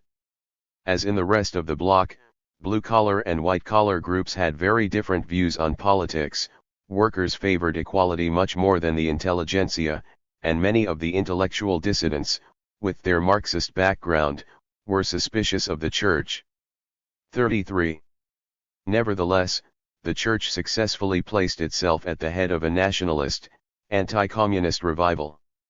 Its massive 9-year campaign to celebrate the Great Novena of the Millennium, the anniversary of the coming of Christianity to Poland, saw huge crowds marching behind the Black Madonna of Czestochowa and the Polish-crowned eagle.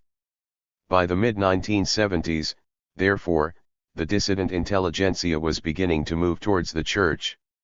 When in 1978 the election to the papacy of Karol Wojtyła, Archbishop of Krakow and a worker in his youth, gave the Catholic Church even greater nationalist credentials, the Polish Communist Party confronted a broad social movement united behind a coherent alternative ideology and an effective organization with international reach.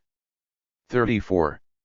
The dissident Adam Michnik and the journalist Jacek Zakowski remember the power of this religious nationalism amongst workers. On October 16, 1978, I was riding in a taxi when the radio program was interrupted. The announcer, whose voice was dry and nervous, read the official press communiqué stating that Krakow's Cardinal Karol Wojtyla had just been elected Pope. The taxi driver drove off the road. He couldn't take me further because his hands were shaking from emotion. In Krakow's market square, Piotr Skrzynecki shouted, "Finally a Polish worker has amounted to something." 35. As was clear from Skrzynecki's comment, the intelligentsia and workers were now united behind the Catholic Church, and the Polish regime had to face unusually strong challenges to its authority. Even so, the Polish party's travails were merely extreme forms of the forces buffeting every communist state in the late 1970s and 1980s. All regimes, except the USSR's, had taken advantage of the opening to the West in the mid-1970s and had borrowed money from Western banks. And all of them found their inefficient smokestack industries unable to pay off those debts with increased exports. Yet they were suffering, in extreme form, from conditions that affected the whole of the industrialized world. A global glut of heavy industrial goods, new computer technologies, and the oil price hike all demanded radical changes to an economic project developed in the 1940s and 1950s. At the same time, organized labor had been empowered by high levels of employment and the aftershocks of the 1968 rebellions. Wage levels rose as productivity and profitability fell, and business lost faith and refused to invest. Share prices, an indication of economy's levels of optimism, fell by 2/3 between the early 1960s and the mid-1970s. 36. Clearly the industrialized world needed a new economic model, one that redirected investment into more profitable, high-tech areas. Communist regimes found these challenges particularly difficult because, despite their image of power and monolithic unity, they were politically weak. They had been captured by powerful heavy industrial and defense interests, and also could not risk renewed social conflict with workers. But west of the Iron Curtain, too, governments, especially of the left, found it difficult to promote reforms that might alienate workers. Meanwhile, business and the conservative right mobilized against the power of labor at home, moves which coincided with a massive American rearmament program against the USSR. But this was an ideological counter-revolution as much as a military one. Much as Kennedy had tried to compete with the USSR by stressing a new capitalist model of Third World development, so Reagan's United States adopted some of the revolutionary, optimistic style of 1970s Third World communism in the interests of a right-wing liberalism. After an era of superpower, realpolitik, ideas again took center stage. 6. In the early 1940s, at the height of debates over the Nazi-Soviet pact, a young Brooklyn-born college lecturer, Irving Kristol, was regularly to be seen in alcove number 1 of the New York City College cafeteria, devouring the latest issues of the Trotskyist-leaning magazines The Partisan Review and The New Internationalist, edited by the Trinidadian Marxist C.L.R. James. The Stalinists, meanwhile, occupied alcove number 2. Like many New York intellectuals, they were all absorbed in European intellectual struggles, and they remained so. 37. But by the end of the 1970s, Kristol had switched sides in the conflict. He was now at the center of a neoconservative group of intellectuals, many originally from the Marxist left, who were developing the intellectual firepower for a counter-revolution against the socialist and third-worldist vision of equality. Were the neoconservatives Trotsky's revenge on the USSR? It may seem far-fetched to seek Marxist roots in neoconservatism, but a striking number of the writers for the public interest, Kristol's neoconservative journal, had been close to Trotskyism. They were now hearty cheerleaders for capitalism, having become, in effect, a variety of American nationalist. But they shared a number of Trotskyist attitudes: internationalism, a belief in struggle, the utopian notion of a moral society at the end of history, a hatred of Stalinist realpolitik, and most importantly, a romantic belief in the power of ideas and morality to change the world. The Trotskyist journals that Kristol had read so avidly in the 1940s condemned Stalinism from a romantic perspective, for ignoring the role of mass enthusiasm in socialism, and similarly, neoconservatives believed in the power of ideological commitment. Yet where Trotskyists hoped to mobilize the proletariat with ideas of collectivism, the neoconservatives tried to rouse public opinion with a mixture of bourgeois morality and high patriotism. Although, like the old Marxist left, the neoconservatives maintained links with organized labor, they had been incensed by the student assault on university authorities in 1968, and were outraged by the New Left's support for communist guerrillas in the Vietnam War. Kristol and his group, therefore, were the capitalist equivalent of the Romantic Marxists, calling for moral renewal and a mobilization against the communist threat. But just as communism was most effective when it combined the romanticism of the young Marx with the technocratic later Marx, so the capitalist counter-revolution needed rationalistic as well as moral foundations. It found them in neoliberalism, promoted most effectively by another, slightly older Brooklyner, the economist Milton Friedman. Friedman, a former New Dealer, was a militant opponent of the mixed economy created in the aftermath of World War II. He popularized an elegant and coherent vision of the laissez-faire economics propounded by people such as his fellow Chicago professor Friedrich Hayek. States, Friedman insisted, were predatory, corrupt and inefficient, stifling growth and creativity. Their power had to be destroyed and the natural forces of the market allowed to flourish. This ideology was highly technocratic. Friedman even argued that monetary policy, and thus, in effect, economic policy, could be run by a computer, which, free from political pressure, could defeat inflation. But it was also revolutionary. As one of Friedman's students remembered, what was particularly exciting were the same qualities that made Marxism so appealing to many other young people at the time: simplicity together with apparent logical completeness, idealism combined with radicalism. 38. The two Brooklyners were not themselves close, and indeed there were major intellectual differences between them. Though both were visionaries, and were willing to support forceful attacks on communism, Kristol's neoconservatives were more militaristic, moralistic, and apocalyptic in their outlook, and were more positive about the role of the state and labor, than the neoliberals. In the aftermath of 1968, however, they came together in the struggle against communism, convinced, like the old Leninists, that a vanguard of intellectuals had to attack the old, corrupt state and replace it with something new. Neoliberals and neoconservatives united behind a program of revolutionary liberalism that used the Marxist-Leninists' militant and mobilizational methods against them. And they found their champion in another former New Dealer, now a radical anti-communist, Ronald Reagan. The continuing erosion of American power and evidence of revolutionary success in the Third World strengthened the credibility of the neoconservatives. They were convinced that President Carter, in forcing America's gendarmes to respect human rights, was weakening both them and American power. The neoconservative intellectual Jeane Kirkpatrick developed one of the most influential arguments for anti-communist militancy, by drawing a sharp distinction between totalitarianism and authoritarianism. Unlike authoritarian regimes, she argued, which would evolve into liberal democracy as they modernized, totalitarian regimes would never do so. Therefore, if the United States wanted to promote democracy, it had to support authoritarians against totalitarian communists, however unsavory the former were. 39. The climacteric year of 1979 proved to be the turning point. The United States policy was buffeted by a series of disasters: the Sandinistas' revolution, the Islamist defeat of the Shah of Iran, and the Soviet invasion of Afghanistan.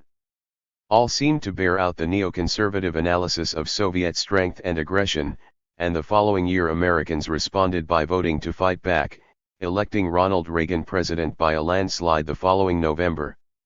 The crisis of America's economic order, though, was more acute and the response more immediate. Washington's efforts to maintain both defense and welfare spending by printing money succeeded for some time, but the blows to American prestige in Iran and Afghanistan were the final straw, and Washington faced a flight from the dollar and the end of its status as the major world currency. On October 14, 1979, the head of the Federal Reserve, Paul Volcker, implemented the anti-inflationary measures proposed by Friedman and decided to give financiers what they wanted: a massive hike in interest rates, an assault on inflation, and a highly valued dollar. This, together with the so-called supply-side economic revolution, increased the profitability of capital, cutting taxes on corporations and reducing welfare, whilst raising unemployment and weakening the power of labor. 40. More generally, it marked the final end of the economic order established at Bretton Woods in 1944. The Vietnam defeat had shown Washington that it could not maintain its global hegemony by taxing and conscripting its citizens, but only in 1979 did it, almost accidentally, find a viable alternative. International finance would become the fuel of American power. It was this alliance between the United States and global finance that gave it the power to fight a new phase in what is often called the Second Cold War. And it was this powerful system that was to best ride the world for almost 3 decades, until it spectacularly imploded in September 2008. The United States' final struggle against communism was therefore largely financed by foreign loans, many of them Japanese. 41. Washington could now fight to regain its global supremacy without demanding sacrifices from its population. However, its objective, rearmament, had less impact on American power than its unintended consequences. In order to fund its massive borrowing, the United States used high interest rates to attract much of the world's capital. That in turn caused a financial famine within the Second and Third Worlds. A $46.8 billion outflow from the G7 industrialized countries in the 1970s became a $347.4 billion inflow in the 1980s. 42. The resulting shortage of capital inevitably hit the indebted, and especially communist regimes. Not all communist states were affected. China, together with other East Asian states, had little debt and benefited from a new liberal trade regime. It was allowed to export cheap industrial goods to the United States, and by the 2000s China was to take the place of Japan as the main source of capital for an indebted Washington. But the USSR's satellites in Eastern Europe and its allies in the South were less fortunate. Their industrial goods were not in demand, and as a group they were the most indebted of all countries. In 1979 Poland's debt service ratio was a massive 92% and the GDR's 54% compared with Mexico's 55% and Brazil's 31% and much higher than a prudent 25%. 43. They now faced crippling interest rates and the withdrawal of loans. As Stalin had anticipated when he rejected Marshall Aid, succumbing to the lure of Western credit was dangerous. East European communists were to rue the day they took the Western shilling. Poland and Romania effectively became bankrupt and suffered the humiliation of having to beg Western capitalists to reschedule their debt. Hungary and the GDR were in less serious trouble, and survived with temporary financing. All had to cut living standards, particularly for the industrial working class, something they found painful. Communist states were weak, and their regimes had little legitimacy. The debt crisis was to corrode it even further. Predictably, unreformed Stalinism was best able to impose austerity. When Romania defaulted on its debt in 1981 and was forced to request rescheduling, bread rationing was introduced, energy was only available intermittently, and the use of refrigerators and vacuum cleaners banned. Work was intensified and extended to Sundays and holidays. When petrol became scarce, the government, supposedly a harbinger of modernity, was humiliatingly forced to encourage a return to horse-drawn transport. The Securitate developed a Stasi-style network of informants to enforce discipline, and the state intruded ever further into private life, including the notorious compulsory examinations of women to stop abortions and reverse the falling birth rate. In the more liberal and decentralized Yugoslavia, in contrast, the federal state's austerity program only accelerated political disintegration. Deeply indebted, it was forced to go cap in hand for loans to the IMF, which imposed tight conditions in 1982. A previous supporter of decentralization, the IMF now declared, understandably, that if austerity measures were to work, the republics had to be stripped of their autonomous powers to borrow and create money. The wealthier republics, especially Slovenia and Croatia, objected, and struggles between them and their poorer neighbors continued throughout the 1980s, setting the scene for the apocalyptic breakdown of the 1990s. 44. Communist leaders increasingly acted as Republican, rather than all Yugoslav politicians, and local nationalisms replaced Marxist Yugoslavism. Tito's death in 1980 had dissolved some of the country's unifying glue, but the consequences of international debt and IMF intervention did the rest. The bonds holding Yugoslavia together were disintegrating. In Poland, the debt crisis brought the almost complete collapse of communist power. When in 1980 the government was forced to impose austerity measures and reduce the distribution of meat, it was met by strikes. The stoppage at the Lenin shipyard in the Baltic port of Gdansk was one of the best organized, and the workers soon moved from economic to political demands. They erected a wooden cross outside the factory in memory of 4 workers killed in 1970 and launched a broader movement, Solidarity, to fight for social justice and independent trade unions. The strikes, joined by people across the social spectrum, spread, and the economy was soon paralyzed. The communists, now led by Stanislaw Kania, had no option but to permit trade union activity entirely free of party control. In August 1980, Solidarity and the party signed agreements which, for the first time since the end of the Popular Fronts of the 1940s, gave non-communists real power. For the next 16 months, the Communists and Solidarity faced each other in a tense standoff. This could not last forever. Solidarity was becoming more assertive, and a planned strike in December 1981 raised Soviet fears of rebellion. The Kremlin put pressure on Kania, and the leader of the army, General Wojciech Jaruzelski, to rescue the decaying party by imposing military rule. The Polish leadership was naturally reluctant to take responsibility for an unpopular crackdown, and Kania even seems to have become sympathetic to Solidarity. 45. Moscow decided he had to go, and he was replaced as first secretary by Jaruzelski, who, threatened by a Red Army invasion, agreed to Moscow's wishes. The military now took power following Jaruzelski's declaration of martial law, killing about 100 people. Solidarity activists were arrested, and stability was restored. As Jaruzelski had predicted, the measure removed any remaining legitimacy the party still possessed. This was barely a communist state anymore. The military man Jaruzelski, with his signature dark glasses, looked more like an austere version of a Latin American dictator than a communist party leader. The state and the army now ruled, not the party.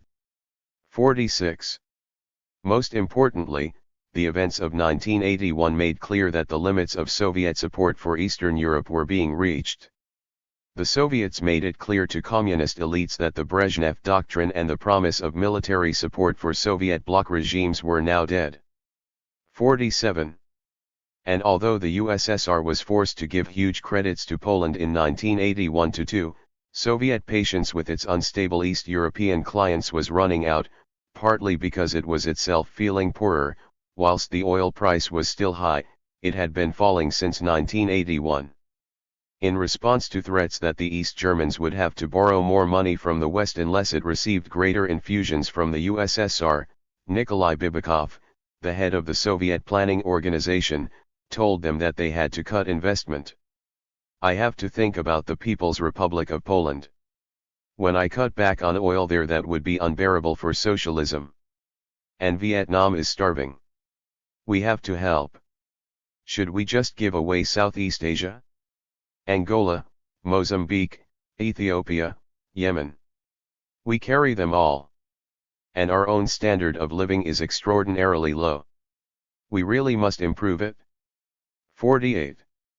Communists in Eastern Europe were not the only ones to suffer in the new international economic order. Many third world states, of all ideologies, were hit by the rises in interest rates and the world recession, as raw material prices fell and debt became expensive. Some communist regimes in the Third World, though, were especially vulnerable because they were more likely to pursue ambitious policies of economic development and welfare. The debt problem, therefore, especially affected them. Exacerbating the economic and debt crises was the fact that communist regimes were forced to deal with a newly assertive IMF and World Bank. In contrast to the 1970s, when these international institutions counseled state-led development, the United States now used them to impose its neoliberal vision on the world. In February 1980, Robert McNamara, head of the World Bank, introduced the long-term structural adjustment loan program for countries in economic trouble. This program, together with those of the IMF, became one of the most effective weapons of neoliberalism in the Second and Third Worlds. Under the slogan "Stabilize, Privatize, and Liberalize," money was given only if the state was cut back, the economy was privatized and markets were unleashed. There were now strong incentives for communists in the Third World to abandon their economic model. But forces from within the communist world also influenced them, notably the Chinese embrace of the market in 1978. The defection of the regime which had previously espoused hardline communist purism in the Third World, influenced by the success of the East Asian Tigers, was a major blow to Marxist-Leninists. The failures of socialist planning also played their part. By the mid-1980s, several pro-Soviet states were introducing market reforms. In 1984, Guinea-Bissau began cooperating with the IMF, as did Mozambique in 1987, the year after the death of Samora Machel in a plane crash. Even Angola, still involved in civil war with American allies and therefore excluded from IMF aid, introduced market reforms in 1985. By the mid-1980s, debt and financial crisis had weakened communism, and had a devastating effect on regimes in the South. But they did not destroy it in its Soviet and East European heartland. Indeed, conservative communists in the USSR, hostile to economic reform, pointed to debt as evidence of the dangers of capitalism and collaboration with the West. The results of Ronald Reagan's neoconservative revolution in American foreign policy were similar.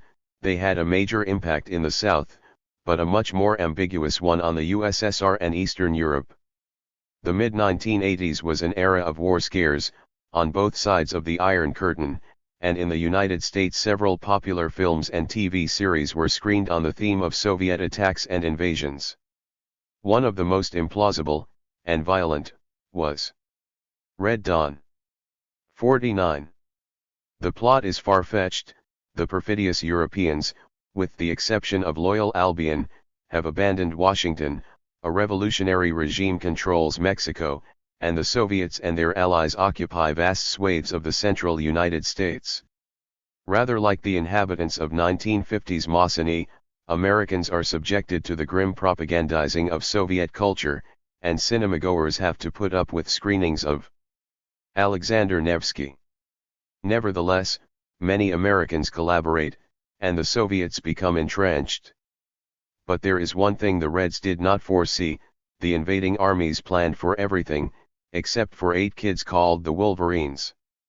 The Wolverines, most of whom are members of a small-town high school football team in Calumet, Colorado, wage a guerrilla war against the occupying forces in the name of freedom, and become a serious threat to the Soviets. They are eventually defeated, but when America is finally liberated, their names are remembered, inscribed on the partisan rock. The film was financed by Hollywood, not sponsored by government. But it did capture a new American self-image that became increasingly influential during the Second Cold War.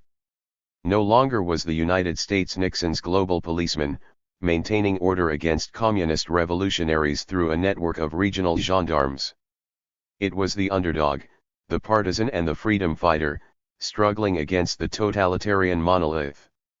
And whilst the elderly Reagan was hardly a capitalist Che Guevara, he was determined to bring an idealism and militancy to the American cause that had hitherto been the preserve of the communist guerrillas. Reagan, the son of a poor shoe salesman from Illinois, was not a conventional neoconservative. His contemporaries found him unfathomable, and he remains something of an enigma to this day. He possessed an idealistic and optimistic disposition, inherited from his evangelical Christian mother, which was very popular amongst American voters. And yet he was also a liberal militant, determined to resist the dangers to the free world posed by the communist evil empire.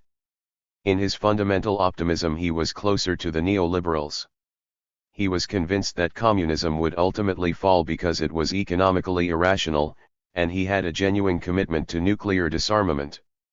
Nevertheless, he shared much of the belligerence of the neoconservatives, especially in the early years of his presidency.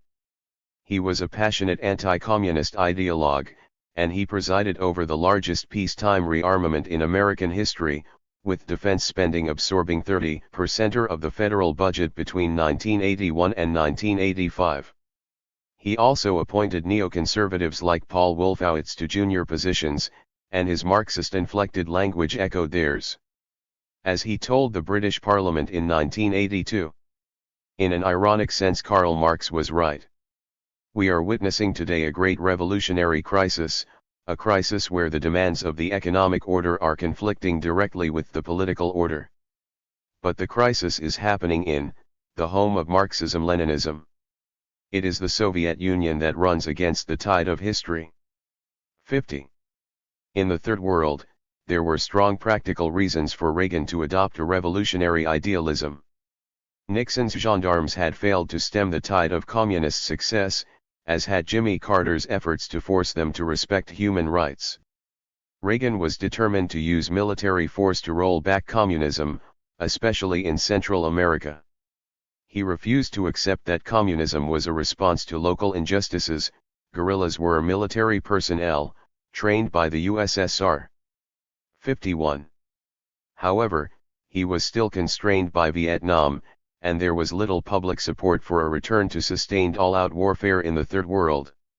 Reagan could fight conventional wars where victory was easy, as in the invasion of the tiny island of Grenada in 1983, but such cases were few. The use of guerrilla strategies, developed by communists, was therefore an excellent solution. They allowed pro-American movements to appear indigenous, they were cheap, and they could be carried out in secret, without congressional oversight.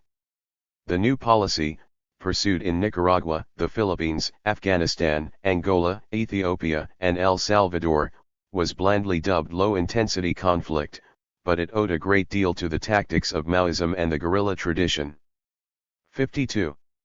Rather than supporting military dictators, the United States would support local insurgent groups. Warfare was to be civilianized, the Maoist People's War, whilst SIOPS was central to the new strategy. Leftist and communist regimes were to be undermined using sabotage and assassinations. But efforts were also made to win the political argument and build up third forces, against the communists and the old dictators. Anti-communists amongst the urban middle classes and conservative churches were mobilized, and sometimes old authoritarian allies, like Ferdinand Marcos of the Philippines, were abandoned.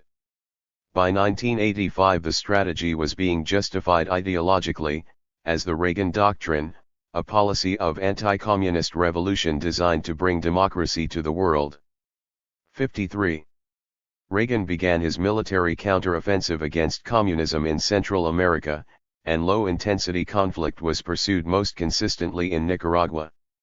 The Americans supported a number of opposition groups, including a third force of liberals and conservatives and the insurgent Contras. Many of the Contras were linked with the old ruler, Somoza, but covert American trainers and advisors refashioned them into a modern guerrilla force. Some CIA officials secretly issued them a manual in 1983. Psychological Operations in Guerrilla Warfare. Whole passages of which could have been written by Mao or Che Guevara. The pamphlet began with the sentence "Guerrilla war is essentially a political war," and went on to explain how the Contras were to politicize their own forces, so they could wage a campaign of subversion against the regime. Political cadres would organize the rank and file, making sure that they became motivated through self-criticism and group discussions which would raise the spirit and improve the unity of thought. The guerrillas would then carry out armed propaganda, kidnapping and assassinating government officials as enemies of the people.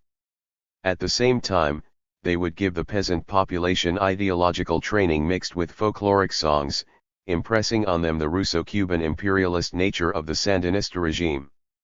54. In practice, the Contras relied much more on violence, intimidation and economic sabotage than winning hearts and minds. By 1988 the Sandinistas were defeating the Contras militarily, but the war and an American embargo had wrecked the economy, and the Sandinistas themselves alienated some. When elections were held in 1990, a majority, some sick of war and believing that it would only end when the regime fell, others antagonized by the Sandinistas' overly ambitious programs of reform and hostility to criticism, voted for the pro-American, neoliberal candidate, Violeta Barrios de Chamorro. Extreme violence was used elsewhere in Central America to suppress Marxist insurgencies, this time unleashed by local dictators, paramilitaries and aided by Washington.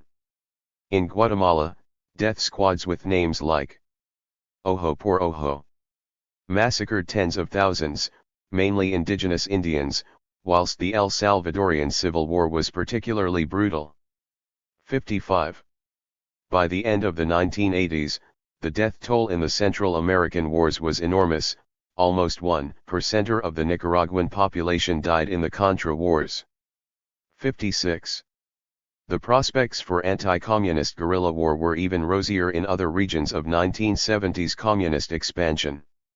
The United States, working closely with South Africa, continued to promote UNITA's war of attrition in Angola, in which some 800,000 died and almost a third of the population of 10 million were displaced. 57. The Mozambican regime, meanwhile, was brought to its knees by the South Africans and Renamo, and it made peace in 1984. But the center of the guerrilla strategy lay in the struggle against the USSR in Afghanistan. Even before the Soviet invasion, the Afghan communists were faced with powerful, Islamist insurgents, the Mujahideen. The Carter administration had given the insurgents limited military help, supplementing Saudi and Pakistani support, but aid was substantially increased in 1983. Young men from throughout the Muslim world flocked to join the Jihad, or Holy War, including the son of a wealthy Saudi businessman, Osama bin Laden. This was their Spanish Civil War. For Reagan, on the other hand, supporting the Mujahideen fitted perfectly into the strategy of anti-communist guerrilla war. Unlike the Iranian brand of Islamism, which had a strongly socialist coloring, the Mujahideen were socially conservative. They were also an anti-imperialist movement, with genuine popular support. As CIA Director William Casey enthused, here is the beauty of the Afghan operation.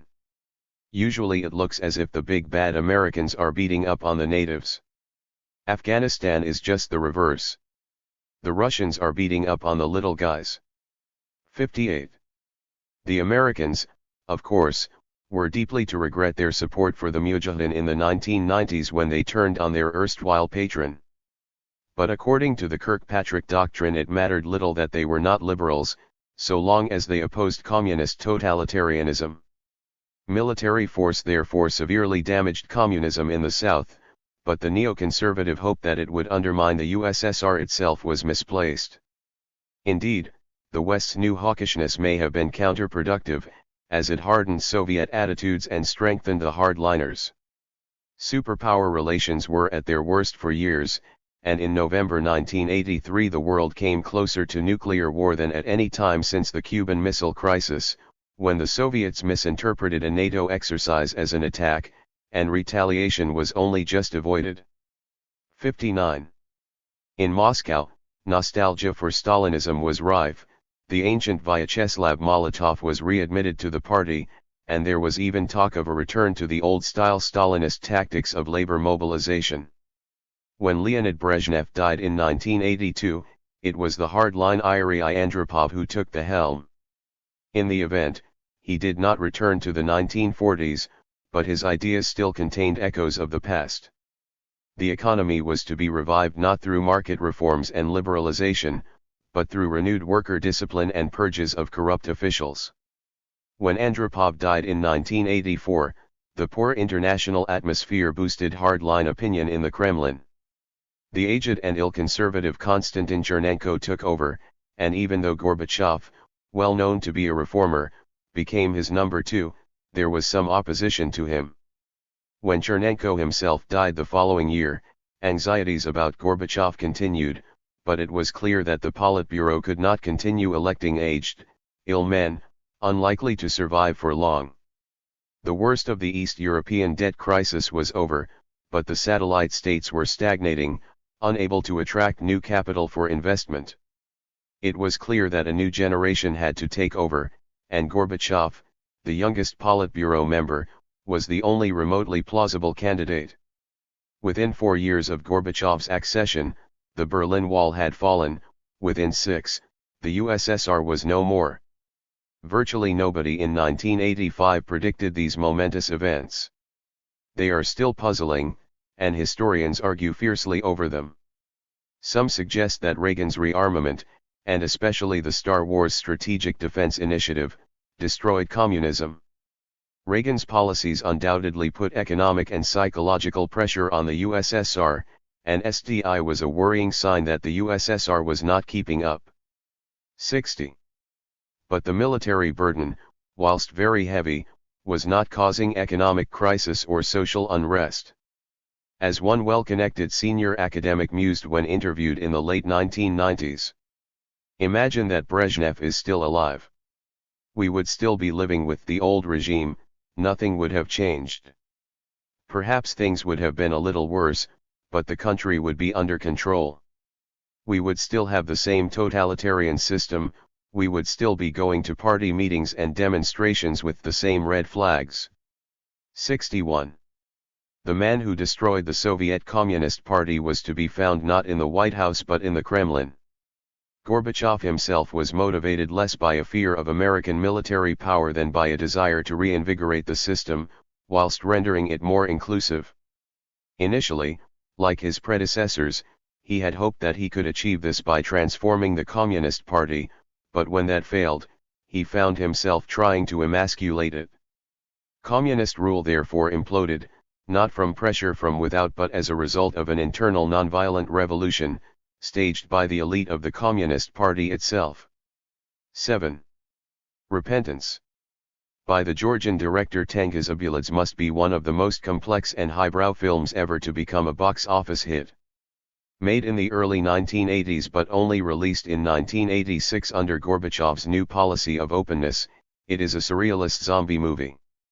It begins with the burial of Varlam, a Stalinesque local mayor, whose corpse keeps reappearing, mysteriously disinterred, however many times it is reburied. The culprit is discovered, Katai, a driven woman determined to remind the world of Varlam's rule of terror. Katai has been traumatized by the death of her mother, who was murdered by Varlam whilst trying to prevent the destruction of a historic church. She finally succeeds in exposing the horrors of the past, despite the town's attempts to keep it hidden, and Varlam's son, stricken with remorse, finally disinters the body and throws it off a cliff. Even so, the film ends on a pessimistic note. Katai is shown at home, still living on Varlam Street, a neighborhood devoid of spiritual values. Repentance was only shown after a political struggle.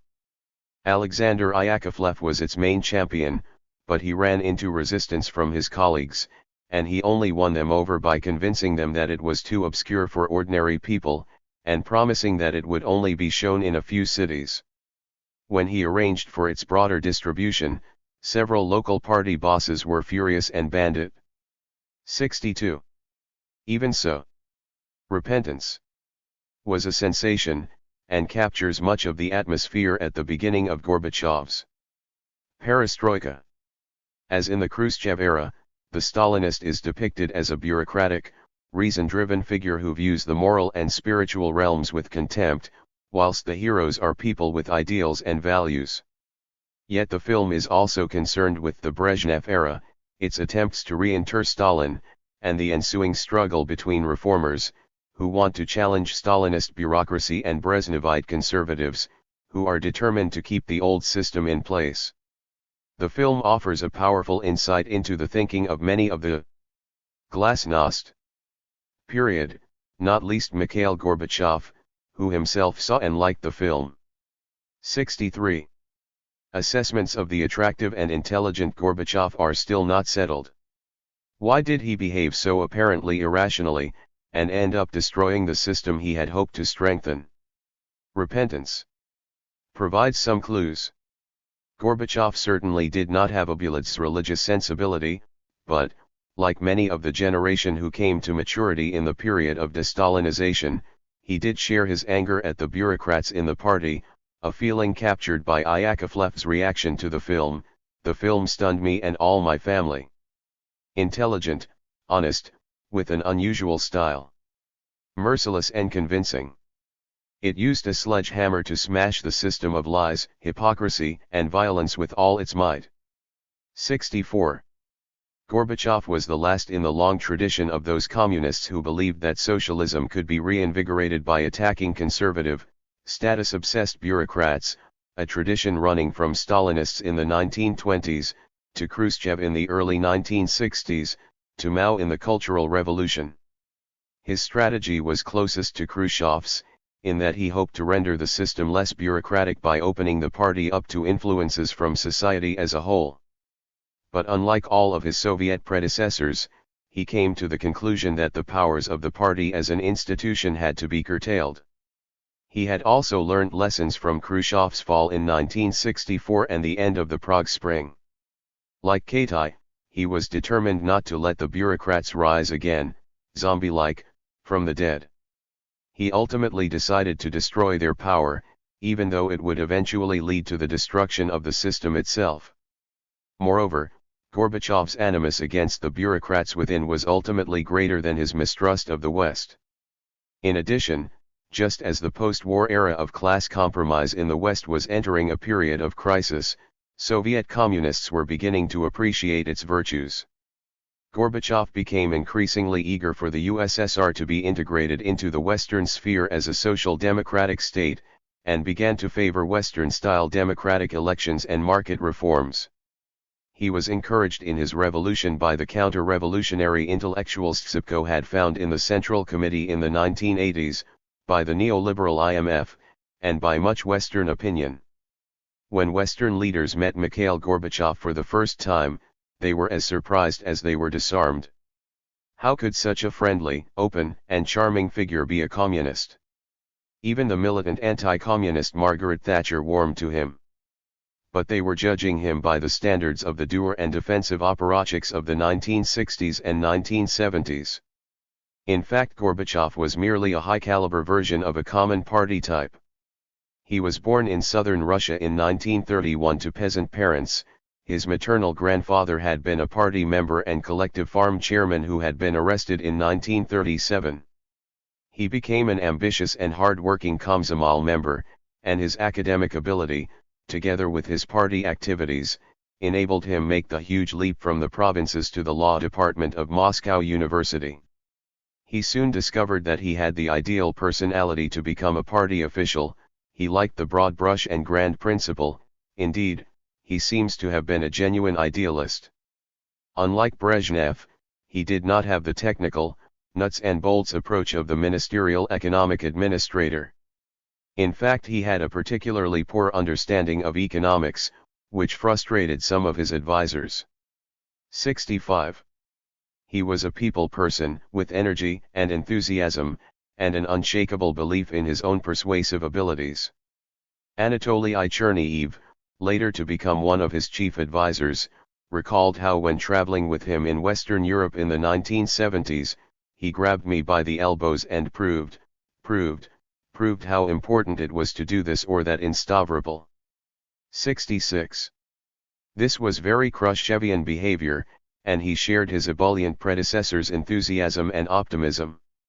He was, however, better educated, more politically astute and, as a consequence, much more confident, justifiably so, for he was an expert politician skilled at getting people to do things for him. It is no surprise that Gorbymania swept the West and Soviet Eastern Europe. However, those undoubtedly positive characteristics had their drawbacks. He was supremely confident, but was not always aware of the difficulties associated with his plans. And it was this, combined with an ability to convince and/or outmaneuver opponents, that explains how he was able to push through his ambitious but incoherent program. In 1985, few, if anybody, in the elite believed that the communist system was in crisis and needed radical change. As Gorbachev himself remembered, neither I, nor my colleagues, evaluated the general situation at that time as one of a crisis of the system. 67. And when Alexander Yakovlev presented him with an extremely radical paper, proposing that the Communist Party be split in two and each part compete against the other, he decided it was premature. 68. In the first 2 years of his general secretaryship, Gorbachev did not depart far from the disciplinarian economic policies followed by Andropov. But abroad things were different. His main objective was to reduce tensions with the West so that he could save precious resources for domestic economic reforms. As the international oil price collapsed from August 1985 onwards, this became even more necessary. Yet he and his liberal advisers, especially Yakovlev, were also convinced that the old standoff between the blocs both could and should end. This conflict, they argued, was in essence a continuation of the old Stalinist doctrine of international class struggle, and was now outmoded. Gorbachev therefore badgered the Americans with arms control proposals, but initially Reagan and the neoconservative hawks were predictably suspicious. On their first meeting in Geneva, Gorbachev could not believe what a primitive Cold War caveman Reagan was. The Third World was a particular area of disagreement. For Reagan, communism was always the result of Soviet conspiracy and interference. For Gorbachev, it was fueled by anti-imperialism and reactionary elites, and he was determined to win the war in Afghanistan and defend other Soviet allies. Despite these differences, the Reagan administration's approach to the USSR had changed since 1984. The war scare of November 1983 seems to have seriously shaken the president, and it was becoming clear that hawkishness had achieved little but risk Armageddon. European unease, together with electoral considerations, also contributed to a fundamental change in Washington's position, culminating in Reagan's suggestion at Reykjavik in 1986 that all nuclear weapons be decommissioned. 69. Ultimately, the idea of total denuclearization came to nothing because the two sides could not agree on the future of Star Wars, but from then on Gorbachev realized that disarmament was a real possibility. He now had the confidence to press ahead with domestic reform. Reagan's rearmament had certainly put pressure on the Soviet leadership, however, it was his willingness to do deals with the USSR that contributed most to Gorbachev's reform program, and thus to Soviet communism's ultimate collapse. In the course of 1986, Gorbachev's views had become more radical, as he brainstormed with Yakovlev and his liberal Central Committee advisors.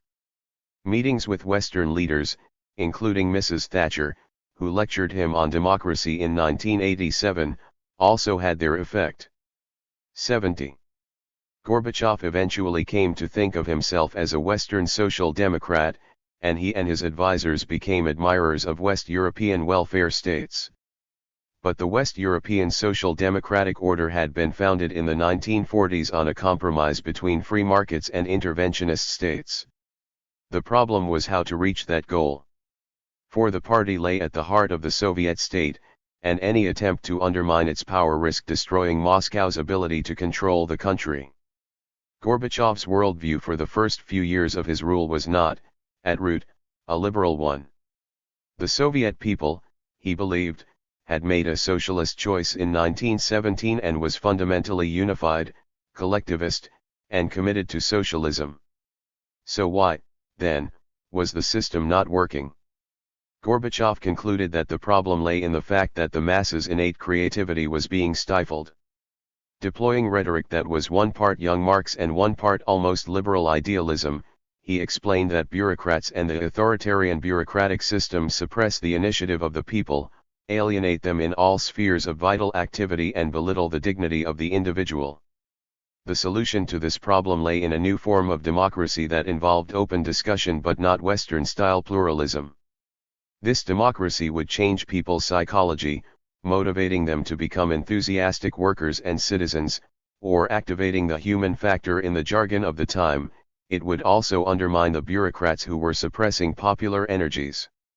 71. Such a romantic vision may seem like an inadequate basis for a practical program of reform, but it made sense within the Marxist tradition, much as it had to Khrushchev. Indeed, the reformers saw their policies in that context. As Yakovlev explained to a skeptical Western interviewer, on the theoretical plane, we have never asserted that the revolution in our country, which began in 1917, has ended. Perestroika is the continuation of the revolution. 72. However, from the beginning of 1987 it had become clear that discipline and tinkering with the economy had achieved little, and Gorbachev embarked on a more radical program of economic liberalization and political democratization. Imitating the liberalizing reforms that had taken place in Hungary and Yugoslavia, he gave factory directors more independence from the center. Inevitably, the planners dragged their feet, and Gorbachev's response was to launch an attack on the bureaucrats, who, he declared, were a fundamentally conservative force, a braking mechanism on change. Initially, like Khrushchev before him, Gorbachev had hoped that the party would lead society towards reform, but he rapidly lost faith in it, as party officials resisted his measures. Instead he looked for new alliances among the disenchanted middle classes, relaxing censorship to some degree and permitting the organization of informal discussion groups outside the party. More serious, though, was the abolition of the powerful party secretariat in 1988, and the decision to create a new, popularly elected Congress of People's Deputies. Elections were held in 1989, and whilst many communist bosses did win seats, several high-profile leaders were defeated. The party had been humiliated. Gorbachev was essentially shifting the center of power from the party to a popularly elected state authority. There were limits to Gorbachev's liberalism, and he always insisted that democracy had to be controlled. The Communist Party was given a guaranteed 100 seats in the Congress of People's Deputies of 1989. Pluralism of opinions was fine, but the opinions all had to be socialist, and criticism had to be principled, not irresponsible. However, Gorbachev found it very difficult to preserve these red lines, especially as the party was subjected to an unprecedented ideological assault, encouraged by the Kremlin itself. Gorbachev reopened the Stalin question, appointing a commission to investigate Stalinist repressions in September 1987, and the blank pages of Soviet history were discussed much more freely than in the 1950s. If for Khrushchev, socialism had started to decay in 1934. After industrialization and collectivization, Gorbachev argued that the rot had set in with Stalin's victory over Bukharin in 1928, whilst the supposedly liberal Marxist Lenin of the NEP was held up as the authentic voice of socialism. As early as 1986, Gorbachev's ideology advisor, Georgy Smirnov, explained his views in a conversation with Tsipko. Don't think that Gorbachev doesn't recognize the gravity of the situation. 60 years have gone down the drain. Turning away from NEP, the party lost its only chance. People suffered in vain. The country was sacrificed in the name of scholastic conceptions of communism that had nothing to do with real life. 73. Gorbachev hoped he could preserve the reputation of 1917 and relaunch the Soviet project in the name of Leninism. But it was inevitably difficult to draw a clear line between Lenin and Stalin, and the party intellectuals themselves began to lose faith in the whole Marxist project. Tsipko recalls that as early as 1986, Yakovlev commissioned a probe into the fundamental flaws of Soviet socialism, which included Marxism itself, and at the end of 1988 Sipko published the first major article to argue that the roots of Stalinist barracks-type socialism lay in Marxism-Leninism. 74. The following year, Solzhenitsyn's Gulag Archipelago, which denounced Lenin as a founder of the prison system, was published legally in the Soviet Union for the first time. By then the liberal sections of the Soviet press had become remarkably anti-Soviet and pro-Western, full of criticisms of the past and the murderous system the Bolsheviks had created. Gorbachev and Yakovlev, as long-established party apparatchiks, well understood the power of ideology, and believed that revisions of history were an essential part of their revolution. They saw perestroika as a moral and cultural campaign to transform old Stalinist and bureaucratic mentalities. But this was a very risky strategy indeed. The Communist Party based its legitimacy on moral arguments. Living standards might be lower than in the West, and there might be some injustice and illegitimate privilege, but fundamentally the system was just and superior to capitalism. If leaders and intellectuals were now saying that the party had led the people along the wrong path for 60 years, exploiting their self-sacrifice for nothing, how could the regime expect to retain their loyalty? A letter to the weekly magazine. Argumenti I Facti. From a certain N.R. Zarafshan shows how the re-examination of history could reinforce a vague sense of injustice and lead to a traumatic ideological, and emotional, crisis. I am a party member with a good record and everyone says that I was a conscientious worker who did social work enthusiastically. But I became older and my fire disappeared, and I have seen much injustice in my life. On learning the truth about our past I was devastated. I take it all very much to heart. If I remain in the party I will be dishonest, if I leave I will be disgraced. Because I am a disciplined person I cannot miss party meetings or ignore my duties. 75. Gorbachev was inadvertently destroying the ideological foundations of the Soviet system, and opinion changed very rapidly between 1987 and 1991. More became hostile to the party and positive towards the West. This even happened in Soviet satellites, where people had had a good knowledge of the West for some time. In Hungary, the number of those believing that opportunities for educational and cultural growth were fully realized in the West leapt from 22.8% in 1985 to 51.1% in 1989. 76. Even so, this is not to say that a majority of Soviet bloc citizens wanted a Western-style market economy. When asked what should be done to escape from the increasingly serious economic crisis, only 18% of Soviet citizens wanted more private enterprise, 50% wanted more discipline and order. 77. Similarly, in 1989 73% of Czechoslovaks opposed the privatization of industry and 83% were hostile to the end of collective farms. 78. The real beneficiary of the ideological crisis was nationalism, and some of the earliest signs of political collapse came in the Baltic states, where nationalist hostility to Soviet rule had been widespread for some time. Popular fronts in support of perestroika, created by the KGB to channel democracy in approved directions, soon escaped central control. Demonstrators began demanding complete independence, calling for a return to private property and the end of the Soviet system. Gorbachev was soon faced with chaos. By attacking the old political system and ideology, he was cutting the sinews of power before an alternative power structure had been built. Much the same was true of the economy. The power of the state was undermined, before the ground had been prepared for the market to replace it. Gorbachev was faced with two coherent alternatives.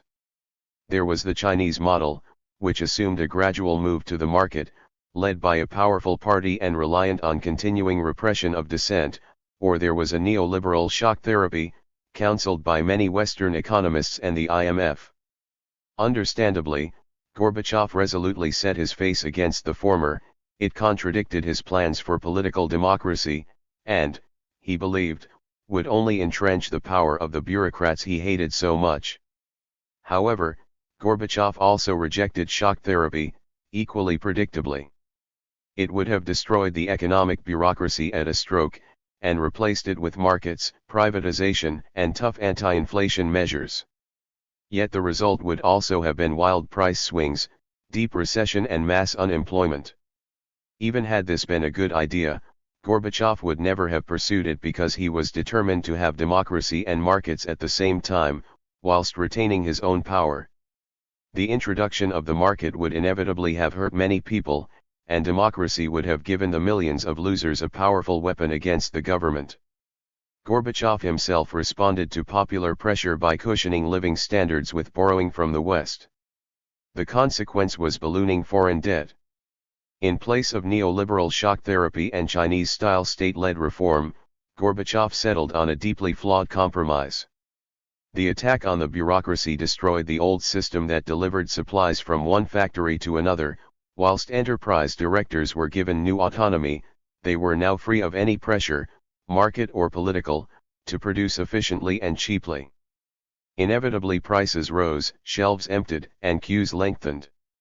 Whilst the peacemaker Gorby was being hailed in the West, his popularity at home plummeted.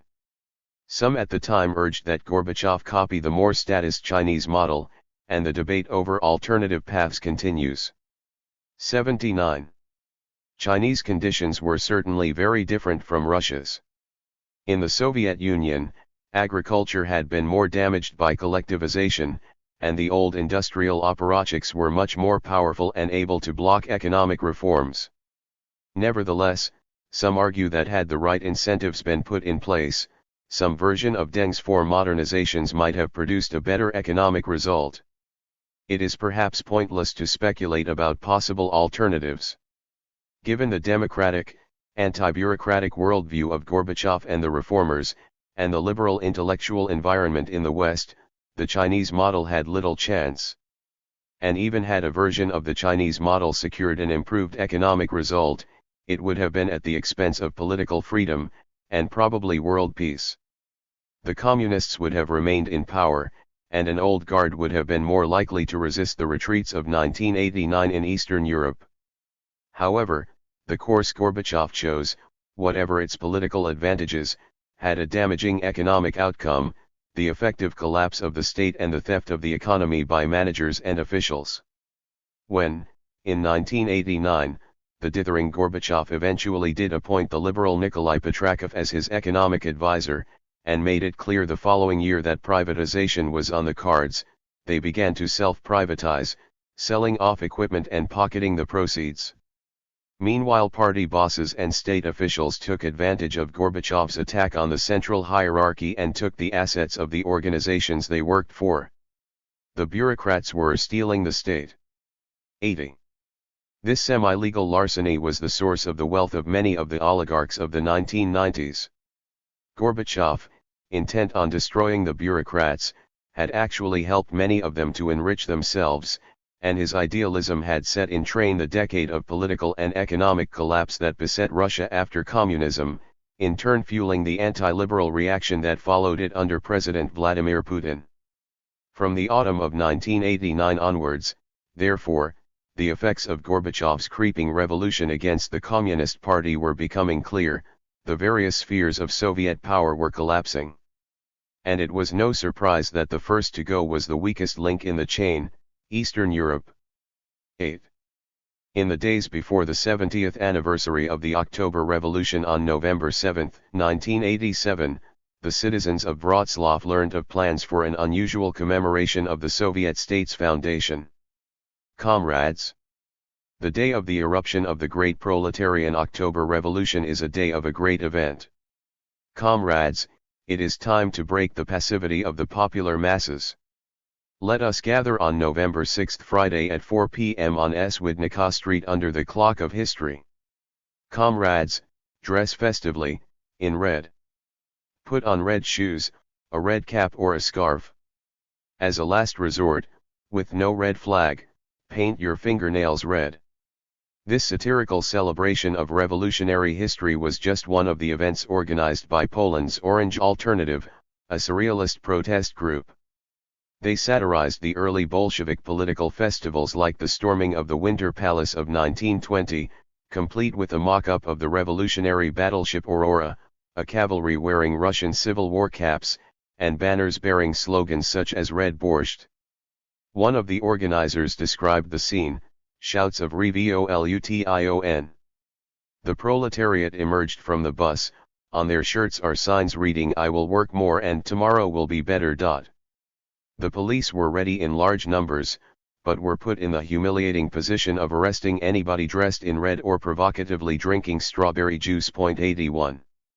The orange alternative, whilst unusual in many ways, captured much of the character of East European descent in the late 1980s, at least in the area of the former Austro-Hungarian Empire.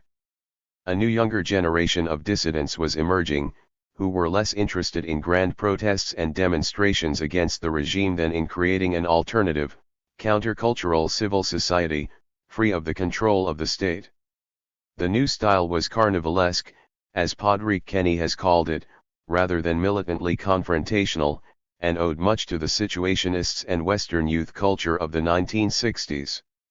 Indeed, the spirit of 1989 was a nonviolent adaptation of the spirit of 1968. As the Wroclaw display showed, their approach could not have been more different from the old communist model of mass mobilization. But the goals of many groups were often very specific and ostensibly non-political, campaigning for environmental causes or peace, for example. 82. This was perhaps to be expected after the suppression of the Solidarity movement. The regimes had lost even more prestige, but it was clear that open opposition would only be met by force, and outside Poland it was difficult for intellectuals to mobilize workers. A new, less confrontational style was therefore required. Whilst social activism, and ridicule, played its part in the end of communism, more important was Moscow and the signals it was sending to the East European communist parties. Gorbachev had told the leaders in private as early as 1985 that they could not depend on the Red Army for help, though he expected them to remain in the Soviet bloc. Ever the optimist, he believed that more popular leaders would restore communist legitimacy. But just as Khrushchev's secret speech of 1956 had undermined the little Stalins by encouraging reformers and splitting the parties, so perestroika in the USSR shook the foundations of the East European regimes. The supporters of liberal reform within the parties were strengthened, and in some cases leaders now realized they could no longer rely on repression but would have to expand the base of their social support. Opponents of the regimes also realized that they now had less to fear, when, in the winter of 1987-8, the Polish historian Wacław Felczak went to lecture in Budapest. His audience asked him what the lessons of solidarity were for them. "Found a party," he replied. "They will probably lock you up for it, but all the signs suggest that you won't be in jail for long." 83. Hungary was the first to respond to the signals from Moscow.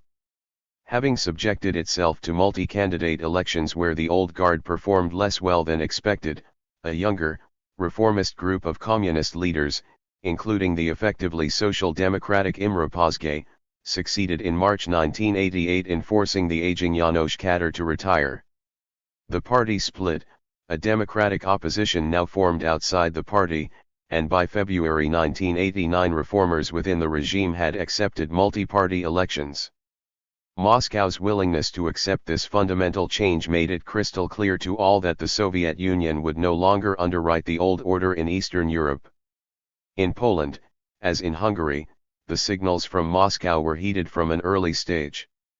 General Jaruzelski, one of the leaders closest to Gorbachev, began liberal reforms in September 1986, but in August 1988 worker unrest against austerity measures again shook communist rule.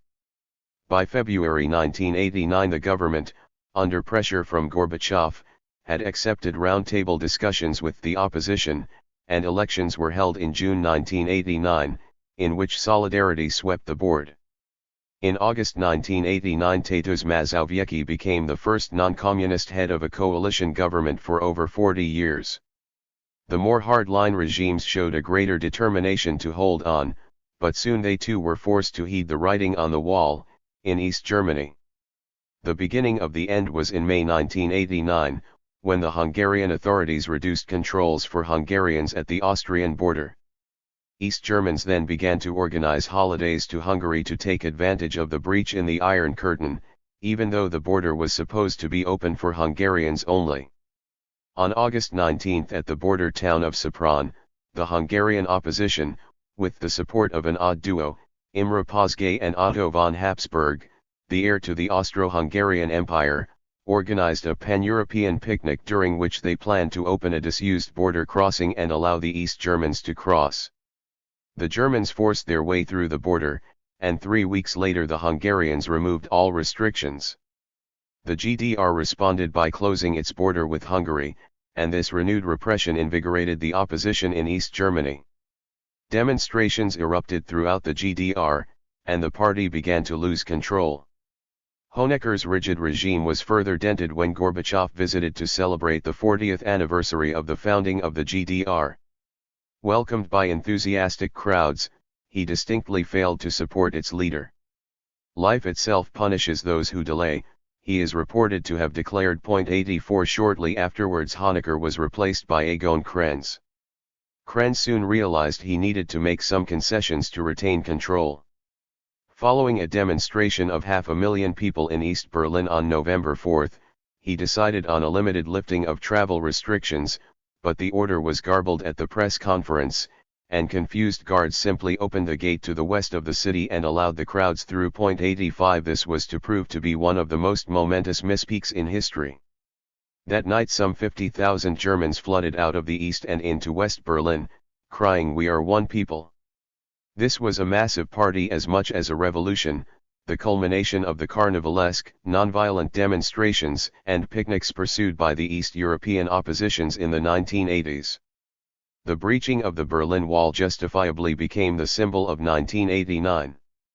The opposition's vision of revolution, nonviolent, joyful, even hedonistic, seemed so much more attractive and modern than the communists' antiquated ideal of the mobilized worker, struggling against enemies.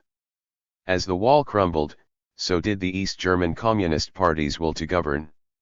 The house of cards continued to fold and events in East Germany inspired resistance to other hardline regimes. Demonstrations in early November helped party reformers to force Bulgaria's Todor Zhivkov from power, and precipitated a challenge to the party itself from a group of opposition forces. In Czechoslovakia the regime, under Husak's conservative successor Miloš Jakeš, had been facing unrest and demonstrations since the previous year, but had resolutely set its face against reform. It even put the portrait of the old Stalinist leader Klement Gottwald on the new 100-crown banknote, an enormously provocative act.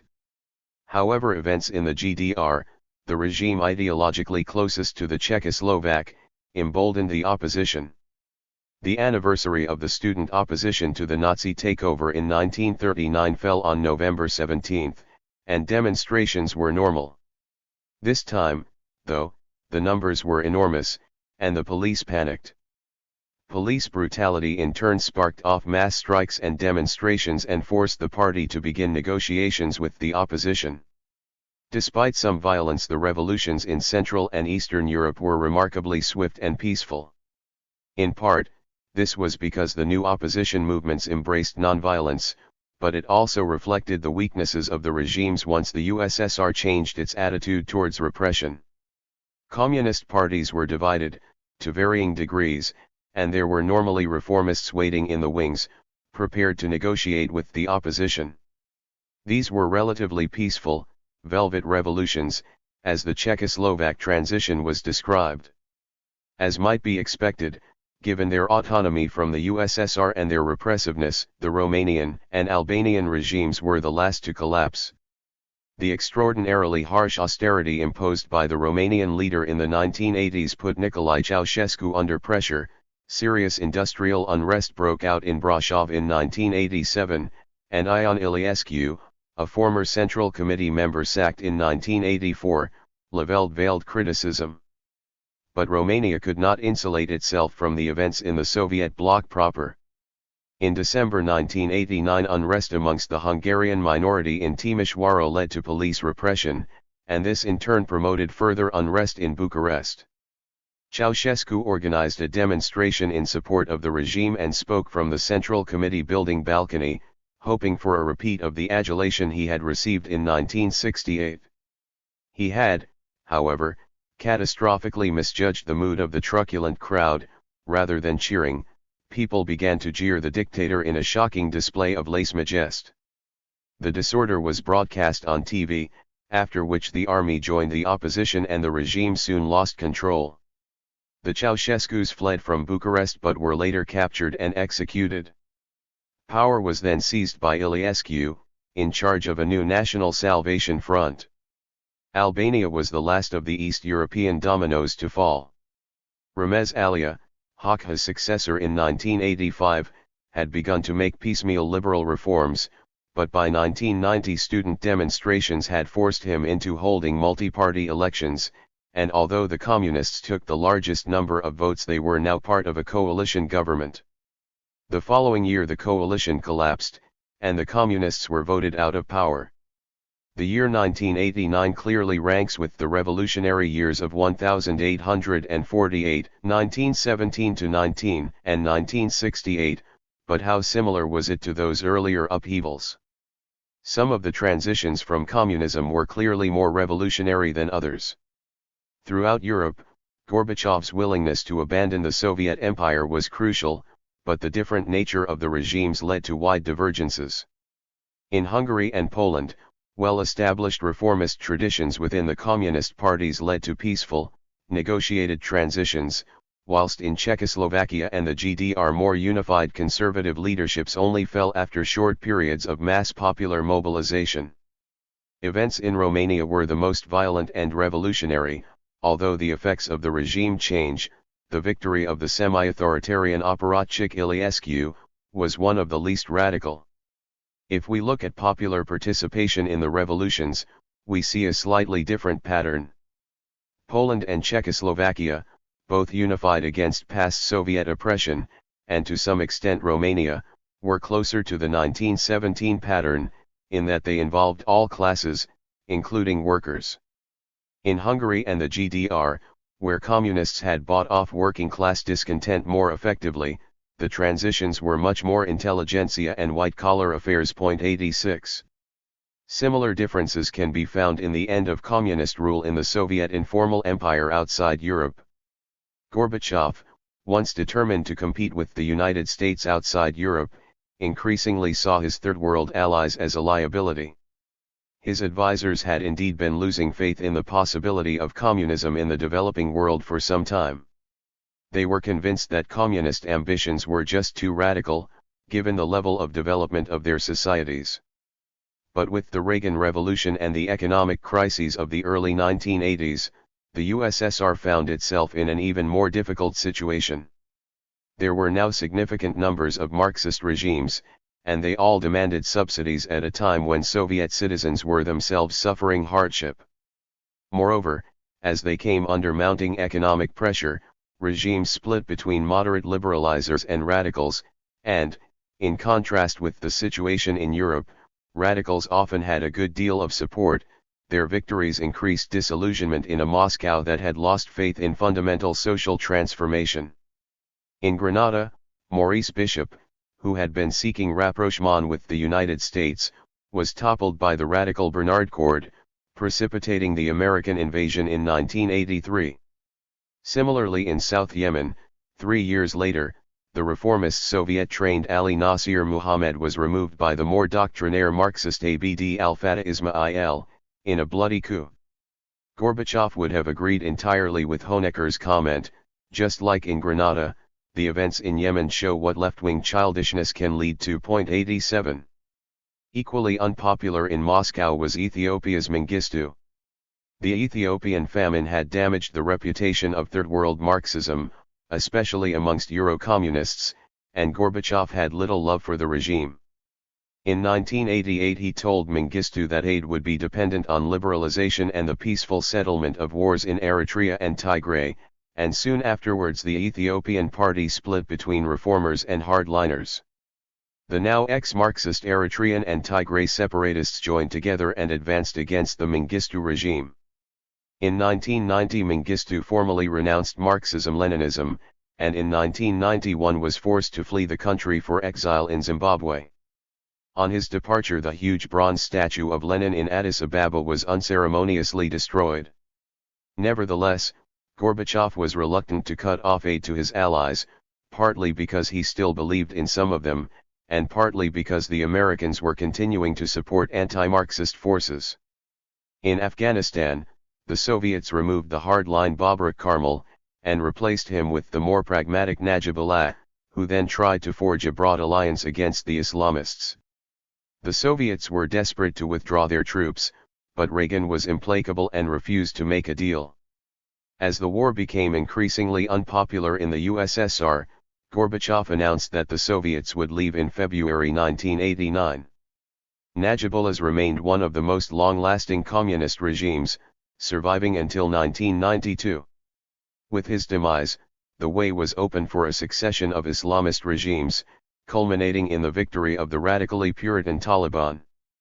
The civil war in Angola also continued until the fall of the USSR. The Cubans and South Africans withdrew in 1988, and the MPLA abandoned Marxism-Leninism in 1990, but the Americans continued to fund Jonas Savimbi's UNITA group. Only in 1992, once the MPLA had won elections, did the United States switch sides and support the former Marxists. The Civil War, however, lasted until 2002, when Savimbi was killed. In 1985, Gorbachev had not wanted to divest the USSR of its Third World allies, or of its East European satellites. Yet by 1989, he stood by passively as the Soviet bloc disintegrated. But even had he wanted to intervene, he could have done very little. He was embroiled in the drama of Soviet reform and presided over an empty treasury. However, he could not ignore the forces pulling Eastern Europe to the west, for they were also acting on the USSR itself. Nationalist forces were now corroding the Union. The Communist Party had been the main force holding the Union together, and once it began to decay and freer elections were allowed to state parliaments, separatists were given a powerful political platform. In March 1990 the Lithuanian parliament voted to secede from the USSR, whilst Latvia and Estonia also announced they would eventually seek independence. In June the Russian Republic declared its sovereignty and now claimed that its own laws took precedence over the USSR's. Other republics rapidly sought independence. It says much for Gorbachev's extraordinary radicalism that he responded not by moderating his course but by loosening the reins even further. He proposed that a new, more liberal Union treaty be signed to replace that of 1922, and endorsed Petrakov's neoliberal shock therapy plan, a plan for complete marketization and privatization within 500 days, one of whose effects would have been to destroy the USSR's tax-raising powers. 88. By September 1990 Gorbachev had second thoughts, and began trying to re-centralize power. The following year saw him vacillate, alternately cracking down and then loosening control. He was desperate to preserve the USSR, but was reluctant to use violence, and he was also being outflanked by pro-market radicals in the person of the impulsive former Moscow party boss, Boris Yeltsin. Yeltsin used the Russian Republic as a base from which to challenge the USSR's President Gorbachev. In June 1991 Yeltsin was elected President of Russia. Gorbachev, severely weakened politically, was forced to agree to a new Union treaty that gave most powers to the republics. But 2 days before it was due to be signed, the forces of reaction Gorbachev had been warning against finally acted. A group of conservative leaders, including the KGB boss Vladimir Kryukov, made a last-ditch attempt to save the Union, and the Communist Party. They confronted Gorbachev in his Crimean dacha and demanded that either he impose martial law or hand over power to Vice President Yanov. He refused, and they imprisoned him. The USSR was now ruled by a state emergency committee whilst Gorbachev recovered from an illness. On August 19, 1991 Muscovites woke up to see tanks rumbling into Moscow, leaving deep track marks on the warm tarmac. Was this a repeat of the removal of Khrushchev, or the crushing of the Prague Spring? It looked like the former, but it was a sorry excuse for a coup. Rejected by Gorbachev, the coup leader's confidence seemed to collapse. At their TV press conference, Yanov stumbled over his words, seemingly drunk. They failed to attract support from the mass of police and KGB, and could not prevent Yeltsin reaching the headquarters of the Russian government, the White House, where he stood on a tank in flamboyant defiance of the putschists. The coup leaders decided they had to use force against a White House full of civilian defenders, and in the early hours of August 21 they ordered an attack. The military commanders, however, refused to obey, and the leaders lost the will to continue. Later that day, they ended the coup, and Gorbachev was released. The putsch of 1991 had strong echoes of the Kornilov coup of 1917. As before, the conspirators failed to secure the support of middle-ranking officers, and a coup designed to save the old order simply hastened its end. 89. Gorbachev tried to pick up where he had left off, but everything had changed. Both the USSR and the Communist Party had been discredited. Yeltsin rapidly moved to take advantage of the situation, banning the Communist Party in Russia, and taking all of the USSR's Russian assets into the hands of his Russian government. In 1990 few, not even Yeltsin, had wanted to destroy the USSR.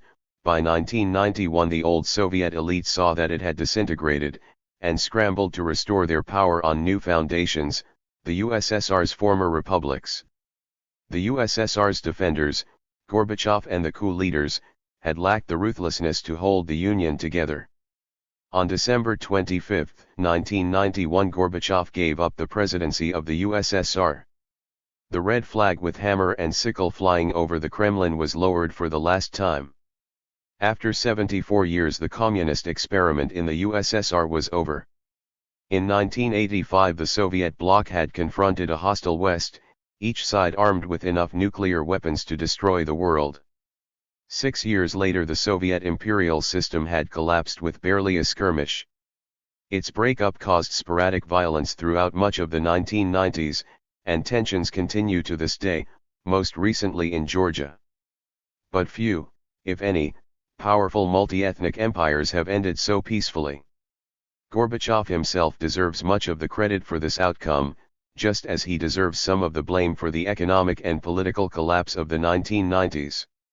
However, even though he can seem like an extraordinary figure, he was in truth the embodiment of broader trends, the continuing appeal of romantic Marxism in the Soviet Party and the attraction of neoliberalism and the West.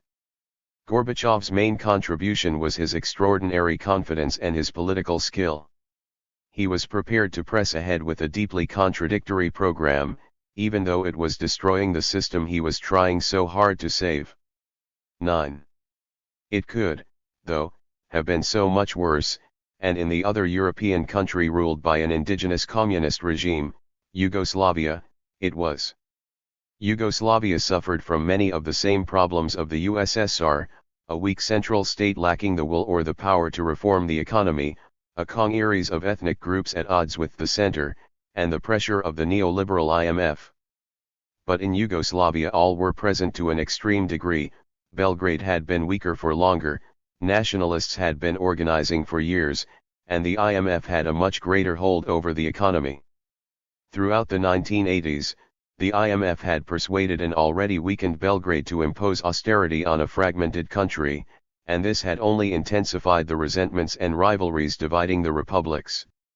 Communist politicians continued to use nationalist appeals to attract support. Nationalisms were strong in Slovenia, Croatia, and Serbia, but it was Serbia's Slobodan Milosevic who excelled in the art of populist rabble-rousing. Even so, as late as the spring of 1990 there was still widespread support for a united Yugoslavia, and the Prime Minister of Yugoslavia, the communist Ante Markovic, was the most popular politician in the state, more so than Milosevic and the Croat nationalist Franjo Tudjman. This did not last for long, as this was the high point of the neoliberal revolution. Markovic, encouraged by the IMF, decided to embark on a program of shock therapy, coinciding with the first multi-party elections. Inevitably, the only force for Yugoslav political unity was now linked with a deeply unpopular economic program. 90. Markovic's party was wiped out, and nationalist parties opposing shock therapy, elected in Croatia and Slovenia, began to plan for independence from Yugoslavia. The sudden breakup of Yugoslavia, without protection for any ethnic minorities within each republic, was bound to bring war. With the exception of Slovenia, the republics were ethnically mixed, and minorities felt increasingly threatened. In Croatia 12.2% of the population were ethnically Serb, and they feared Tudjman, a revisionist historian with a nostalgia for the violent Nazi collaborators, the Croat Ustaša. All of this played into Milosevic's hands, and at the end of 1990 he won elections in Serbia, promising to defend Serbs throughout Yugoslavia. Even so, the Slovenes and the Croats continued the march towards independence, encouraged by international support and recognition from Germany, Austria, and others. When Croatia and Slovenia finally did declare independence in June 1991, the Yugoslav army, directed by Milosevic, marched in. Both sides drew back in Slovenia, but in Croatia the fighting was vicious and bloody as civil war broke out between the Croats and the Serb minority supported by the Yugoslav army. The war ended in January 1992, but by then Yugoslavia as a state was effectively dead. Milosevic's ambition was now to create an ethnically pure Greater Serbia, and he encouraged a Serb rebellion in the ethnically mixed Republic of Bosnia-Herzegovina. The brutal Bosnian War began in April 1992 and lasted for over 2 years. The West was reluctant to intervene, but eventually horrific pictures of ethnic cleansing and concentration camps forced it to act, and Milosevic, crippled economically, was compelled to negotiate. The result was the unstable Dayton Peace Agreement of 1995. 3 years later, the process of fragmentation restarted, as the Albanian Kosovars rebelled against a weakened Milosevic. In 1999 NATO bombing forced Milosevic to accept United Nations administration in Kosovo, which damaged his political position irreparably. The following year popular demonstrations, in which students played a major role, finally brought his resignation in October 2000. However, now that the West has recognized Kosovo as an independent state, the issue continues to fuel resentful nationalism in Serbia. Yugoslavia's was the one transition from communism where Western governments and the IMF were involved from the very beginning, and they did not acquit themselves with much credit. Radical neoliberal reforms destabilized Yugoslavia, whilst foreign policy interventions were at first ignorantly destructive, and then inadequate. The problem lay in the perceptions of communism and its aftermath. In the late 1980s, the West was still in its militantly neoliberal and neoconservative phase, fighting the righteous war against communism. It was determined to impose markets and defeat communists like Markovic, with little regard for the likely consequences. But by the 1990s, Western politicians believed that the old ideological struggle was over, and were frustrated that the Yugoslavs were still fighting. The Yugoslavs' conflict was now implausibly cast as the result of ancient tribal hatreds, artificially suppressed by communism, and thus something the West could do little about. In reality, the conflicts in Yugoslavia were a more extreme form of those that affected all multi-ethnic communist states. Understanding, political engagement, and careful management might have avoided some of the worst violence in Europe since World War II. Yet perhaps that is too optimistic. There was one place where communists explicitly rejected the advice of the West and ignored the moralism of the twin revolutions, China. But there, too, violence ensued. On May 15, 1989, Gorbachev arrived at Beijing airport. The Chinese Communist Party, like its East European counterparts, was rightly apprehensive. Welcoming Gorbachev in 1989 was rather like encountering the Grim Reaper on the doorstep, complete with cloak, hood, and sickle, a warning of imminent political death. His timing could not have been worse for the CCP. Since mid-April, students had been demonstrating throughout China, and on the 70th anniversary of the May 4th movement, Beijing University students broke through police cordons and marched to Tiananmen Square. The Chinese Communist leadership was divided over what to do. The reformer Zhao Ziyang wanted talks, the hardliner Li Peng favored repression. The imminent arrival of Gorbachev, whom the students hoped would be an ally, seemed to effectively scupper Zhao's strategy. 91. Protesters decided to escalate the conflict by occupying the square and staging a hunger strike to coincide with the Soviet leader's visit. On May 13 more than 1,000 students began a hunger strike in the square, singing the Internationale and anti-Japanese war songs, whilst raising banners declaring the country will have no peace so long as dictatorship lives and corruption is the cause of turmoil. 92. By the evening of the 14th, 100,000 onlookers had joined them. Deng was furious. The international press had flocked to Beijing to cover the visit. When Gorbachev's here, Deng told his colleagues, we have to have order at Tiananmen. Our international image depends on it. What do we look like if the square's a mess? 93. By May 17, Deng had thrown in his lot with the hardliners, and approved the use of force in principle. Embarrassingly, Gorbachev's welcome had to be moved to the airport and his motorcade rerouted. He did not intervene on the students' side, and his visit went off without incident. Indeed, oddly, his memoirs suggest that he had more sympathy with his hosts than the protesters. 94. Yet his presence did threaten to spread his brand of revolution to China, as the intellectual Yan Jiakai told the French newspaper. Liberation. The winds of democratization blowing from Moscow could not be resisted. 95. Gorbachev received such an enthusiastic reception because Chinese intellectuals had been germinating their own reformist ideas, rather similar to his, from the mid-1980s, often in dialogue with East European reformers. Dissatisfaction with Deng's market authoritarianism was widespread. Economic liberalization was leading to sharp inequalities. Whilst entrepreneurial party bosses and peasants flourished, poorly paid students and urban workers suffered. Corruption flourished and demonstrations and strikes soon became commonplace. The student protesters, though, did not seek solace in a return to the Maoist past. Nor were they Western-style liberal Democrats, demanding free pluralistic elections and constitutions. They were instead closer in their sentiments to the Romantic Perestroika. Communism of Gorbachev, they demanded a democracy that would energize the united, patriotic people, they called for the removal of corrupt and repressive bureaucrats, and, like Gorbachev, they embraced the West as a dynamic, modern society. They even supported the market, although many of them were suffering from it. They saw Deng's Communist Party much as Gorbachev saw Brezhnev's, as old-fashioned, repressive, and xenophobic. Their worldview was captured in a poetic but highly polemical TV documentary series of 1988. River Elegy.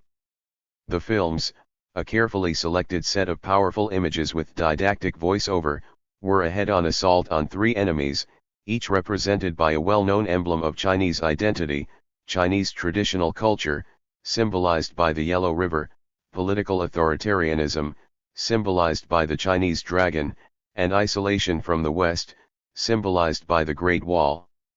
As the voiceover solemnly intoned at the end of the first film, "Oh, you heirs of the dragon!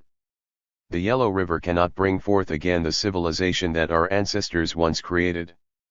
What we need to create is a brand new civilization. It cannot emerge from the Yellow River again. The dregs of the old civilization are like the sand and mud accumulated in the Yellow River, they have built up in the blood vessels of our people. We need a great tidal wave to flush them away. This great tidal wave has already arrived. It is industrial civilization. It is summoning us. The tidal wave, it was made clear, was coming from the West. Unlike China, the West was a wide blue ocean, a romantic place of grand emotions, open thinking, and dynamism. In the final episode, the voiceover predicted the ultimate merging of China and the West. The Yellow River is fated to traverse the Yellow Soil Plateau. The Yellow River will ultimately empty into the Blue Sea. 96. The documentary series was screened twice on Chinese TV before it was banned, and was one of the most watched documentaries in the history of world television. The climax of this pro-Western idealism came in Tiananmen Square on May 30, 1989, when the students constructed a 30-foot-high polystyrene statue, the Goddess of Democracy, resembling the American Statue of Liberty, challenging the giant portrait of Mao. During the previous few days, it looked as if the demonstrations might lose momentum and violence could be avoided. But the statue was a sign of the students' determination to continue. Now, with workers protesting, too, and party members defecting to the rebels, Deng and the leadership began to fear a repeat of the Polish collapse of 1980. The apparent success of Jaruzelski's military crackdown emboldened them, and they decided to act. On June 3, troops were sent in to clear the square. Confronting the protesters blocking their way, they fired into the crowds. By early on June 4, the tanks had reached Tiananmen and crushed the Goddess of Democracy. Between 600 and 1,200 were killed and 6,000 to 10,000 injured. 97. The Tiananmen Square massacre was a serious humiliation for Deng, and its shockwaves resonate to this day. In the immediate aftermath, the violence damaged Deng's reforms. The lesson seemed to be obvious: only conservatism could save the state. It seemed that China was on the path to Brezhnevite retrenchment and stagnation. But perceptions were to change again with the failure of the Puchists' coup and the collapse of the USSR in 1991. The tide of history now seemed to favor capitalism. For the residents of Zhongnanhai, the center of party power, the lessons of 1989 to 1991 pointed in one direction: China had to reject the two revolutions of the 1980s, the liberal democratic one and perestroika. She would resist the attractions of the West and follow her own non-revolutionary path, one that married muscle and markets. Epilogue. Red, orange, green, and red. In 2002, Chinese pollsters asked Beijing students to name their greatest hero, but the choice offered was oddly circumscribed: the American IT entrepreneur Bill Gates or the Bolshevik Civil War fighter Pavel Korchagin. It was a dead heat, both received 45% support. But when asked whose example they would follow, 44% chose Gates, 27% said both, and only 13% mentioned Korchagin alone. 1. And even that result rather exaggerated support for the values of socialist self-sacrifice in 21st century China, for the Korchagin being discussed was far from the Soviet writer Nikolai Ostrovsky's creation. The Korchagin at the forefront of Chinese minds had recently been the subject of a phenomenally popular 20-part TV adaptation of How the Steel Was Tempered. Made in 2000. The TV series was the product of a typically postmodern fusion of cultures, a Soviet socialist realist classic, made in post-communist Ukraine with Ukrainian actors, financed by a private Shenzhen property developer, and screened by a nominally communist Chinese TV station. Its Korchagin was rather different from the figure of the novel of the 1930s, or of previous Soviet cinematic treatments of the 1940s and 1950s. He disapproves of the Red Army's violence, and is seen to marry his beloved Tonia, even though in the novel her bourgeois class origins lead him to break off the relationship. As the series director explained, "We've watered down the class consciousness and made him more of a human rights figure that everyone can relate to." The neoliberal revolutionaries, so marginal in the early 1970s, were now triumphant, ideologically, culturally, and politically. When the Chinese had seen How the Steel Was Tempered at the height of the Russophilia of the 1950s, they were in no doubt that Korchagin's self-sacrifice was superior to money-grubbing capitalism. 50 years later, Bill Gates, the epitome of billionaire corporate values, was the figure of heroic aspiration. In internet discussions about the book there was a nostalgia for Pavel's values amongst the older generation, but amongst the middle-aged there was often a resentment that they had followed Pavel's example in vain, and amongst the young a general lack of interest. The romanticism of the entrepreneur did, of course, involves struggle, but it was the peaceful struggle of business competition and not the violent militancy of the communist revolutionary. And it looked as if for much of the world, the 2-century-long global civil war was over. Though the neoliberal order increased economic inequalities enormously, there was little pressure for social revolution. China, once the most radical opponent of the American-led order, had become one of its main beneficiaries, growing wealthy by exporting its goods to the West. Within China, and indeed in much of the rest of the world, neoliberalism offered the promise of wealth and improvement without the need for class struggle or war. Everybody, it seemed, could become Bill Gates if they were energetic enough. Francis Fukuyama's claim that history had ended looked highly plausible a decade after 1989. The lessons learned from the fall of communism played a central role in the neoliberals' intellectual victory. If communism's role in the defeat of Nazism contributed to the widespread acceptance of mixed economies after 1945, its implosion in 1989 was commonly regarded as proof that Friedman, Reagan, and Thatcher had been right and the state should withdraw from the economy. The Soviet command economy was not seen as fundamentally different from the post-war mixed economy, but as a more statist version of it. As the journalists Daniel Yergin and Joseph Stanislaw argued in their popular 1998 obituary of socialism, the commanding heights. The fall of the Berlin Wall brought with it a vast discrediting of central planning, state intervention, and state ownership. 2.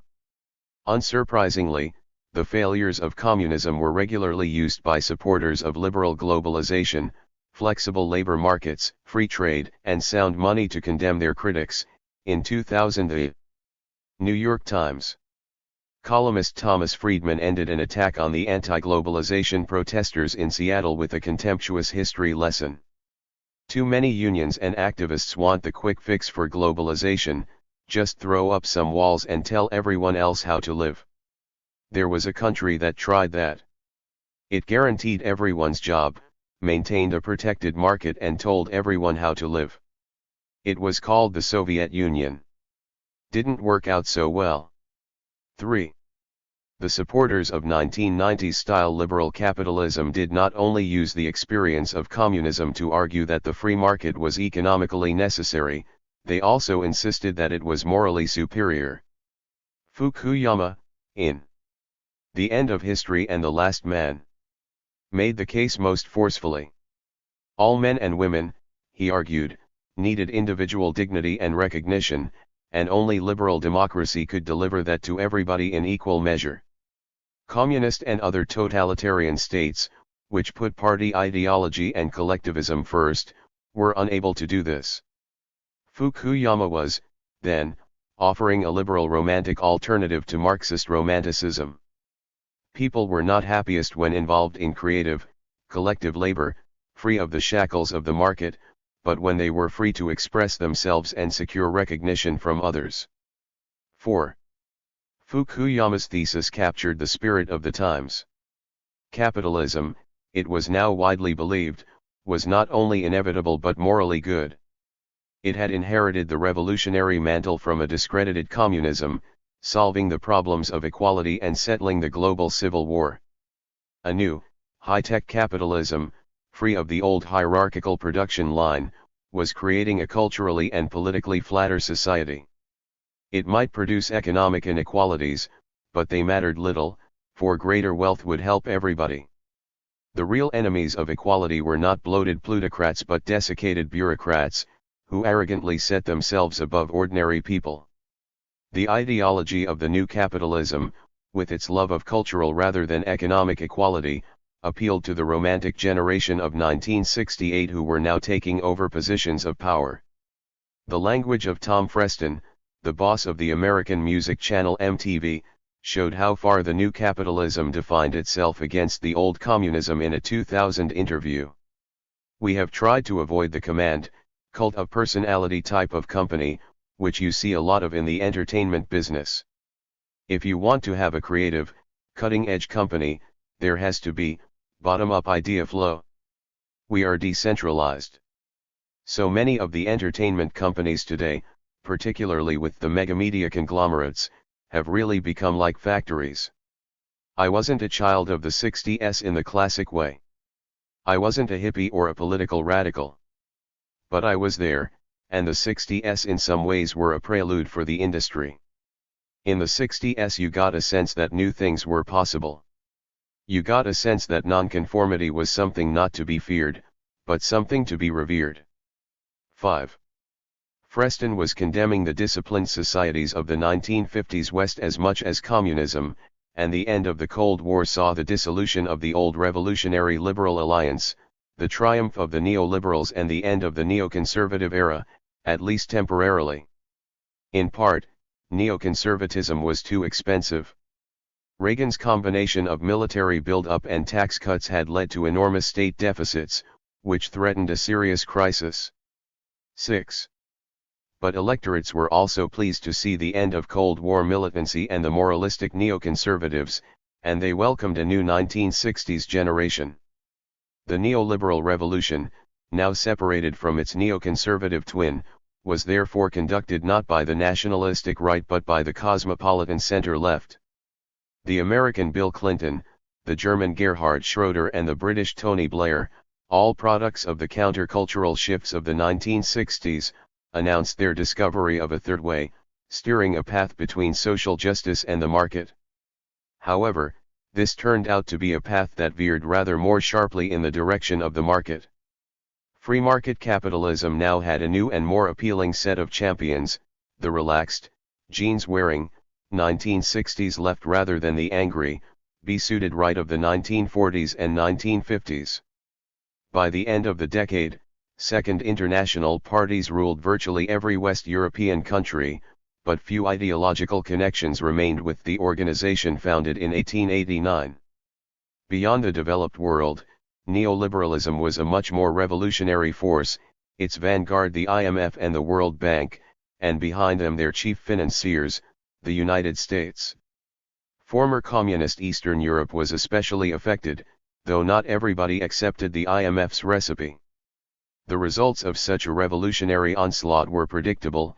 Exposing inefficient communist industry to the rigors of the market overnight brought severe recessions, high unemployment, and pockets of extreme poverty and inequality. Economies contracted sharply throughout the former Soviet bloc, shrinking by an average of 17% in 1992, and only beginning to recover 3 years later. By 1997 every East European country bar Poland still had a smaller economy than in 1990. 7. The results, though, differed sharply.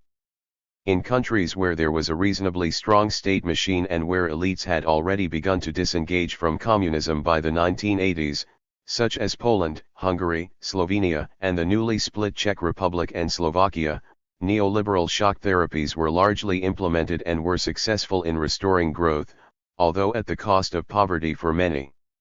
The promise of European Union membership, with its emphasis on the rule of law, also helped. By the new millennium, these economies were emerging from the slump. In much of the former Soviet bloc, however, states were already very weak and neoliberal assaults on them merely enfeebled them further. Governments therefore lacked the power and authority to enforce market reforms and instead corrupt kleptocratic economies emerged, unhappy halfway houses between state control and the market.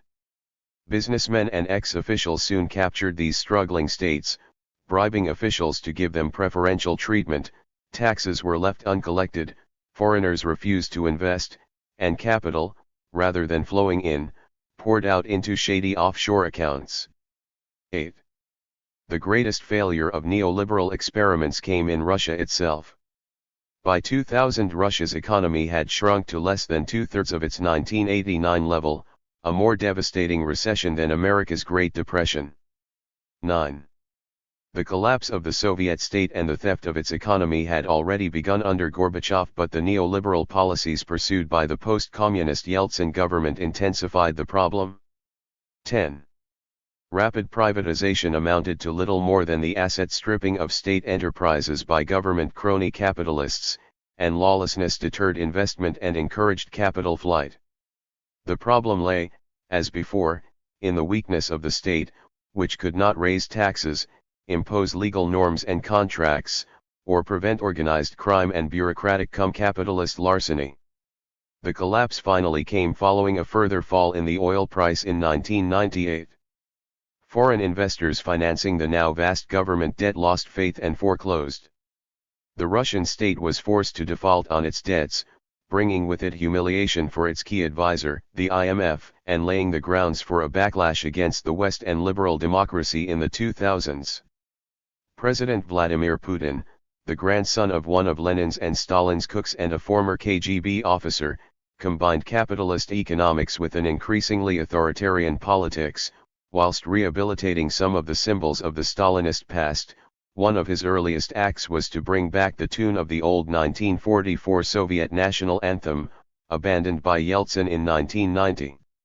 If the end of Soviet communism brought one of the great economic failures of the 20th century, the effective end of Chinese communism brought one of the centuries, and indeed history's, great economic successes. The Chinese regime, whatever its other failings, lifted more people out of poverty more rapidly than any other government in modern history, with the help of the new globalized economy which allowed it to export to the West. After a brief freeze after the Tiananmen massacre, Deng Xiaoping pressed ahead with market reforms from the early 1990s. And in 1993 the archetypical command economy was finally abandoned and the plan abolished. But in China, unlike the Soviet bloc, encouraging markets did not mean undermining the state. On the contrary, the communists strengthened it. Both their own experience in the 1980s and that of Yeltsin's USSR convinced them that, paradoxically, to flourish markets needed a powerful state, controlled by a powerful party. 11. Corruption still remained embedded within the system, and inequality has increased, but the newly assertive market state laid the foundations for the extraordinary take-off that made China the most dynamic economy in the world throughout the 2000s. At the same time, the repressive machinery of the old communist state remains, including the old penal reform through labor system. 12. 2. The global neoliberal revolution of the 1990s and 2000s was naturally traumatic for communists, and they engaged in a number of diverse adaptations, some embracing the market, others battening down the hatches and resisting the forces of globalization. Where neoliberalism was reasonably successful and political collapse avoided, communists quietly ditched their Marxism and signed up to the market. In Central Eastern Europe they abjured red for pink and refashioned themselves as pro-capitalist social democrats. Though they criticized shock therapy and promised to soften the effects of economic liberalization, when they were returned to power in the mid-1990s they did little to challenge the new system. The high point of the pink revanche came in the Polish presidential election of 1995 when former communist Aleksander Kwasniewski defeated the anti-communist hero Lech Wałęsa. The most successful communists turned social democrats were, predictably, the Italians. Most Italian communists joined the new Democratic Party of the left, which dominated coalition governments in the late 1990s and in 2006. The old symbols of activism and labor, the hammer and sickle, were combined with a distinctly conservative image of rootedness, the oak tree. In Asia, similarly, a successful capitalism reconciled Chinese, Vietnamese and Laotian communists to the market, if not to liberal democracy, and elected communist governments in the Indian states of Kerala and West Bengal pursued free market policies. Mao's mummified corpse still occupies the mausoleum on Tiananmen Square and he still stares from the bank notes, but his ideological influence has been reduced to a negligible amount. The official ideology is still Marxism-Leninism Mao Zedong thought, and a Beijing academic institute is dedicated to its study. However, this is a technocratic Marxism, stripped of any radical commitment to equality. The official line is that once China has become rich, it can then think about communism. Nobody predicts when this might happen. Meanwhile, efforts to infuse the party with ideological commitment have failed. In 2005 President Hu Jintao launched a Mao-style campaign, demanding that all party members spend every Thursday afternoon and Saturday studying party history and engaging in self-criticism. He was disconcerted to find that they were not taking it seriously, and that commercial websites were doing a brisk trade in pre-prepared self-criticisms. A new rule was introduced requiring that they be written by hand, but the campaign was generally agreed to have been a failure. 13. The resulting ideological vacuum has been filled with a potent nationalism and by the strange reappearance of official Confucianism. After spending decades trying to root out this ancient ideology of patriarchy, obedience, and order, the party is now assiduously embedding it. In 2004 the Chinese government set up the first of a planned 100 or so Confucius institutes to promote Chinese language and culture abroad, a far cry indeed from Mao's propagation of international Marxism in the 1960s. 14. Even so, the Chinese communists are apprehensive. That a communist party presides over rampant and red-blooded capitalism is, of course, rather difficult to justify. Levels of inequality in China exceed that of the United States. The choice made in the 1970s, to embrace market reforms with the support of the bureaucrats, avoided a Soviet-style collapse, but it left local officials with enormous economic power.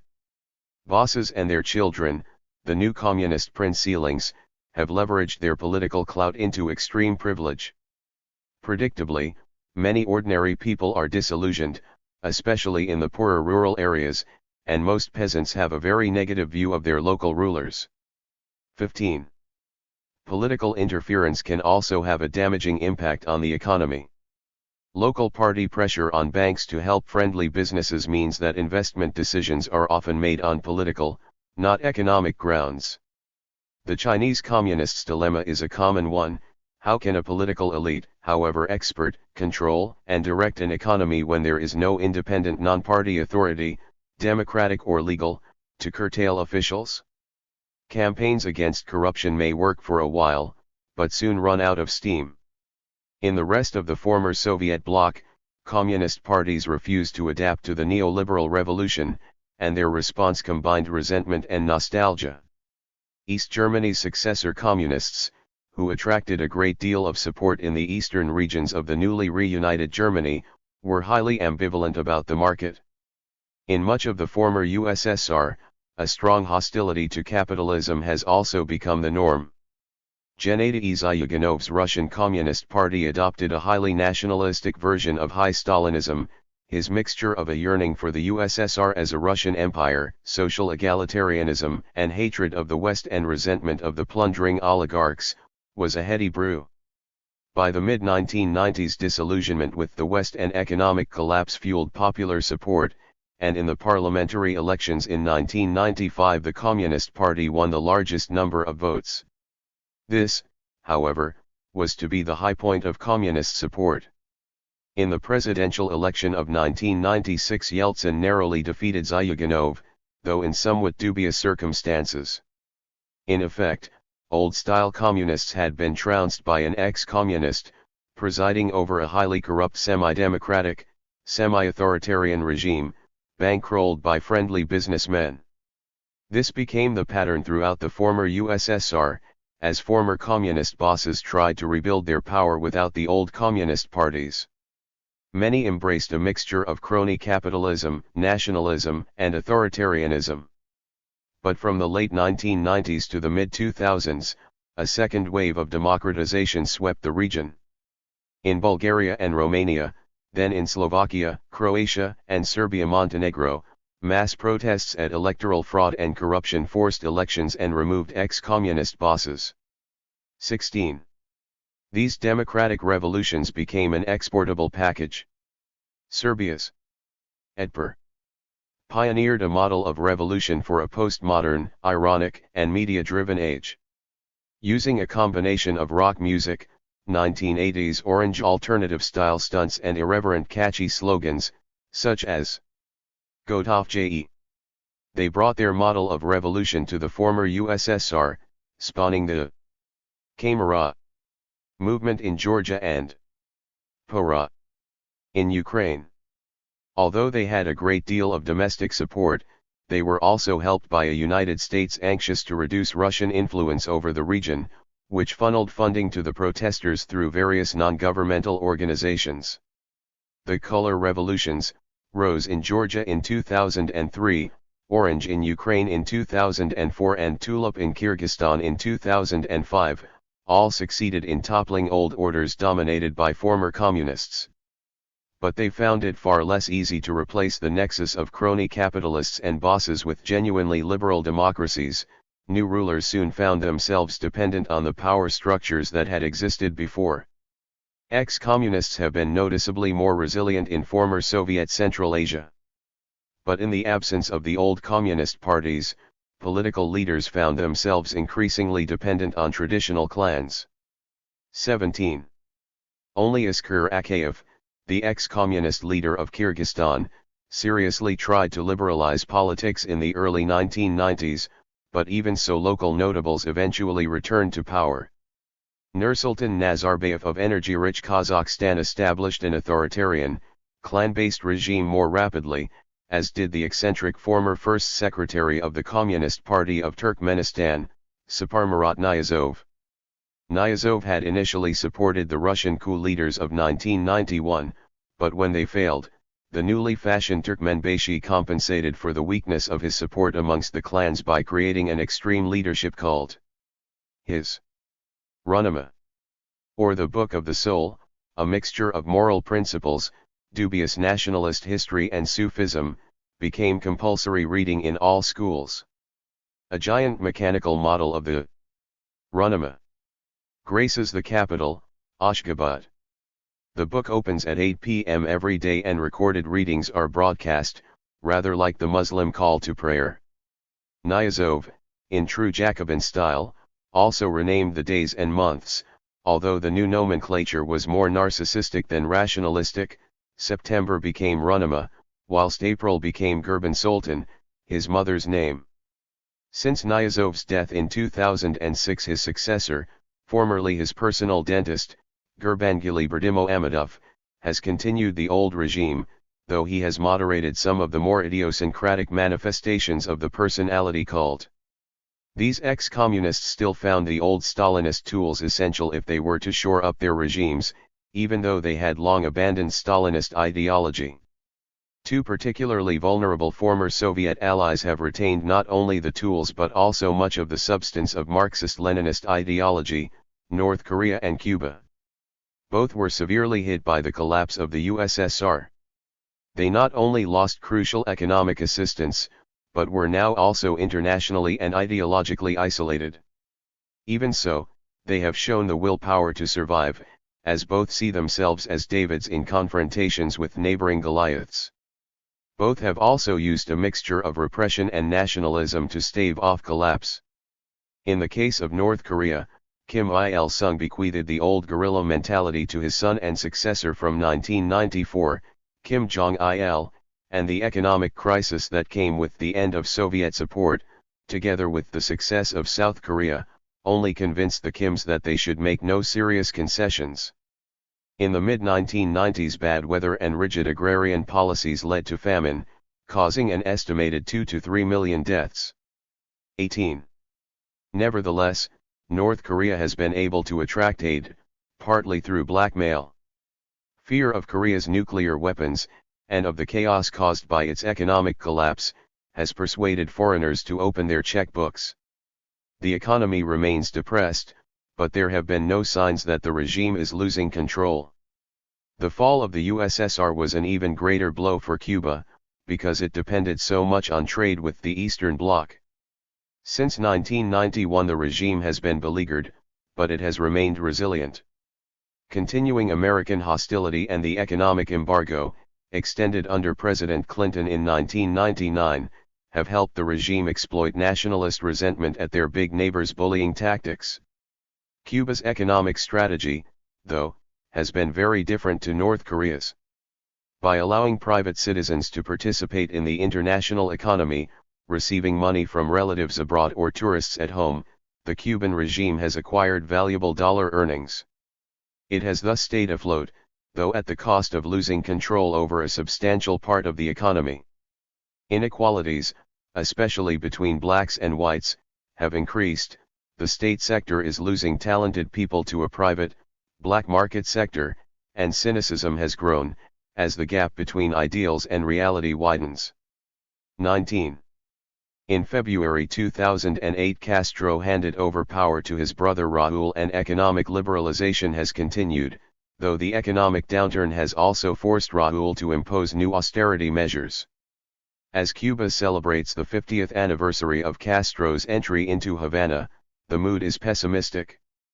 But regime change in Washington may have the greatest effect on the state. If President Obama restores relations with Cuba, he may well hasten the regime's collapse.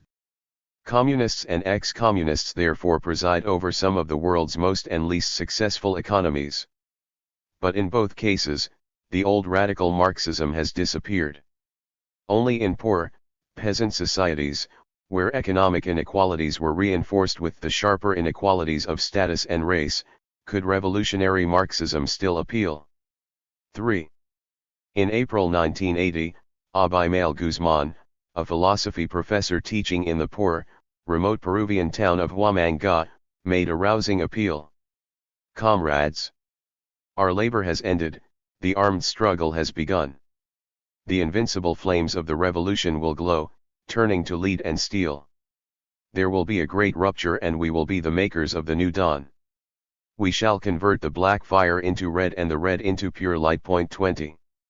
With this, Guzman, nicknamed President Gonzalo, launched the Communist Party of Peru, Shining Path. His intense, apocalyptic language was highly idiosyncratic, far from both orthodox Soviet and Maoist rhetoric, and he did indeed claim to be creating a new Marxism designed to appeal to his Peruvian Indian supporters. As the party's slogan went, uphold, defend, and apply Marxism-Leninism Maoism, Gonzalo thought, mainly Gonzalo thought. However, in practice, Gonzalo thought was pretty close to Maoism, and Guzman had visited China at least 3 times during the Cultural Revolution. His one notable departure from Maoism was his attitude towards violence, which was glorified as an almost redemptive force. One Sendero anthem contained the gruesome line, "The people's blood has a rich perfume, like jasmine, daisies, geraniums, and violets." 21. Shining Path's violence made sense to its supporters amongst the poverty-stricken indigenous peasantry of Peru's southern highlands, the urban poor and middle-class students. Racial discrimination against Indians had a long history, and a brutal military regime had used violence itself to defend a highly unequal agrarian system. Crude military repression in the mid-1980s, followed by a serious debt crisis, primed the pump of rebellion, and at its height in 1991 Shining Path had some 23,000 armed members, and its campaign of urban and rural violence threatened to topple the government. 22. However, the guerrillas, obsessed with building up a wholly unified body of peasant militants, spent as much time terrorizing the peasants as they did attacking their enemies. Traditional peasant markets were outlawed and complete subordination to the organization was enforced. Shining Path's white, urban leadership had a very alien culture to that of their peasant supporters.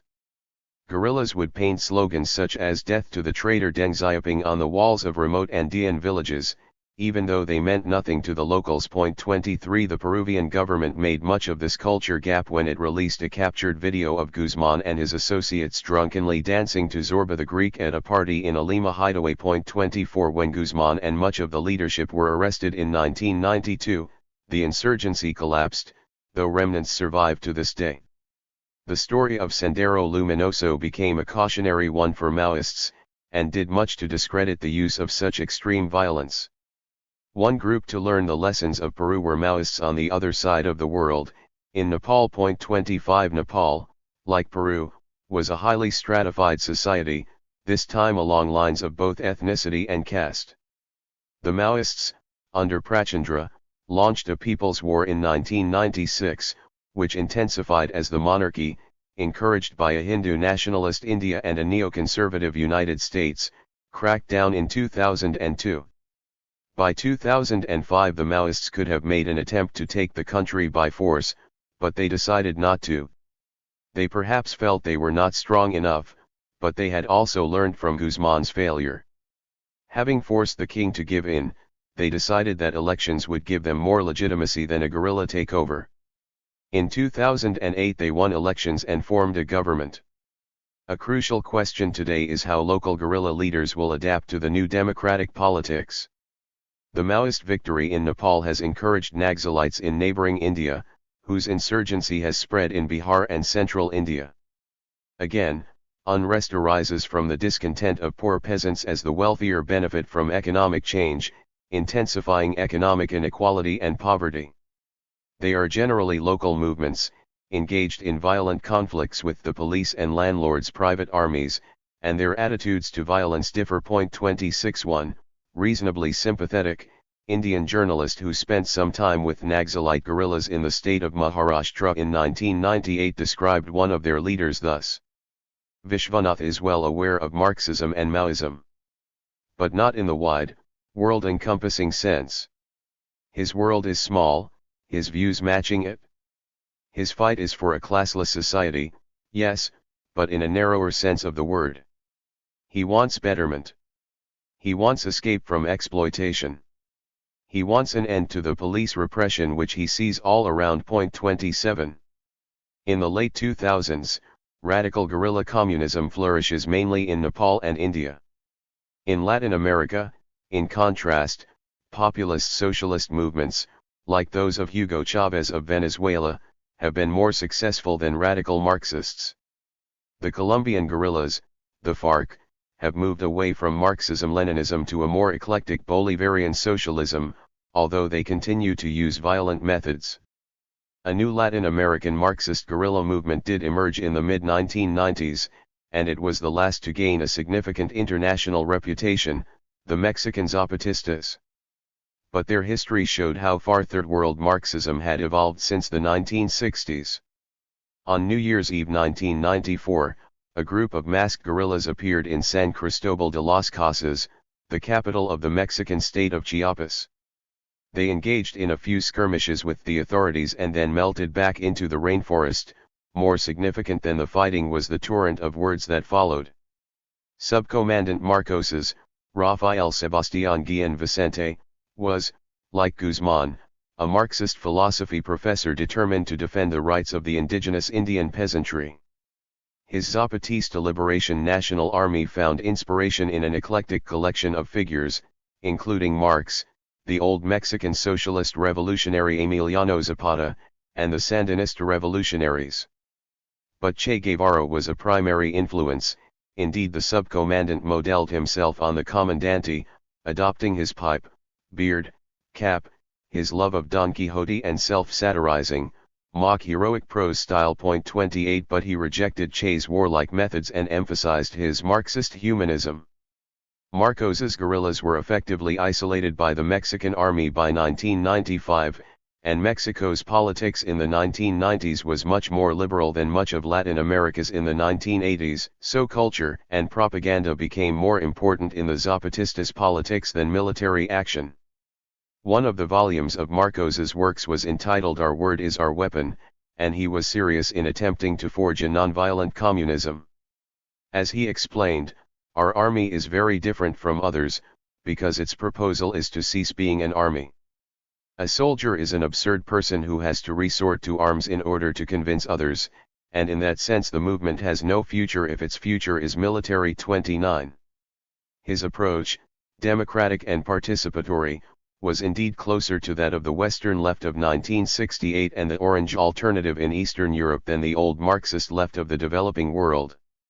His style, which included writing politically committed children's stories featuring Don Durito, a stubborn Zapatista beetle, as well as mastery of the Internet, was ironic and even whimsical, ideal for these more peaceable times. It is therefore not surprising that Marcos became a hero of the anti-globalization movement that emerged in the 1990s to criticize the inequalities produced by the neoliberal order. The Che Marcos tradition was then the only strand of communism that retained any real appeal on the left after the wreckage of 1989, and in 1997, on the 30th anniversary of Che's death, a new techno version of Hasta Siempre, Commandante performed by the glamorous singer Nathalie Cardin topped the French pop charts. Its extraordinary accompanying pop video showed Cardin viewing Che's corpse, before leading a revolution of the Cuban poor encumbered only by an AK-47 in one hand and a small infant in the other. Notably, however, she only practices her shooting skills on a row of bottles, no blood is spilled. The potential for radical socialist politics remains wherever sharp social inequalities can be linked to a critique of direct foreign intervention and imperialism, although the end of the Cold War has undermined those resentments. Soviet and American interventions helped to intensify social and ethnic conflicts, and in much of the world the United States had filled the vacuum left by the old European empires, propping up conservative elites because it believed that there was a threat from communism. With the end of the Cold War, the Americans have been much less willing to use force to support unpopular elites. Since the mid-2000s, much of Latin America has moved to the populist left, reacting against neoliberal reforms, but the United States has largely tolerated such radicalism, however much it dislikes it. By the turn of the millennium, therefore, the old conflicts that linked the international, the social, and the ideological had ended in most areas of the world, except for one region, the Middle East. For the most powerful revolutionary forces of the 1990s and 2000s did not gather beneath the red flag of communism, but around the green banner of Islamism. They too believed that they were fighting on two fronts, Western imperialism in the Middle East, and traditionalism, in the form of an impure, superstitious Islam. They embraced social and gender hierarchies, unlike communists, but like them they were mobilizers, seeking to unite their divided societies against the enemy. And when they launched the attacks of September 11, 2001 against the United States, they provoked a militant neoconservative revival, much as the Soviets had in the 1970s. The Reaganite neoliberal and neoconservative alliance emerged once again under George W. Bush, to dominate politics for much of the 2000s. This era, though, was to be a brief one. In the summer and autumn of 2008 the powerful order that had prevailed since 1979-80 finally collapsed. The failure of Lehman Brothers Bank in September, largely caused by an extreme laissez-faire approach to economics, marked the end of the neoliberal age. Meanwhile, the defeat of the American-aided Rose Revolutionary President of Georgia, Mikhail Saakashvili, by Russia in the August War over the disputed Georgian province of South Ossetia, showed that neoconservative efforts to spread liberal democracy, already weakened by failures of the 2003 Iraq invasion, had reached their limits. 4. In a poem of 1938, To Those Born Later, Bertolt Brecht sought to justify his life as a communist to future skeptics. He accepted that hatred contorts the features, but even so, asked for forbearance. The times he had lived in were very different, they were dark times of injustice, and there was no alternative to his harsh behavior. Whilst he had wanted to prepare the ground for friendliness, he could not himself be friendly. 30. Should we exercise forbearance? It is not the purpose of this book to grant, or to deny, Brecht's appeal. We do need to make moral judgments about historical crimes, but we also need to explain. Also, it is one thing to indulge a Brecht, another a Stalin or a Pol Pot. Brecht's poem does, however, help us to understand the appeal of Soviet-style communism, even to somebody as resistant to idealism and romanticism as he. Communism sought to achieve universal friendliness by unfriendly means. It was a movement whose goal was to overcome inequality and bring modernity, but it was founded on the view that this could only be achieved by radical means, ultimately through revolution. Marxism's desire to unite modernity and equality was to prove especially appealing to the patriotic students and educated elites who perceived their societies to be backward, men and women who followed in the footsteps of the Jacobins, Chernyshevsky and Lusin in their eagerness not only to challenge old patriarchal power, but also to compete with more advanced nations. Even so, the turn to communism was not the inevitable result of backwardness and inequality. Had it not been for the chaos prevailing in Russia in 1917, or the Japanese invasion of China, the two states which provided the major inspiration for the communist movement might never have emerged. Nevertheless, communism often made sense to a variety of different people beyond core activists, even if it was rarely supported by the majority. But it was in its least romantic and most illiberal form, Marxism-Leninism, that it was most often triumphant. This hybrid placed peculiar emphasis on a militant, secretive disciplined minority, the vanguard party. Lenin's party of a new type emerged from the experience of Russian conspiratorial politics and civil war. It developed a peculiar mixture of quasi-religious and military culture, and became an almost sect-like organization, concerned with converting and transforming its members into adepts of the true socialist cause. And once it had consolidated its power, under Stalin its energies were harnessed to a yet another heroic task, the industrialization of the country. The party saw itself as a developmental engine seeking to drag the peasantry and other backward groups forward into modernity. It was this promise of dynamic but disciplined energy that gripped elites in so many developing and colonized countries. And it was this organizational elan that attracted those on the left engaged in war, placing communists at the center of effective resistance to lands occupied by Nazi Germany and Japanese imperialism. And indeed communists were often at their most confident when they were members of a revolutionary movement opposing autocracy and imperialism, particularly in conditions of war. It was the actual practice of government that was more difficult. In the early years of communist rule, the parties generally sought radical transformation, designed to propel the society towards communism, often using warlike methods. As Che Guevara admitted to the poet Pablo Neruda, war. War. We are always against war, but once we have fought in a war, we can't live without it. We want to go back to it all the time. 31. Radicalism also seemed to be more necessary because of war and foreign threats. More technocratic or pragmatic Marxism seemed much less relevant in these conditions. War or threat of war often helped radical communists to power, as was the case with Stalin in 1928 and Mao in 1943. The mass mobilizations, the economic leaps forward, land reform and collectivization campaigns all imitated military campaigns, and often inspired self-sacrifice amongst communists and their supporters. A quasi-military campaigning style proved especially attractive to the young, but harsh methods inevitably created victims. These communists, convinced that they were fighting a righteous cause, often acted brutally towards traditional peasant cultures, the religious and those deemed bourgeois, now seen as enemies of progress and of the people. Of course, some communist regimes did not resort to mass violence. However, it was in communism's more ambitious, radical phases that most of its victims suffered, particularly when regimes were establishing themselves. The degree of the violence differed, depending on leadership and circumstances. It was most extreme in the Khmer Rouge's Kampuchea, it was more muted amongst the Marxist humanists of Cuba.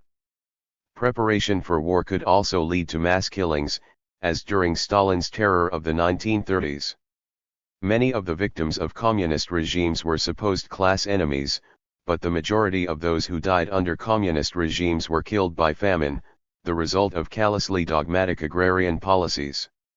Radical methods could not be used for long, as they damaged the economy and caused chaos.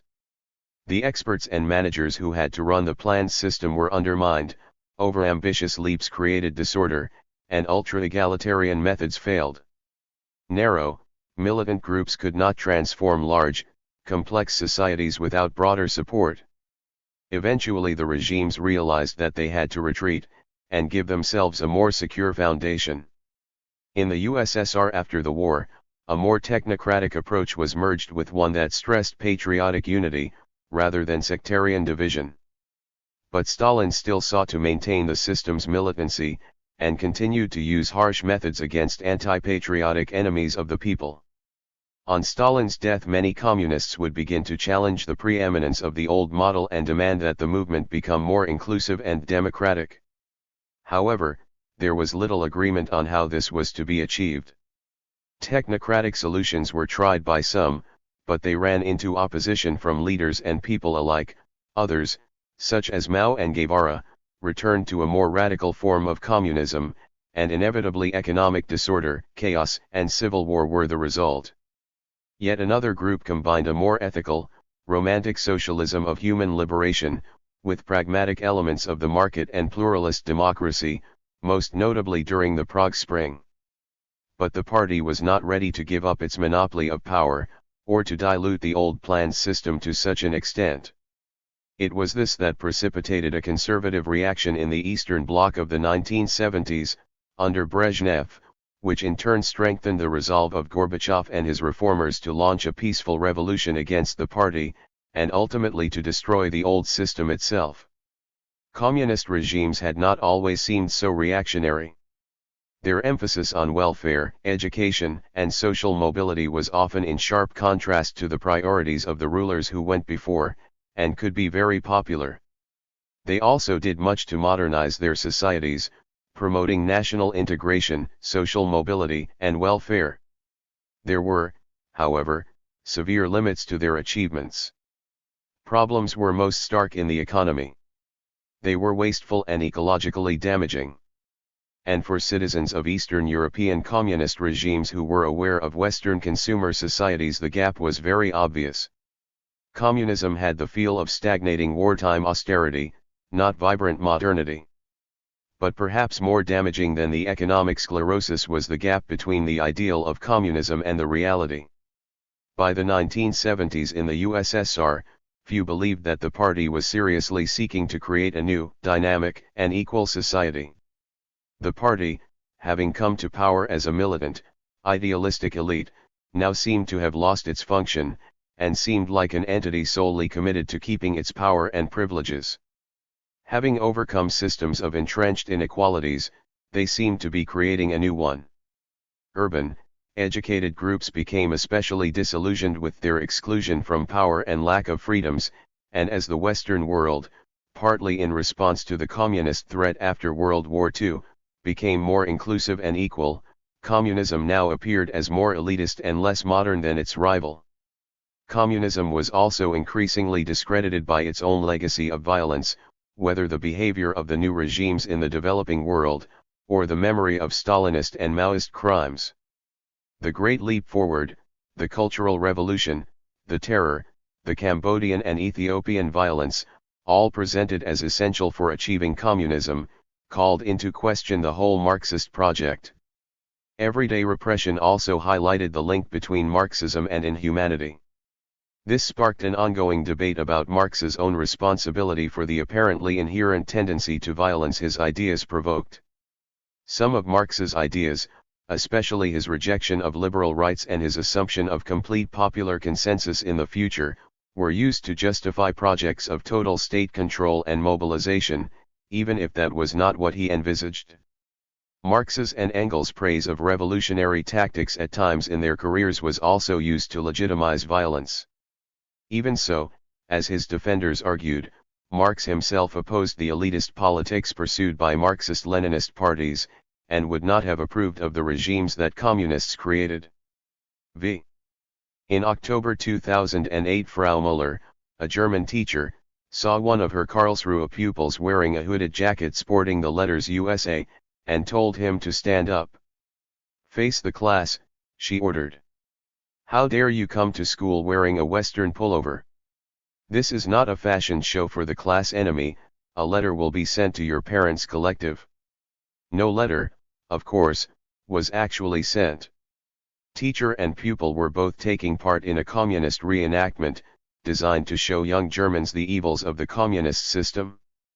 The 18-year-olds were given young pioneer neckerchiefs and told to sing communist songs.